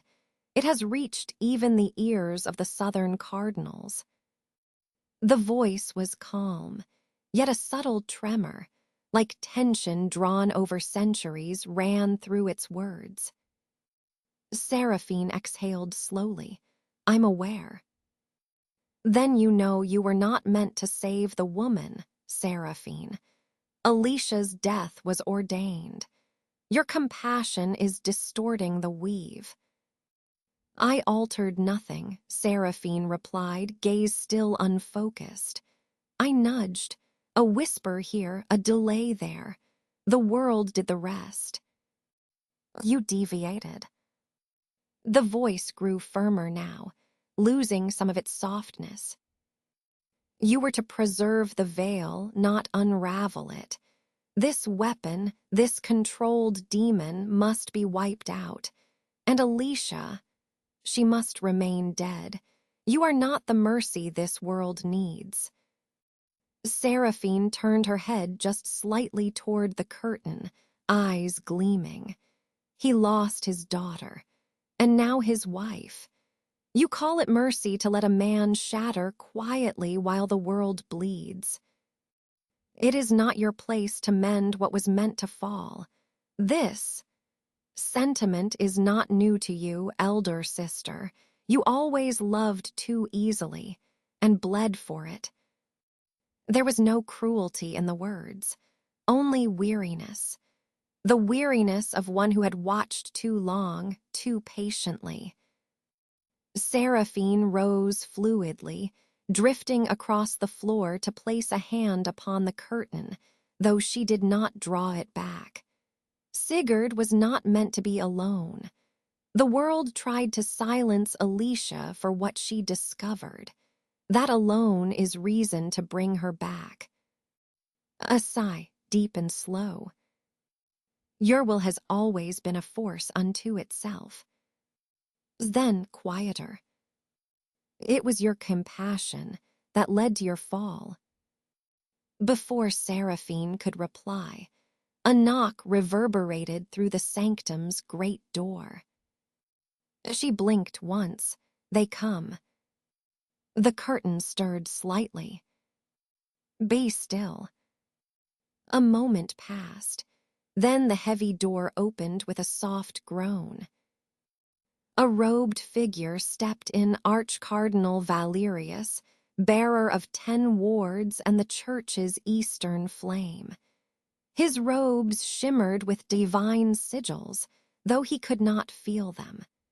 The air thickened slightly in his wake, like oil rippling on calm water. He bowed low toward the curtain, never daring to raise his eyes. Oracle, he said reverently, I come bearing urgent news from the northern fronts. There are rumors, disturbing ones, of experiments within Raceworth's old fortress, heresies, controlled creatures. His words trailed as he turned his head slightly. There was something. His gaze flicked to the empty window ledge. For a moment, something shimmered there, perhaps the faint imprint of a figure, a warmth that had not yet faded. He stared. The oracle's voice cut cleanly across the silence. There is nothing there, Cardinal, only the weight of your thoughts. He turned back quickly, bowing once more. My apologies. Speak what troubles you. As Valerius began to list names and dates, troop movements and whispers, Seraphine was already gone. Not with a flicker nor a sound. Simply absent like a breath held too long. Only the faintest ripple of light remained by the window. And a silence that tasted faintly of old wine and starlight.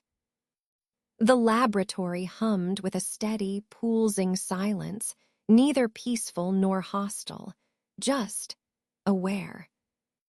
In the depths of the pocket dimension, Sigurd's private lab was a sanctum of ordered chaos.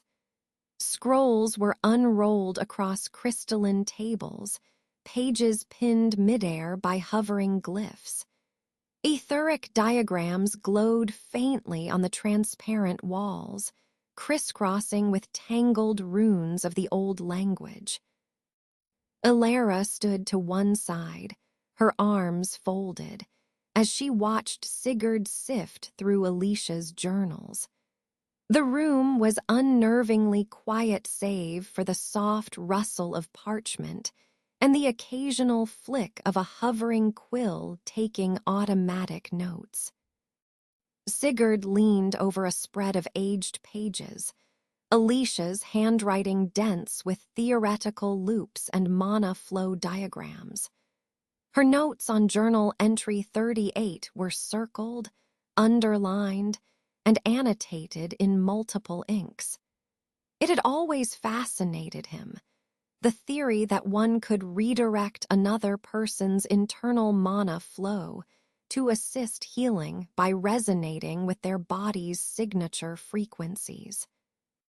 But as he worked, something shifted, a disturbance in the pattern.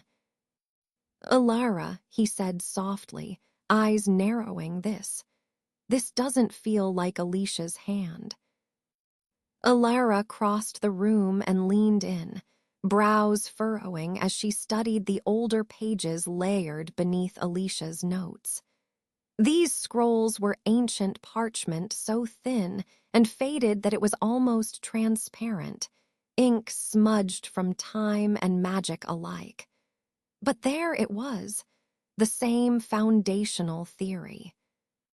Not healing, control. "What is this?" she whispered. "It looks like resonance theory, but reversed." Sigurd nodded, pulling another parchment from the pile. "This predates Alicia's work, maybe by centuries." He laid the documents side by side. On one, Alicia's entry, clean, academic, hopeful. On the other hand, something far older. A diagram showed not a cycle of healing, but a loop of subjugation. The target's mana was being drawn out, wrapped, and refed into them in a foreign rhythm, rendering their will inert. There was a name beneath the old diagram, scrawled in the corner in brittle ink. Chain's thought theory, the puppet framework. Alara stepped back, hand over her mouth.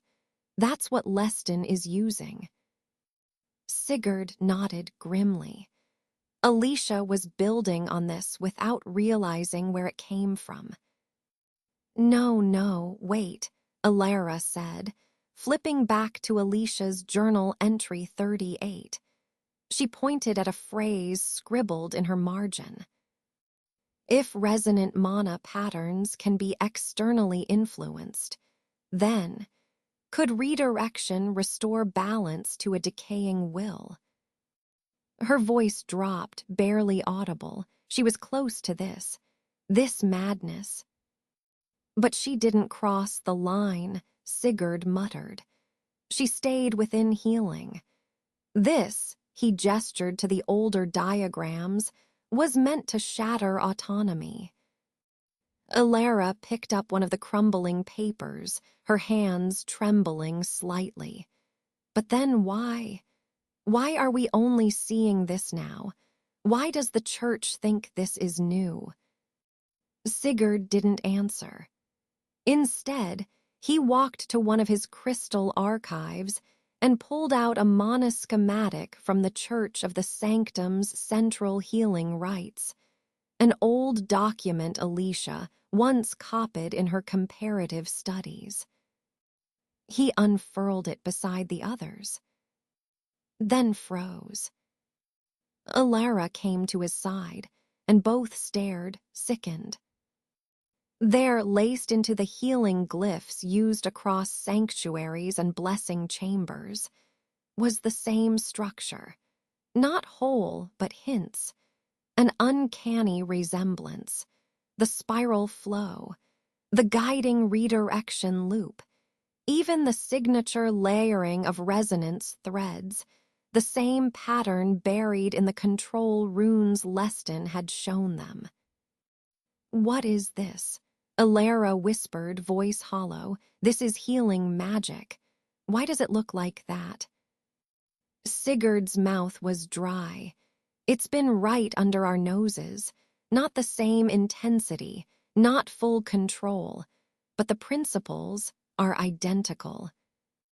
"Does the church even know?" She breathed. "Maybe not, or maybe." He trailed off, eyes dark. "Maybe it was never about healing." The hours had passed in silent labor. Crystals dimmed. Scrolls lay half unrolled across the wide table. A soft hiss from the alchemical burners was the only noise in the laboratory, save the occasional flip of parchment or Alara's soft muttering. Sigurd leaned over the splayed remnants of a manuscript, barely clinging to legibility.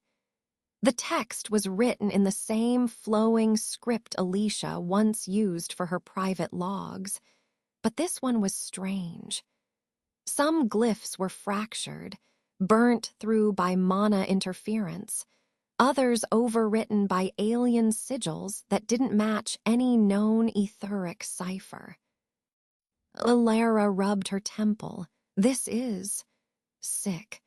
The concept of thought chaining is not new. It's not even dark originally. It was part of old healing methods, but what they've twisted it into. "I know," Sigurd said quietly. "Redirection used to mean soothing runaway mana flow during traumatic rupture, helping someone regain balance." "None of this makes sense," she muttered. "We've scoured every public ledger of the church. No list of inner council members, no consistent leadership records, just names that vanish across decades. Titles that change meaning depending on who says them." Sigurd didn't reply. He had his head bowed over a set of overlapping glyphs, ones extracted from Alicia's notes, compared against the vein's containment bindings. The resemblance was disquieting, too similar to ignore. It was a passage from Alicia's private studies, not numbered, not titled, hidden deep in a folded sheet, bound between other pages like an afterthought, yet it pulsed faintly with Alicia's mana trace, enough to identify her. When redirection meets resonance, one might control not just the path of mana, but the will behind it. But there must always be consent, else the spirit fractures. Sigurd exhaled slowly. "So this is where it started." Alara whispered, "This isn't one of the official entries." "No," Sigurd murmured, more like a fragmented thought, something she never meant to formalize. "She never told me she had a friend in the church who believed in the same things she did." Alara frowned. "Who helped her?" "That's what we're about to find out." And then he found it. Buried between journal entries, there was a passage Alicia had once tried to tear out. Sigurd had found the binding marks before. But it had been resewn into the book, sloppily, as though she'd changed her mind at the last moment. The ink was faint, the letters smeared by what looked like a burn, not fire but magic, corrosive and precise. She helped again today. Her understanding of the holy continent's flow of ether is unlike anything I've seen. I wouldn't have cracked the resonance loop without her. Truly, she's... The line broke. A long smudge followed. A name had been there. Sigurd's fingers twitched, as he activated a low-spectrum filter, letting the residual mana imprint glow faintly. "Ilara," he said, "look here." She leaned in. "That's mana damage, but this wasn't age decay. This was cast deliberately. Someone tried to erase the name." Sigurd layered a spectral tracer on top. As the glyph lattice formed, the faintest curve of letters emerged, nothing complete, just fragments, but enough. "Asfine." They both drew in breath. "Seraphine," Ilara whispered, but wasn't that the name of that woman in the council chamber? The one who appeared during that confrontation, the one King Roland addressed so casually. Sigurd's mind reeled. The throne room, the long, bitter meeting, the accusations, the venom. The moment the air had shifted, she arrived. A woman veiled in black, a presence like the end of days. He remembered how she spoke, not as one seeking favor, but as one who belonged there, as one of the king did not question. "She stood over me," Sigurd said slowly. "She left me gasping for air, like something ancient had looked at me and weighed me unworthy." Ilara frowned. "You think this is the same Seraphine?" "I don't know, but Alicia worked with a woman from the Holy Continent, a master of resonance, a name wiped from memory, a person who should not exist." He turned to the journal again. The entry shimmered faintly as his lens filtered the deeper layers. And now that same art lives in the church's healing rituals, in the control runes, in the very soul of what we were never supposed to look into. Ilara's hand drifted toward her staff. "This is deeper than I thought. The church, what are they? And how did Alicia get access to all this?" They shared a look, no longer filled with scientific curiosity, but the dawning horror of having pulled back a curtain that should not have been moved. And in that silence, Sigurd muttered, "There are too many threads. The church, Seraphine, Alicia, and now this project. It's not a coincidence, it's never been." Then why is her name not in any archive? Not as a court mage, not a noble, not even a shadow title. "Because she doesn't belong to our world," Sigurd said slowly. "She belongs to theirs." "To the church," Ilara said. "No," Sigurd corrected her. "To whatever stands behind the church." They stood in silence as the lamplight flickered again, less like a dying light and more like a warning. A name had emerged, not in full, but enough to tear open the veil. Seraphine. And nothing would be the same again. The hourglass on the far desk had long run dry. The lightstones lining the lab pulsed low, reacting to the draining magic in the air. Sigurd stepped away from the journal. "You need to take a break, Ilara." "I'm fine," she replied, but the haze in her voice betrayed her. "You're trembling," he said softly. "Go eat something, breathe." He didn't raise his voice. He didn't need to. The weariness they shared was mutual, but the strain on Ilara's face was clearer now, shadows beneath her eyes and a faint tremble in her fingers. Reluctantly, she leaned back against the desk and crossed her arms. "Fine, but not before we ask about her. We need to know who she is. If Seraphine helped Alicia, and the church is tied into all this, then the one person who's seen her face and lived is Roland." Sigurd gave a slight nod. We'll call him. He activated the crystalline relay, a polished shard bound to the royal nexus. Light surged through its core before dimming into a warm, flickering image. King Roland's form shimmered into view. He looked worn, seated in what appeared to be his study, a heavy wine decanter beside him.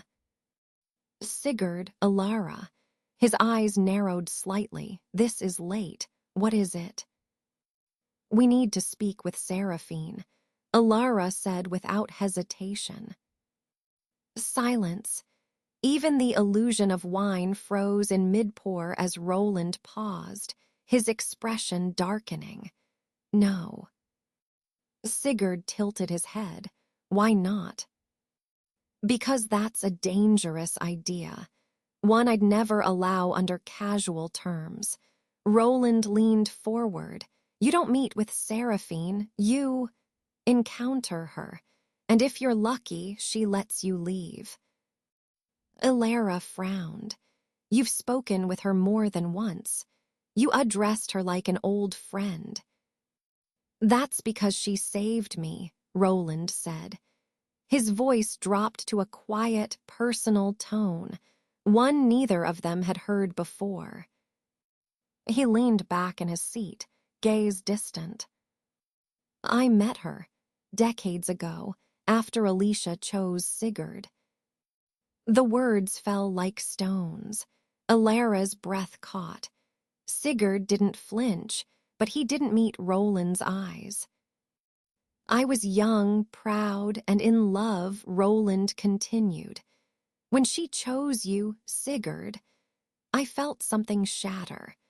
I ran from the court, away from the throne, hiding in the streets of another kingdom under a false name, wearing a beggar's clothes.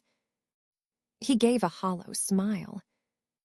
That was when she found me, Seraphine, cloaked, veiled. But she called me by name, my real name. She said, even kings cannot hide from pain. She spoke as though she knew the ache in my heart before I'd felt it.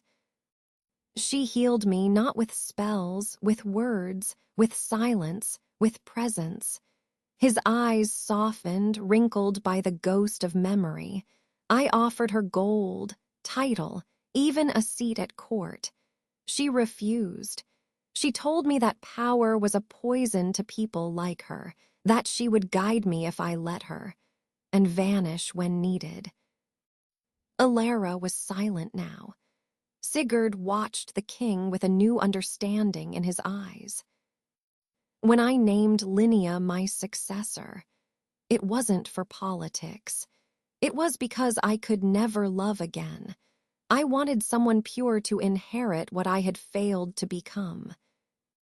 And then she died, Alara whispered. Roland nodded, his knuckles white. I froze when it mattered most. I hesitated. I let fear take root. He swallowed. And then Alicia died. My last tie to anything real, my last love, I thought I would die too. But Seraphine came again. He stared down, voice hollow. She pulled me from that abyss. I remember telling her, "You are the mother I never had." And she smiled and said, "Then act like a son." She raised me from ruin, not as a queen, not as a priestess, as something older, something gentler. Then why can't we speak to her? Alara asked quietly. Because Roland said she's not yours or mine. She comes and goes with purpose. I don't command her, no one does. Sigurd finally spoke. She may not obey you, but she watches you. That much is clear. Yes, Roland said, and it's not always a comfort. The call went silent for a moment, all three figures captured in quiet tension. Finally, Roland leaned forward once more. If she wants to speak with you, she will. But be careful what you ask for. Seraphine may not be a demon, but she is not of this world, and there is always a price. The crystal dimmed. Ilara exhaled slowly. Well. Sigurd turned back to the journals. Take your break, Ilara. You're going to keep reading, aren't you? Yes. She gave a faint smirk, sad and exhausted. You really were the better choice. Sigurd didn't look up. No, just the one who remained. She left the room, the door closing gently behind her. And Sigurd was alone again, staring at a name they weren't supposed to remember. The air was dense, thick with expectation and something far heavier, guilt. The pocket dimension thrummed faintly, a self-contained reality suspended in silence. Runic rings rotated around the containment platform, weaving slow patterns of light. Inside the sealed field, a rabbit, ordinary, alive, unaware. Ilara stood motionless, her hands clenched tight, eyes rimmed red.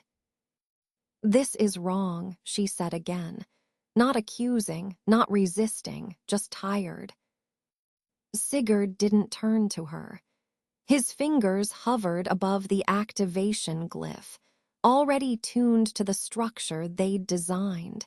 The experiment built atop everything they'd uncovered. Ilara. Don't explain, she cut in. We've come too far for apologies. He finally looked at her. She wasn't angry, not exactly, just sickened. The kind that grows slowly over time until it spills over, not at him, not at the rabbit, but at herself, for enabling it, for helping it come this far. The church already uses these principles, Sigurd said quietly. They just hide it behind liturgies and blessings. If we understand it first, maybe we can prevent more than we destroy. And the rabbit, she asked. He didn't answer. Around them, apprentices stood in uneasy formation. Darcy, arms crossed, leaned against the far wall, unreadable. And Sira's seal, silent, hooded, lingered near a corner. No one noticed her much. No one ever did. But she noticed everything. Sigurd lowered his hand. Let's begin. The runes lit. A silver hum filled the chamber. The air resonated with the geometry of control. Ilara's enhanced design interfaced with the lattice, its precision unmistakable. She felt her stomach twist. Above the rabbit, a conjured carrot appeared, bright orange, dripping with illusionary dew. The directive was simple: resist it. The rabbit's ears flicked. It sniffed. Twitching muscles stirred toward the carrot. And then stopped. It seized violently. An unnatural pressure crushed inward. Threads of crimson mana ignited along its veins. Its own energy fought the foreign control, spiraling into disarray. The rabbit's form jerked, twisted, and burst. A wet explosion tore through the containment field. Blood and bones splattered across the ward floor in a flash of gore. The mana backlash tore outward, fracturing the dimensional anchor. Runes shattered. The platform groaned. The entire world buckled. Apprentices screamed. Sigurd's barriers flared, but couldn't hold. Raw magic, violent and frenzied, rushed out like a living beast. And then she moved. Sira's seal stepped forward, her hood falling back. No incantation, no flourish, just an exhale. The mana answered. Wild, screaming energy was pulled into her, not forced, not contained, but welcomed. It coiled to her palms like thread returning to a master's loom. Her silhouette shimmered with impossible power, a thin veil of starlight marking her skin. Just for a heartbeat, her eyes glowed with something ancient, not divine, not demonic, simply other. And then it was over. The energy was gone. The room fell into eerie quiet. Apprentices lay scattered, shaken, some singed but alive. Sierras moved without hesitation, kneeling beside the most injured. Her fingers brushed a girl's burnt arm and flesh healed instantly. She did not explain her actions. No request for thanks. She simply turned and helped the next. To the others, she remained Sierra's seal, the quiet apprentice with surprising speed and strange calm. But Darcy saw. Her eyes flicked to Sierra's with cool recognition. Not anger, not a surprise, just the exhausted look of someone who expected this. You always intervene. Sigurd stood slowly, blood pounding in his ears. He scanned the destruction, the wounded, the fractured glyphs. Then Sierra's. She stood clean, unscathed, untouched by the chaos. Too untouched. He'd seen her move, impossibly fast. Mana had bent toward her, not out of coercion, but reverence. That wasn't talent. That was authority. He didn't speak to her, not directly, not yet. Instead, he moved to Alara, who had fallen to her knees near the broken ring. "Are you hurt?" he asked. She shook her head. "No, just sick. What did we do, Sigurd?" He looked to the smear where the rabbit once stood. "The theory works," he said flatly, but without full submission. The subject's mana turns against itself. A complete failure cascade. Like punishing it for free will. Yes. She didn't answer. Her expression was hollow. "I didn't want this," he said, "but we needed to see it through." She looked up at him then, eyes filled with something rower than rage. "Tell me it's not about revenge." He didn't. Her silence became something harder. Then she stood and staggered toward the exit. Darcy moved beside her. "I'll take her," she said, voice soft. Sigurd nodded. Now alone, he finally turned back toward Sierra's. She stood amidst the wreckage, calm. She met his gaze briefly, without fear. She had saved them. But she wasn't surprised by the destruction. And Sigurd knew what he'd seen. That wasn't human magic. That wasn't an apprentice.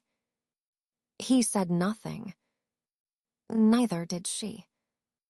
But a suspicion rooted in his chest refused to loosen. The infirmary was dim, lit only by softly glowing crystal lamps. The alchemical ointments on the shelf still trembled faintly from the earlier explosion. The scent of mana burns and bitter salves lingered like smoke after battle. Darcy stepped inside, boots clicking against the polished floor. Her coat was still singed from the blast, her eyes rimmed red not with exhaustion, but fury. Sierra's seal sat on a stool near one of the cots, quietly wrapping the hand of an unconscious apprentice. Her face was calm, gentle even, as if the chaos hours earlier had never occurred. Darcy shut the door behind her. You weren't supposed to break cover. Sierra's didn't look up. I know. You weren't supposed to show them what you are. The pause. Seraphine looked up then. The illusion peeled back in her eyes, not with light, but with weariness. Sierra's seal remained on the outside, but behind her gaze, there was only Seraphine. I couldn't let them be hurt, she said simply. Darcy scoffed, sharp and bitter, and yet you let millions die. That's not the same. It's exactly the same, Darcy cut in.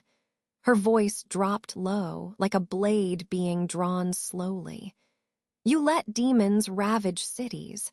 You let soldiers scream and children starve. But one pocket dimension nearly collapses, and now you care. Seraphine's voice was soft. That is a necessary procedure. It cannot be interrupted. Oh, of course it is, Darcy snapped.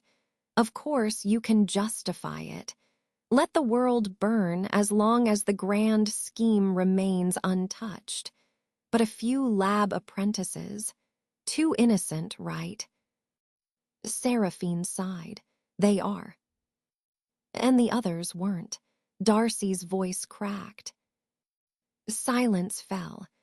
A silence that didn't belong to angels or mortals, but to grief. Then Darcy stepped forward. Her fists trembled. How long are you going to pretend, Seraphine? The name hung heavy in the air, crushing all illusion. You're not kind. You're not noble. You're not merciful. You're manipulative. You choose who lives and who dies like it's all a test, like we're game pieces. That's not true. You look at us like ants, Darcy hissed, and then you act like you're our mother. Seraphine's expression softened genuinely. There was a stillness to her face, something tragic and ancient. She took a step forward, her voice low. I do care, Darcy. You don't understand. Stop it. Darcy's voice broke. She turned her back, shoulders heaving once before she forced stillness into them. Then tell me, what's your goal? To guide Sigurd, Seraphine answered quietly. To make sure he follows the right path, to help him, save Alicia. Darcy laughed bitterly. Save her, that's your story now? She turned halfway back toward her, eyes shining with rage and disbelief. No, you have some twisted use for Alicia. You want something from her. You always have. She's just another pawn. Seraphine opened her mouth. But Darcy was already walking. Her steps were slow, each one deliberate. At the door, she stopped.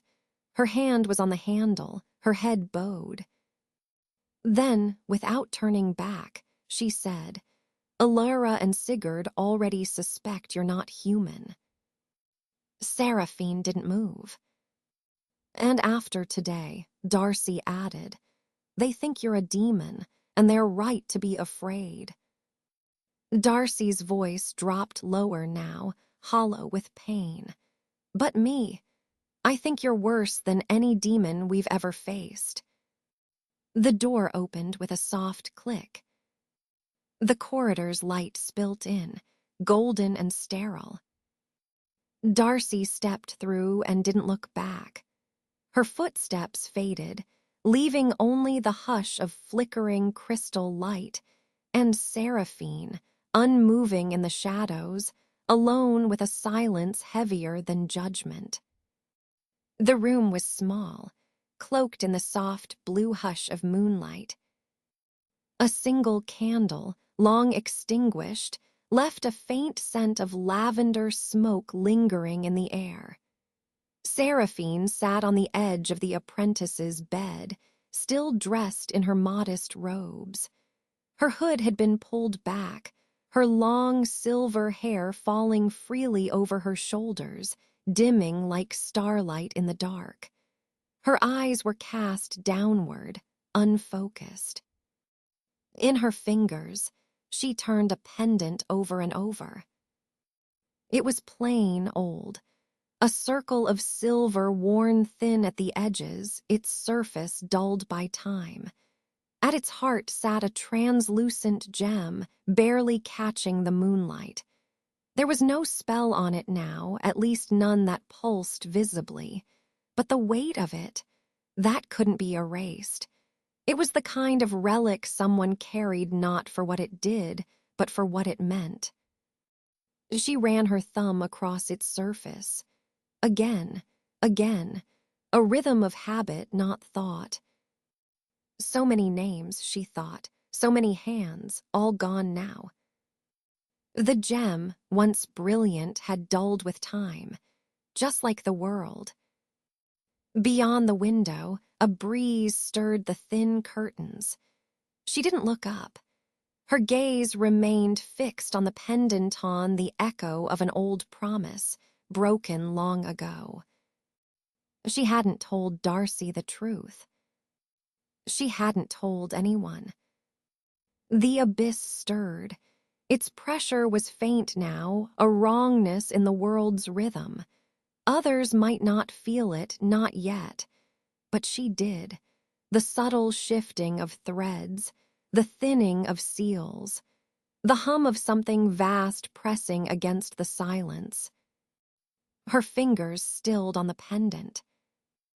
A presence moved behind her, quiet as breath, heavy as memory. She didn't turn.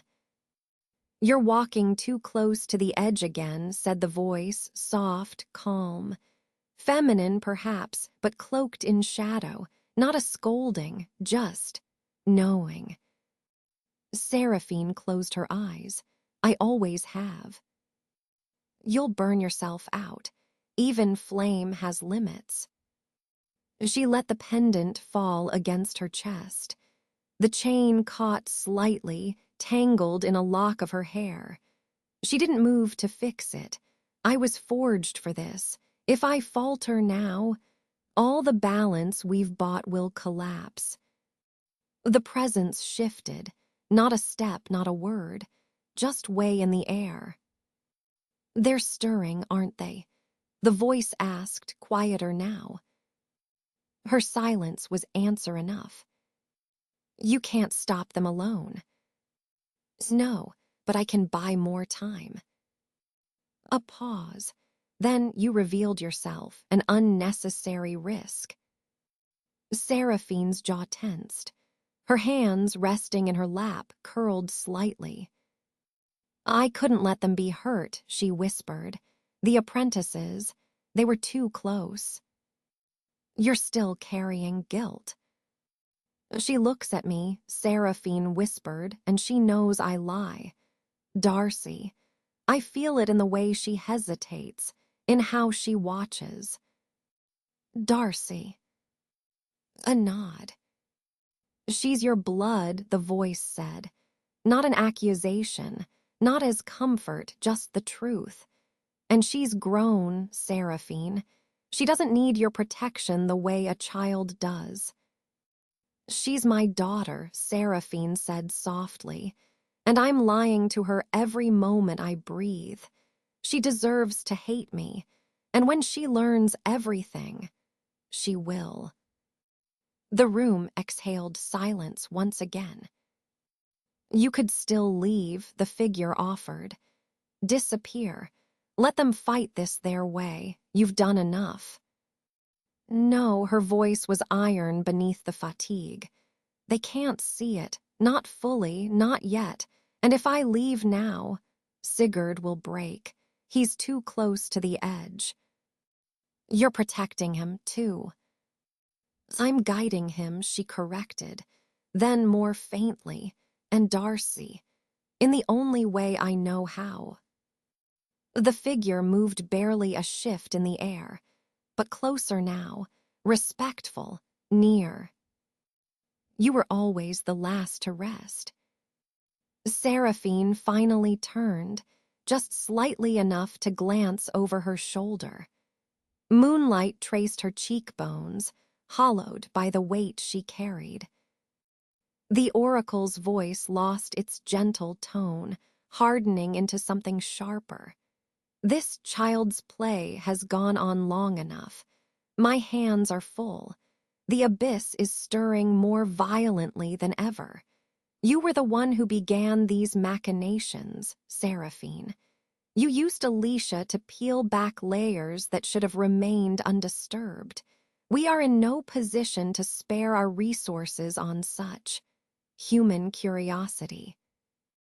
Seraphine's eyes flashed, but her voice remained steady. I have a plan, just a little more time. Time is the one thing we do not have, the oracle said, shadows deepening around her. However, out of courtesy for our shared history, for you, elder sister, I will send only one, a paladin, for a scouting task, no more. Seraphine's gaze fell, fixed on the faint luminescence of the pendant against her chest. A profound, ancient weariness settled into her bones. Her voice, barely a whisper, was filled with a desperate, crushing weight. Why? Seraphine asked, the question tearing at the silence. Was I made to care too much? The silence in the lab wasn't comforting. It was the kind of silence that settled too deep, like dust on a sealed tomb. Sigurd sat hunched at the center of the chamber, surrounded by unstable stacks of parchment, fractured tomes, and half-activated crystal tablets. Alicia's notes, Ilara's corrections, and his own scribbled theories. Patterns he couldn't stitch together.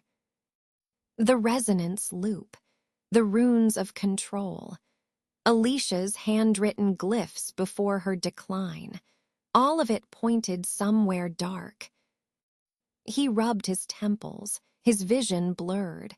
Hours had passed, maybe longer. And then, the air shifted. Not with sound, not even with light, but with weight. A stillness, a presence, a distortion of reality itself. Sigurd looked up. She was already there. Not walking, not stepping from the shadows, simply there. A woman stood before him, cloaked in pale robes threaded with starlight. Her silver hair floated weightlessly, catching no wind. Her eyes were moonlit glass, old and unknowable. She bore no trace of Sira's seal, not her stance, not her voice, not her mana, not even the faintest echo of mortal limitation. Sigurd's pulse slowed, like the air around him had thickened. Who are you? I heard, she said calmly, that you requested my presence. Her voice was soft, like frost on glass. Sigurd stood slowly, every instinct alert. You're not one of my apprentices. No. Then how did you know? I wanted to speak with you. A faint smile. I know everything that happens upon this earth.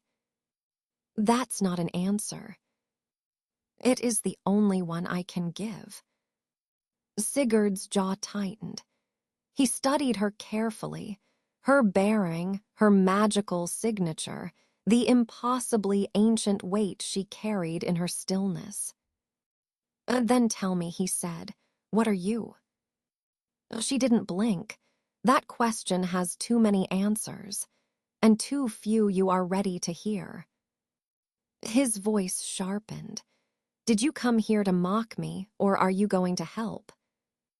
I came to offer what answers I can, within reason. Sigurd folded his arms. Then let's start simple. What are your abilities? Her eyes glinted faintly, vast. He hesitated. Are you close to Roland? Roland, she tilted her head slightly. He is dear to me, like a son, perhaps. But then again, everything in this world is younger than I. Sigurd frowned. You speak as if you were there at the world's beginning. I speak as I am, she replied. And Alicia, how did you know her? She found me, Seraphine said, while searching for something precious. You mean our daughter? A nod. She never told me she found someone like you. She wasn't supposed to, but she was persistent. She looked too deeply. She was trying to save a life. And in doing so, Seraphine said quietly, she knocked on doors that were never meant to open. Sigurd's voice rose. Then teach me. Tell me what she saw. Help me finish her work. But Seraphine only stared. Your understanding is shallow. The waters you tread lead into a trench without end. Alicia dove. She drowned. His fists clenched. You speak of her like she were foolish. No, her voice softened.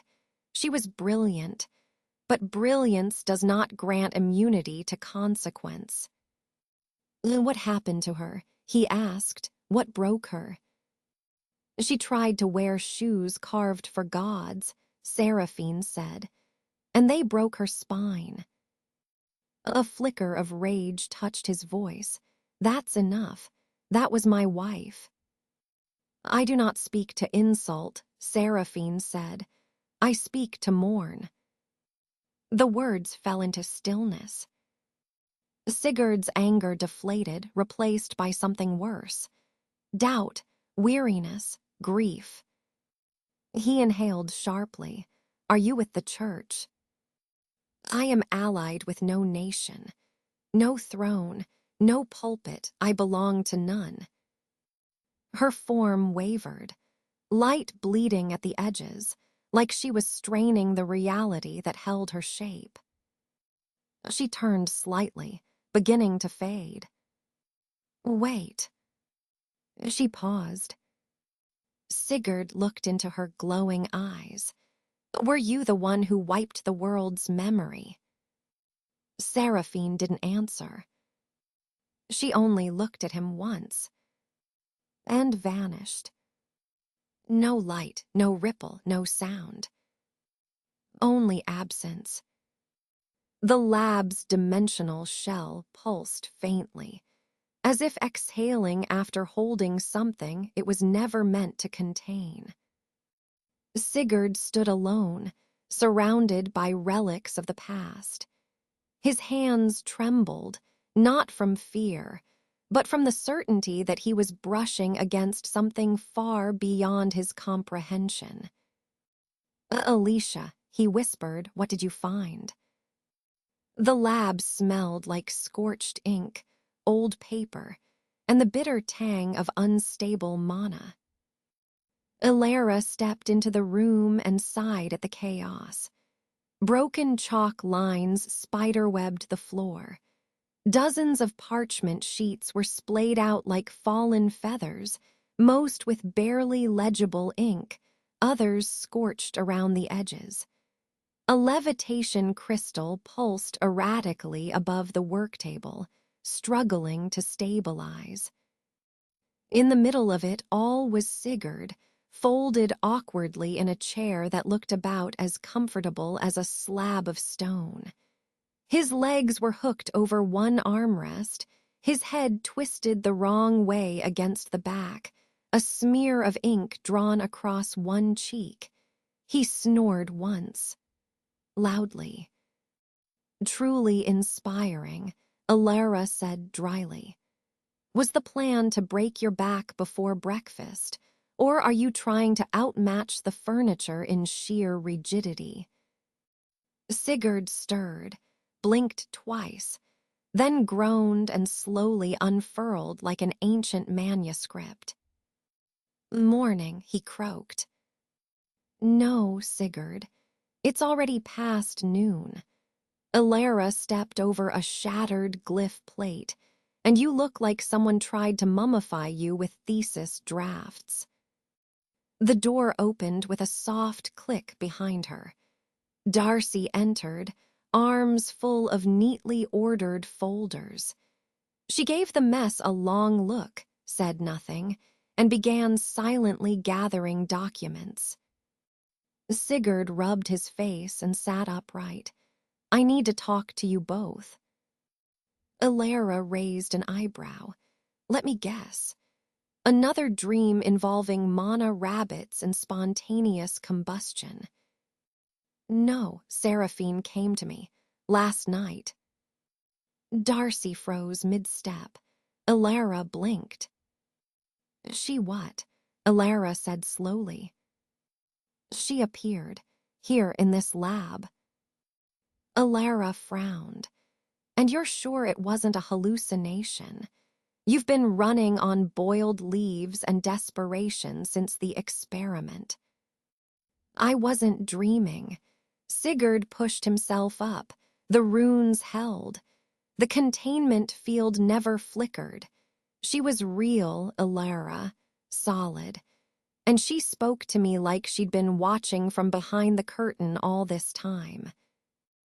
Alara exhaled slowly. "All right, so what did she say?" "She said strange things, that she was old, that she knew Roland, that she belonged to no faction, not even the church." He paused. "She never answered anything directly, only gave half-truths, and vanished." Darcy dropped a sheaf of documents onto a desk with more force than necessary. Her expression remained carefully blank. Alara crossed her arms. "Do you think she's related to Sira's somehow?" Darcy's eyes twitched, just slightly, barely noticeable. "I don't know," Sigurd said. "I've suspected for a while that Sira's wasn't who she claimed to be. Now I think Seraphine and Sira's may be the same person, or bound in some deeper way." Alara frowned. "Is she a demon?" Sigurd didn't answer immediately. "No, not like the ones we've fought, but whatever she is. She's not human, and I don't trust her." Darcy was quiet again. She didn't meet their eyes. Alara moved to the desk, glancing at the chaos. "So what now?" Sigurd rubbed his temple. "We go back to the archives. I want every mention of Seraphine we can find. In Alicia's records, in the church's public doctrine, even in the Vane's bindings. If she's manipulating events this closely, we need to know how far it goes." Alara nodded slowly, then gestured to the disorganized sketches pinned under a mug. "And what about the current project? The resonance theory? The mana bindings?" Sigurd looked down at the notes. Alicia's handwriting was still there, faded but visible. We pause it. Alara blinked. "You're serious?" "This line of research connects too closely to Alicia's last work. And now it's connecting to Seraphine." He met her eyes. "I need to know what we're dealing with before we go any further." "You think Seraphine had something to do with Alicia's research?" "I don't know, but I can feel it. The more I dig, the more it seems guided, like we're walking a path someone else laid down years ago." Alara was quiet for a long moment. Then she asked softly, "Are you sure you want to keep going down that path?" Sigurd's voice was steady. This research isn't just about theory anymore. It's a doorway, and whatever's on the other side. It's been waiting. We can't keep walking blind.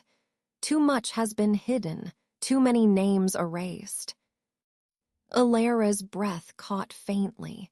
Her eyes flicked to the cracked containment glyph. Sometimes I wonder if it's better not to know, that maybe ignorance really is bliss. Sigurd looked at her. He didn't smile. But we don't get to be blissful anymore. The lab fell into silence once more, except for the hum of distant energy and the slow turning of forgotten pages. The wind howled gently across the jagged stone precipice, high above the trembling lights of the city below. The figure standing at its edge was motionless, white robes fluttering against the wind, golden linen draped across his shoulders like sunlight caught in sacred cloth. Etched into the fabric were sigils, worn, delicate, some faded beyond recognition. He didn't know what they meant. No paladin ever did. They were given, not explained. Passed down like relics from some holy age when angels walked the world openly and man still remembered how to kneel without question. But still, he wore them with pride. His eyes, sharp and unwavering, scanned the horizon. The city below seemed calm, but it was a lie. He could feel the rot, spiritual, moral, systemic. It was always there beneath the surface. Humanity, he thought, has always needed light to keep the darkness in check. He clenched his fists, armored gauntlets faintly glinting in the moonlight. Somewhere down there, hidden in layers of stone and secrecy, was a laboratory, a den of unchecked magic. He had not been told much, only that the oracle's whisper had grown thin in that region, that something stirred beyond their sight, and that a certain individual had drawn attention. Sigurd, he repeated silently, the archivist, a man once revered, now shrouded in question. The paladin furrowed his brow. He had read about Sigurd in the old missives, a brilliant mage, a man of honor once, a man who had lost too much, some said, but brilliance alone was no excuse for disobedience. And grief, however deep, was not a pass to walk away from duty. There is right, there is wrong, there are the heroes of the church, and then there is everyone else. The wind shifted again. His fingers grazed the hilt of his sword, not drawn, not even threatening, just anchored, a reminder. The blade was more than metal. It was justice sanctified, an extension of the only institution left that could save this failing world. The church. It was not perfect. No human thing ever could be, but it was the hand of heaven in a world that had long since burned its wings. It alone stood between man and his destruction. He believed this wholly, without question, because if the church fell, then there was nothing, just chaos, just madness, just the abyss. A soft shimmer passed along his side, a communication charm, faint and brief, not a summons, not yet, merely a pulse. Watch. That was all they had said. He had not been sent to kill, not to confront, not even to speak, only to observe, to witness, to understand. He would do that. He would follow orders, because a soldier does not falter in service of the divine. The weak may doubt, the fallen may question, but he He was certain. Let the world blur its morals into gray. I will remain white, as I was sworn to be. Below him, the lights flickered. Alchemy, science, shadows. Things that claimed to be progress but too often masked something far more dangerous. He pulled his cloak tighter, stepping down from the outcropping. It was time. The night was long and there was much to see. Without a sound, he vanished into the wind. The Royal Archive had always felt like a sacred place, heavy with the scent of parchment, candle wax, and secrets. Columns of stone curved upward like the ribs of some great creature long dead, and golden light spilt down from enchanted sconces, illuminating floating scroll cases and crystalline shelves. Sigurd stood hunched over a map of the central continent's mana wells, cross-referencing it with Alicia's fragmented research notes. His fingers brushed over the faded ink of ancient magical experiments. Alara flipped through a thick tome beside him, her brows knit in focus. There's nothing concrete on the original Etha conduits. It's all myth and broken theory, she murmured. We're not looking for conclusions, Sigurd replied. Just patterns, motifs. If the church's magic mirrors Alicia's, we'll find echoes of it somewhere in here. A deep creak echoed through the archive, the sound of heavy doors opening. Alara stiffened. Footsteps followed, measured, deliberate, and growing louder across the marble floor.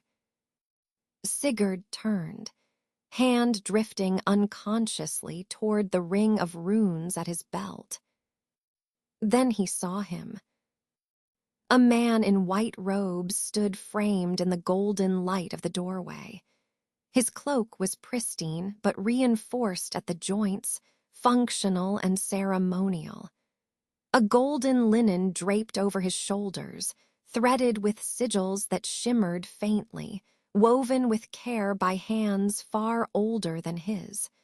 The markings were unfamiliar but potent, their meaning unknowable, even to him perhaps. He walked like judgment made flesh, not arrogant, not aggressive, just inevitable. And then he smiled. A slow, calm, practiced thing. The smile of a man who believed himself righteous. The kind that showed no teeth but still made your spine tighten. Like those noble villains in Bard's Tales, the ones who always said, "This hurts me more than it hurts you," before they struck. Alara's hand trembled. She stepped back before she even realized it, her eyes wide and frozen. Her face paled to the color of fresh parchment, and a cold sweat began to gather at her brow. Sigurd of Eternum, the man asked, voice clear and composed. Sigurd nodded, wary. And you are? I am Kalin, the man replied, sent by the church. Alara inhaled sharply. Her fingers clutched the shelf behind her like a lifeline. To do what? Sigurd asked calmly, stepping slightly in front of her. To observe, Kalin said, as if it were the simplest thing in the world. To gather insight. We are not brutes, Master Sigurd. The church does not punish knowledge, it protects the truth. Your journey must have been long, Sigurd said neutrally. Will you be staying long? Kalin's smile returned, slightly wider this time, almost amused. As long as the light needs to shine on shadowed places. There it was again, that smile, polite, cold, full of terrifying assurance. Sigurd narrowed his eyes. And your stance on our current research. Kalen stepped forward, his golden mantle catching the light. That remains to be seen. But do not fear. The church does not quarrel with scholars. His gaze flicked to Alara, who hadn't moved, unless their pursuits turn unnatural. And then he turned to her fully, just as she met his eyes. Alara of Halewick, isn't it? The moment her name left his mouth, she swayed. There was no scream, no gasp, just a soft thud. Alara collapsed, unconscious, eyes still wide even in her faint. Only the guilty fear the righteous, Kalen said, not missing a beat. His tone was almost whimsical, like quoting a favorite proverb. I suppose I should not take it personally. Sigurd's voice was a low growl. Are you accusing her of something? Kalen smiled once more, closing the distance between them. Of course not, but truth reveals itself in fear. And where the sun shines, his eyes glinted beneath his hood, the shadows run. Sigurd moved toward Alara, checking her pulse, then cradling her carefully against his side. But his gaze remained locked on the paladin. Let's hope, then, Sigurd said quietly, that your light doesn't blind more than it reveals. Kalen only bowed his head slightly. Let us hope. The silence in the archive room had weight. Dust clung to the air like a veil. Old scrolls and bound manuscripts sat untouched around them, but neither Alara nor Sigurd moved. They hadn't since Kalen left. The door had closed minutes ago. Still, the room hadn't exhaled. It was Alara who broke the tension first with a groan and an awkward shift of her shoulder. I fainted. Sigurd blinked as if waking. You did. Alara sat straighter on the bench beside him, brushing dust from her sleeve with excessive force, like some frilly-nerved baroness in a corset. Gods, I haven't fainted since I got kicked through a stained glass window in my second year. You bled a lot less this time, Sigurd offered, voice neutral. She shot him a look. Don't joke. You have no idea what it's like, being in the same room with someone wearing those colors. Her hand shook slightly as she adjusted her braid, hiding it with a frustrated sigh. It's like the walls are watching you. Like every word you say is already being written in a report somewhere. He said nothing to that. Alara looked at the sealed door and muttered, damn the church. Damn their robes and their eyes and their prayers. And damn that paladin. He even smiled like he knew everything we'd ever done. Sigurd didn't disagree. He leaned back, fingers tapping lightly on the polished surface of the table. Still, they didn't come in and scream heresy this time. No shackles, no threats, just one man in a white coat sipping tea and smiling like an executioner. Alara frowned. You're saying that's strange. I'm saying it's different, Sigurd replied, his brow furrowed. Too gentle. The church never sends one man to talk. They send 5 to burn. A pause. Alara shifted, lowering her voice. You think it's connected. His gaze didn't move from the empty air in front of him. I think everything is connected to Seraphine. That's the problem. I just don't know how deep it runs. Alara exhaled through her nose, crossing her arms. They want something. The church, Kalen, even his stupid golden scarf. They're here to observe, but not idly. There's a goal. Then we find ours, Sigurd said. We get something solid on Seraphine. Anything. What she is. What she's after. Something that proves she's not just some shadowed advisor playing kingmaker with Roland's mind. A long silence stretched again. Then Alara, almost casually, "What about Sira's seal?" Sigurd blinked. She went on, "She's too quiet. Too good when no one's looking. Too neutral, you don't think?"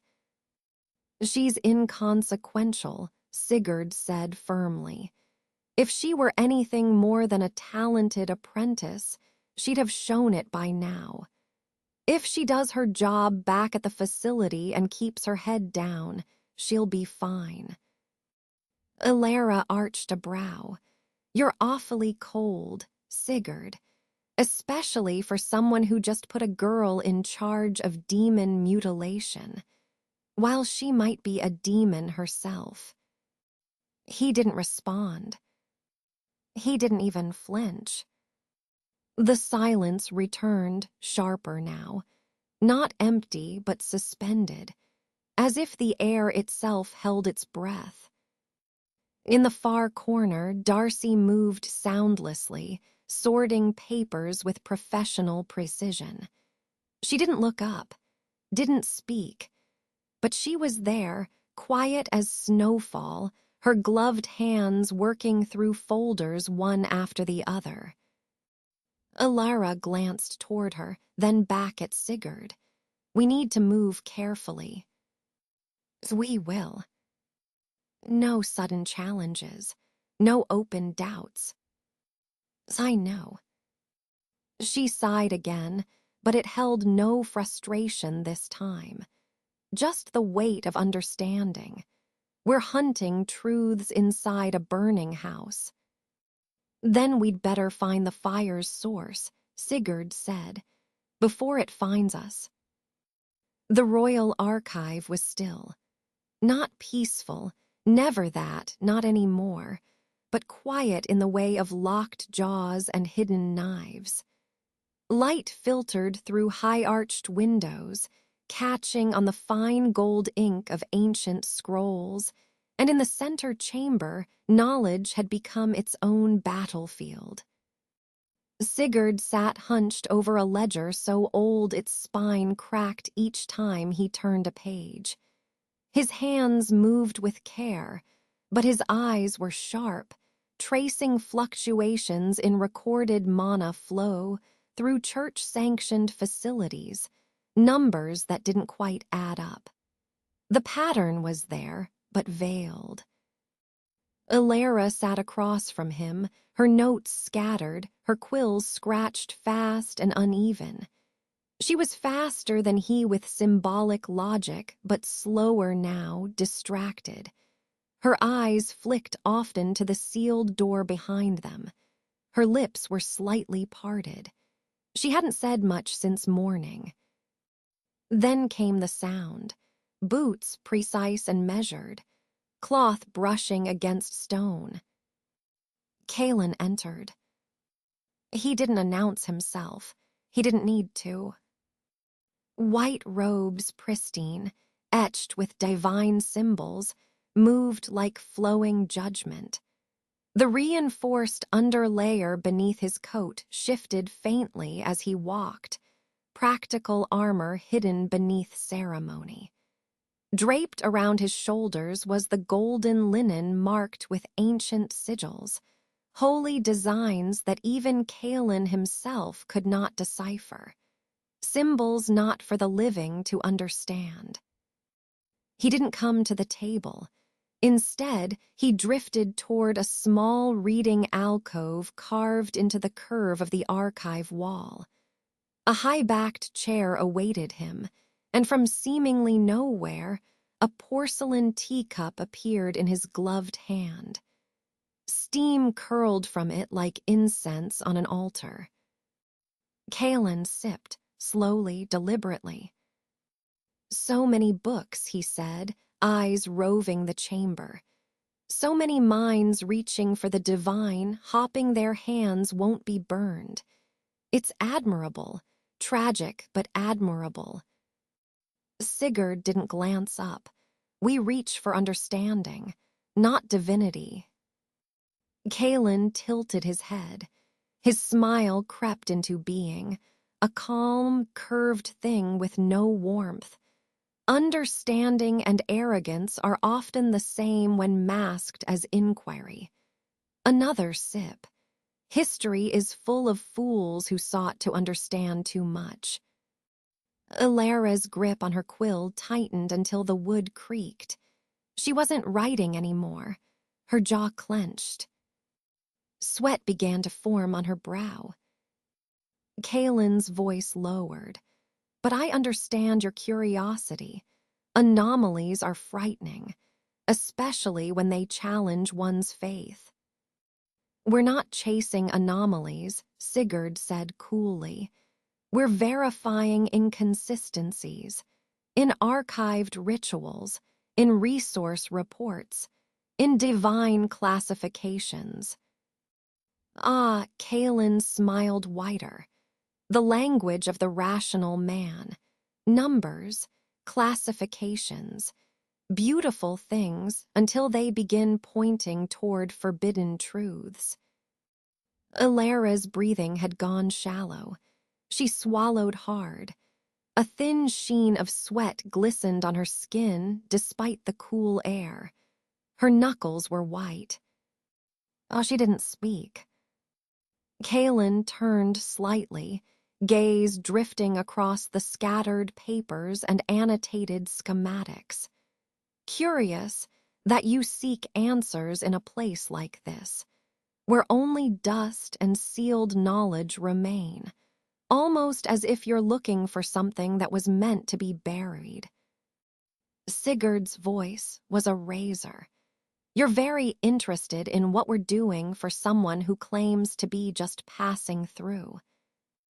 Kalen took another sip, the porcelain clinking echoing like a soft bell.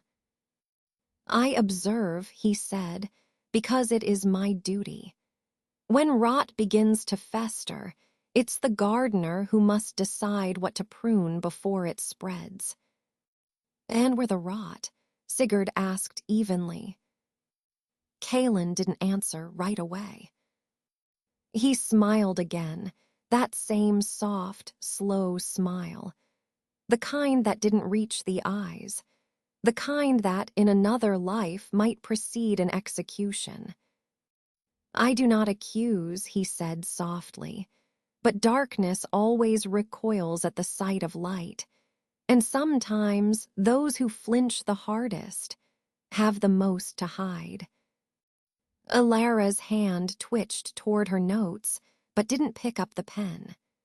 She was trembling now, shoulders tight, breathing controlled only by force of will.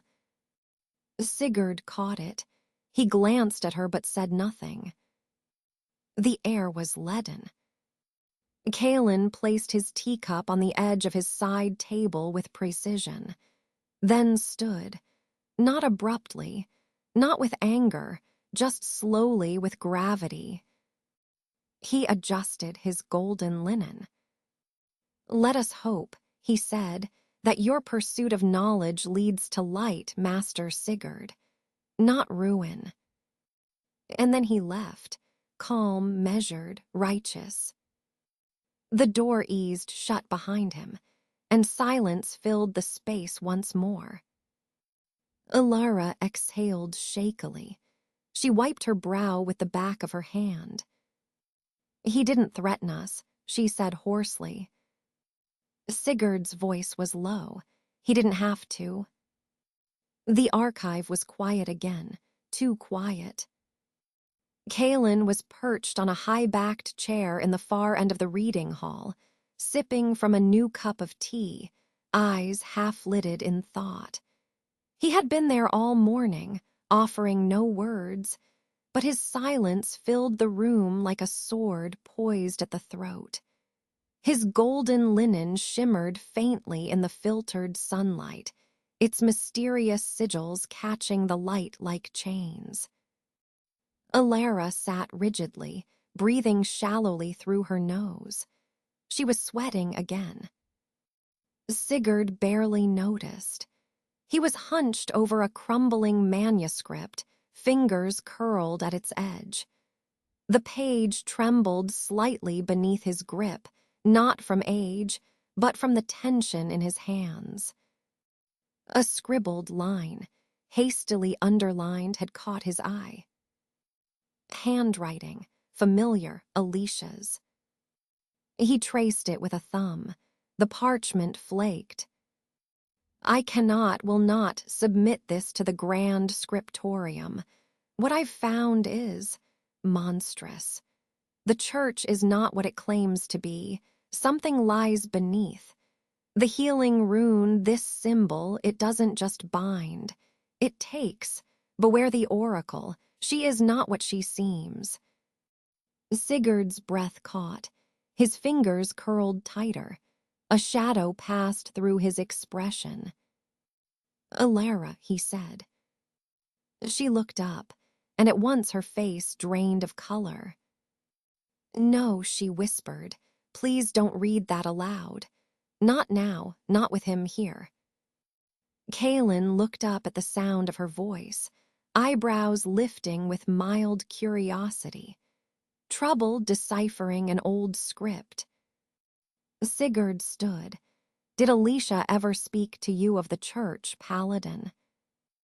Kaelin tilted his head, unbothered. Only to commend it, I imagine. She was a brilliant mind, a tragic loss. She warned us, Sigurd snapped. She wrote of something dangerous, about a healing rune the church uses. That it doesn't just mend, it drains. Kaelin's face stiffened slightly. Preposterous. Is it? Sigurd fired back. Then answer me this. What are those healing runes? The ones used in sacred rites?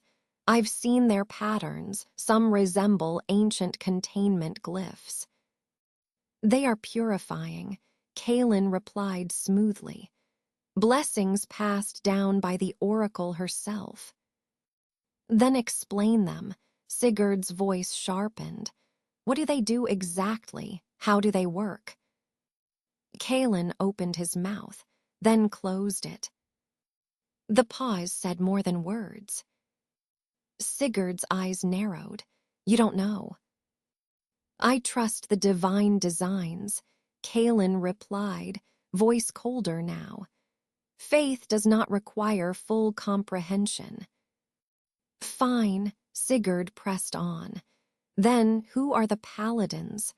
What makes you different from the Templars or the Holy Knights? Why are you elevated?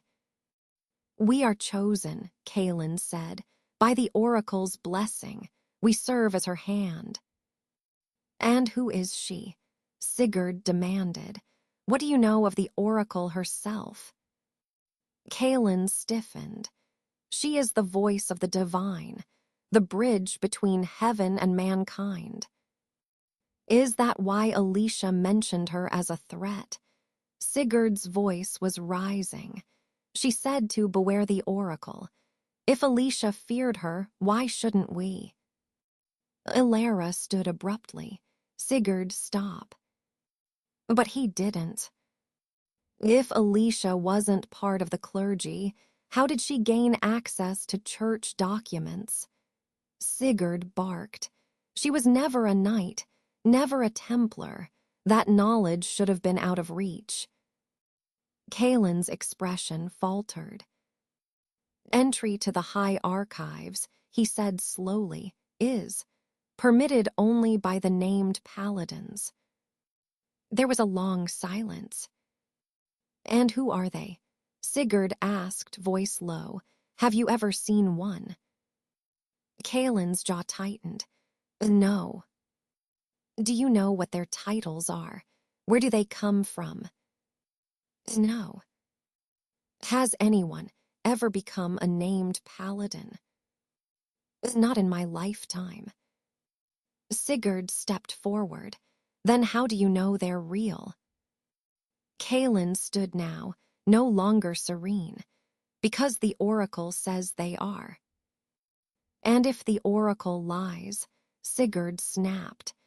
If she, whatever she is, has been manipulating this entire system, then what are you? What are any of us? Alara's voice cracked. Sigurd, please. He whirled on Kaelin again. What about my daughter's curse? The church knew about it. Alicia petitioned them for help. They sent nothing. Did you know about that? Kaelin's face darkened. That may have been deemed outside the church's jurisdiction. She was dying. Sigurd roared. Don't stand there and talk about divine jurisdiction while children rot from afflictions the church can't even name. Kaelin's hand clenched at his side. Sigurd pointed at the golden linen around Kaelin's shoulders. And what about those sigils you wear so proudly? What do they do? They're divine protections. But do you know what they mean? Kaelin didn't answer. Alara was trembling now, visibly. Her hand hovered over her chest, trying to steady her breath. Sigurd, she whispered, you're going to get us executed. Sigurd pressed on, voice cold. How did you even become a paladin? Kaelin frowned. I was chosen. By whom? The church, the oracle. And did you ever see the records? Were you allowed into the church's main archive? No, Kaelin said flatly. Only the named paladins are granted access. Then tell me this, Sigurd murmured. How does the church always know what's heresy before it even spreads? How do they know what magic is dangerous if they've never wielded it themselves? They don't need to, Kaelin said, though his voice had lost its edge. The divine guides. Then they're either older than written history, Sigurd cut in, or they rewrote it themselves. Kaelin took a sharp breath. That's absurd. Is it? Sigurd said.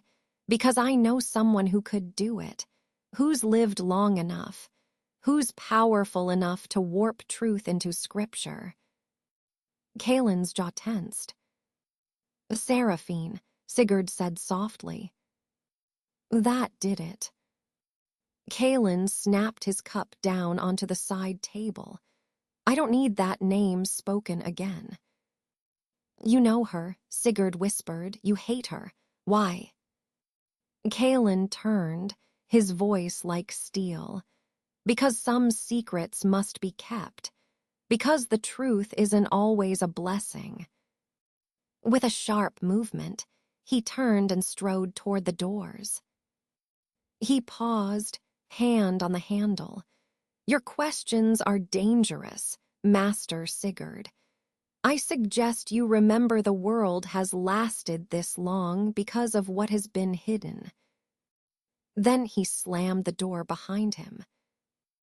Alara exhaled shakily, then turned on Sigurd, her eyes wide with fury. What were you thinking? He could have killed us for that. Sigurd leaned on the desk, breathing hard. I had to know what he didn't. That's where the secrets live in the gaps. He's not our enemy. He's a weapon aimed in our direction. I know, Sigurd murmured, but he's also the key. He doesn't even realize it. He's a locked box they forgot to seal. If we dig long enough, he'll open on his own. Alara stared at him, pale and trembling. And in the silence that followed, Sigurd thought. He knew Seraphine's name. He reacted like it burned him. So, what is she to the church? And what, in all the histories erased, did she do? The study was silent, too silent. Not the silence of peace, but of a world holding its breath. Stacks of books and scrolls surrounded Sigurd and Alara like the walls of a narrowing cage. Candles burned low, their wax dribbling like blood across the edges of old church ledgers. Dust stirred in the air like smoke. The deeper they dug, the more Alicia's notes stopped sounding like theory and started sounding like warnings. Alara leaned against a bookshelf, her knuckles white from how tightly she gripped the edge. We've been here for hours. Maybe we should stop. Sigurd didn't look up. His fingers flipped through parchment after parchment with the same feverish precision he had since morning. There's something here. She didn't leave everything in her lab. Alicia hid things. She knew they'd come for her. Then he found it. A faded document, folded twice and sealed behind a sliver-thin protective rune, not catalogued and not labeled. Hidden between two unrelated volumes on alchemical stabilizers. He broke the seal, the glyph fizzling to ash in the candlelight. Inside, Alicia's handwriting curled across the page with uncharacteristic shakiness. But one phrase in particular made Sigurd's blood run cold. I met with the oracle. Seraphine brought me. He stared at it in stunned silence. Alara, he called, voice low. She turned. He passed the paper to her, watching as the color drained from her face. Seraphine brought her. Alara whispered, stunned, but if she has access to the oracle, if she's that close to the top, why is she branded a heretic? Why was Alicia hunted down? This doesn't make sense. Sigurd stepped back, rubbing his temples. It's more than we thought. Seraphine isn't just some rogue celestial hiding under our noses. She's connected to the church's highest level. She knew the oracle. They found more. Beneath Alicia's words was a line of intricate cipher glyphs, woven tightly enough that only with the thought-chaining rune could they be unraveled. But Alicia had also, in her brilliance, left partial translations. I think she wanted someone to find this, Alara whispered, poring over the symbols. But only someone ready. As they deciphered the glyphs, a different kind of horror began to emerge. The withering curse was not a mere affliction. It wasn't even a disease. It was a process. Not decay, but sacrifice. Alicia had written. It siphons mana, but not to kill, to redirect. The signatures match healing glyphs except scaled beyond reason. This is not a curse. It's healing magic twisted. A spell designed not to save a child, but something vast, wounded, ancient, like trying to patch a nation with the life of a single soul. Alara stepped away from the desk, one hand covering her mouth. It's not a malfunction. It's intentional. They're using the children to power a spell, a healing spell. But what's being healed? Sigurd asked, his voice low. What kind of wound demands that much energy? He rifled further until another page slipped free. A list. Dozens of names, ages, regions. All were diagnosed with the withering curse. All marked either deceased or vanished. Near the bottom, half-burned, ink-smudged, was one unmistakable entry. L.V. Dalderheim. Sigurd's heart stilled. Linnea. And the church knew, Alara said, her voice hollow. They called it divine judgment, but it was a resource extraction. At the end of Alicia's notes came a final, broken passage. Seraphine knew, the oracle knew. There is something vast beneath all this. I no longer believe this is about mana or healing or salvation. Something sleeps beneath our world, and it feeds on mercy twisted into suffering. The church calls it divine will. I call it a lie. There is a darkness beneath my lab. Burn it if you must, but dig deep enough and you'll see the truth. Sigurd and Alara looked at each other. The lab had been destroyed, burned to ash by paladins. But Alicia had left a final note beneath even her theories.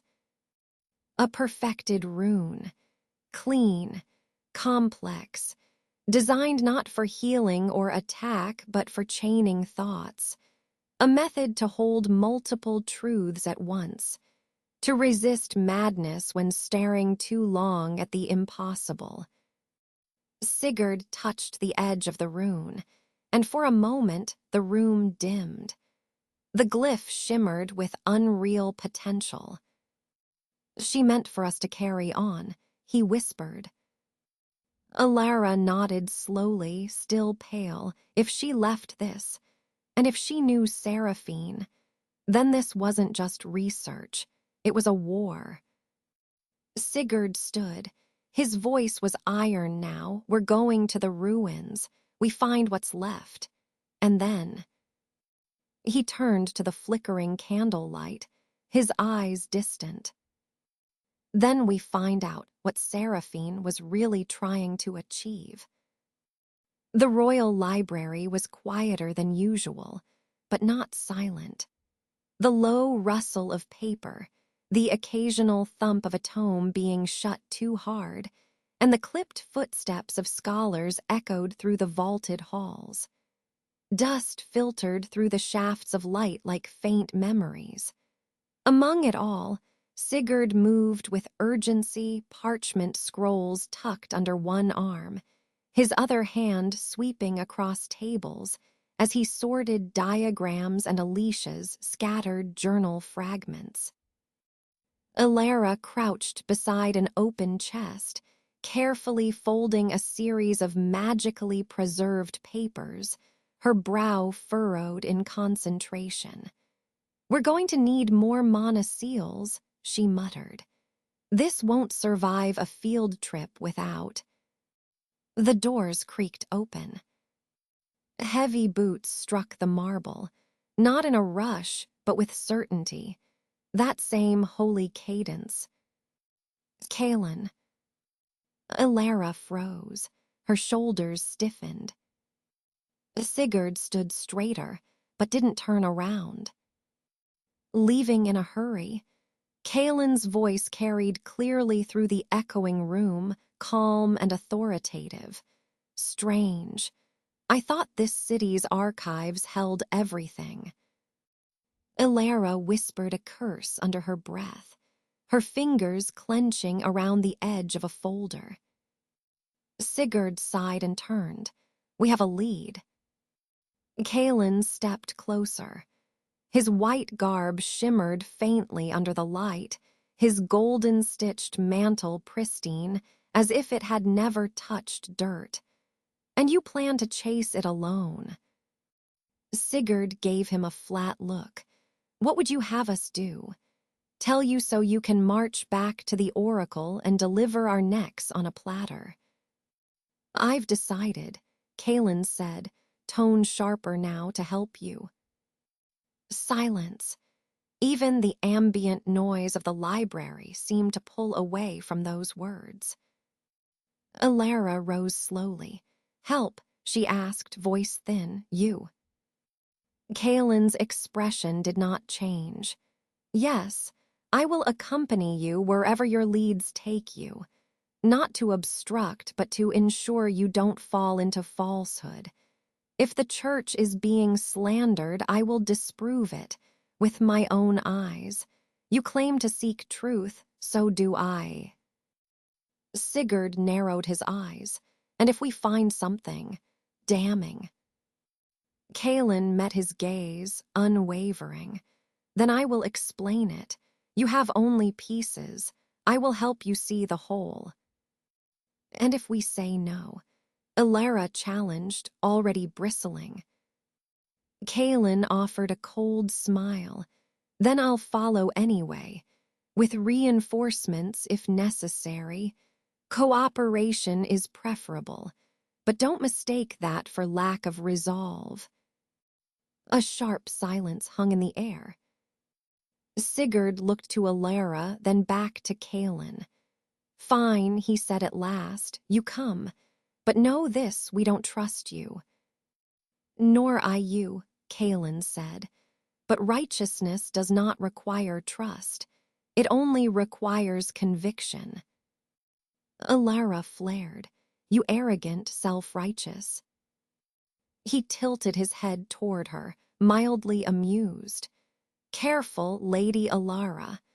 Anger leads one down dangerous paths. It's how heresy begins. Don't you dare lecture me, she spat. You think your faith makes you untouchable. That cloak makes you righteous. You're just a weapon, too blind to know who's wielding you. Kalen chuckled softly. And you're just a coward afraid of the light. The bickering escalated, snide remarks and retorts snapping like embers. Ilara's voice rose, Kalen's tone sharpened. It was like fire and stone grinding together. Enough, Sigurd barked. They both turned toward him. He pinched the bridge of his nose. If we're doing this, we need focus, not theatrics. Ilara looked away with a huff, arms crossed. Kalen folded his hands behind his back, expression unreadable. I need a moment, Sigurd said. He stepped away, quietly withdrawing a small scroll bound in a thick leather casing. The perfected thought-chaining rune, drawn with the same precision Alicia once dreamed of, but never completed. It shimmered faintly with dormant potential. He approached one of the maids near the library entrance, a quiet, trusted woman in plain gray livery. Deliver this, he said in a low voice, pressing the scroll into her hands. To His Majesty, personally, no detours. She nodded, eyes wide. Yes, Master Sigurd. He watched her go, expression grim. When he returned, Ilara and Kalen were keeping opposite ends of the room like two repelling poles. The scrolls were packed. The field gear was gathered. Let's go, Sigurd said, more to himself than to them. The truth isn't buried in books anymore.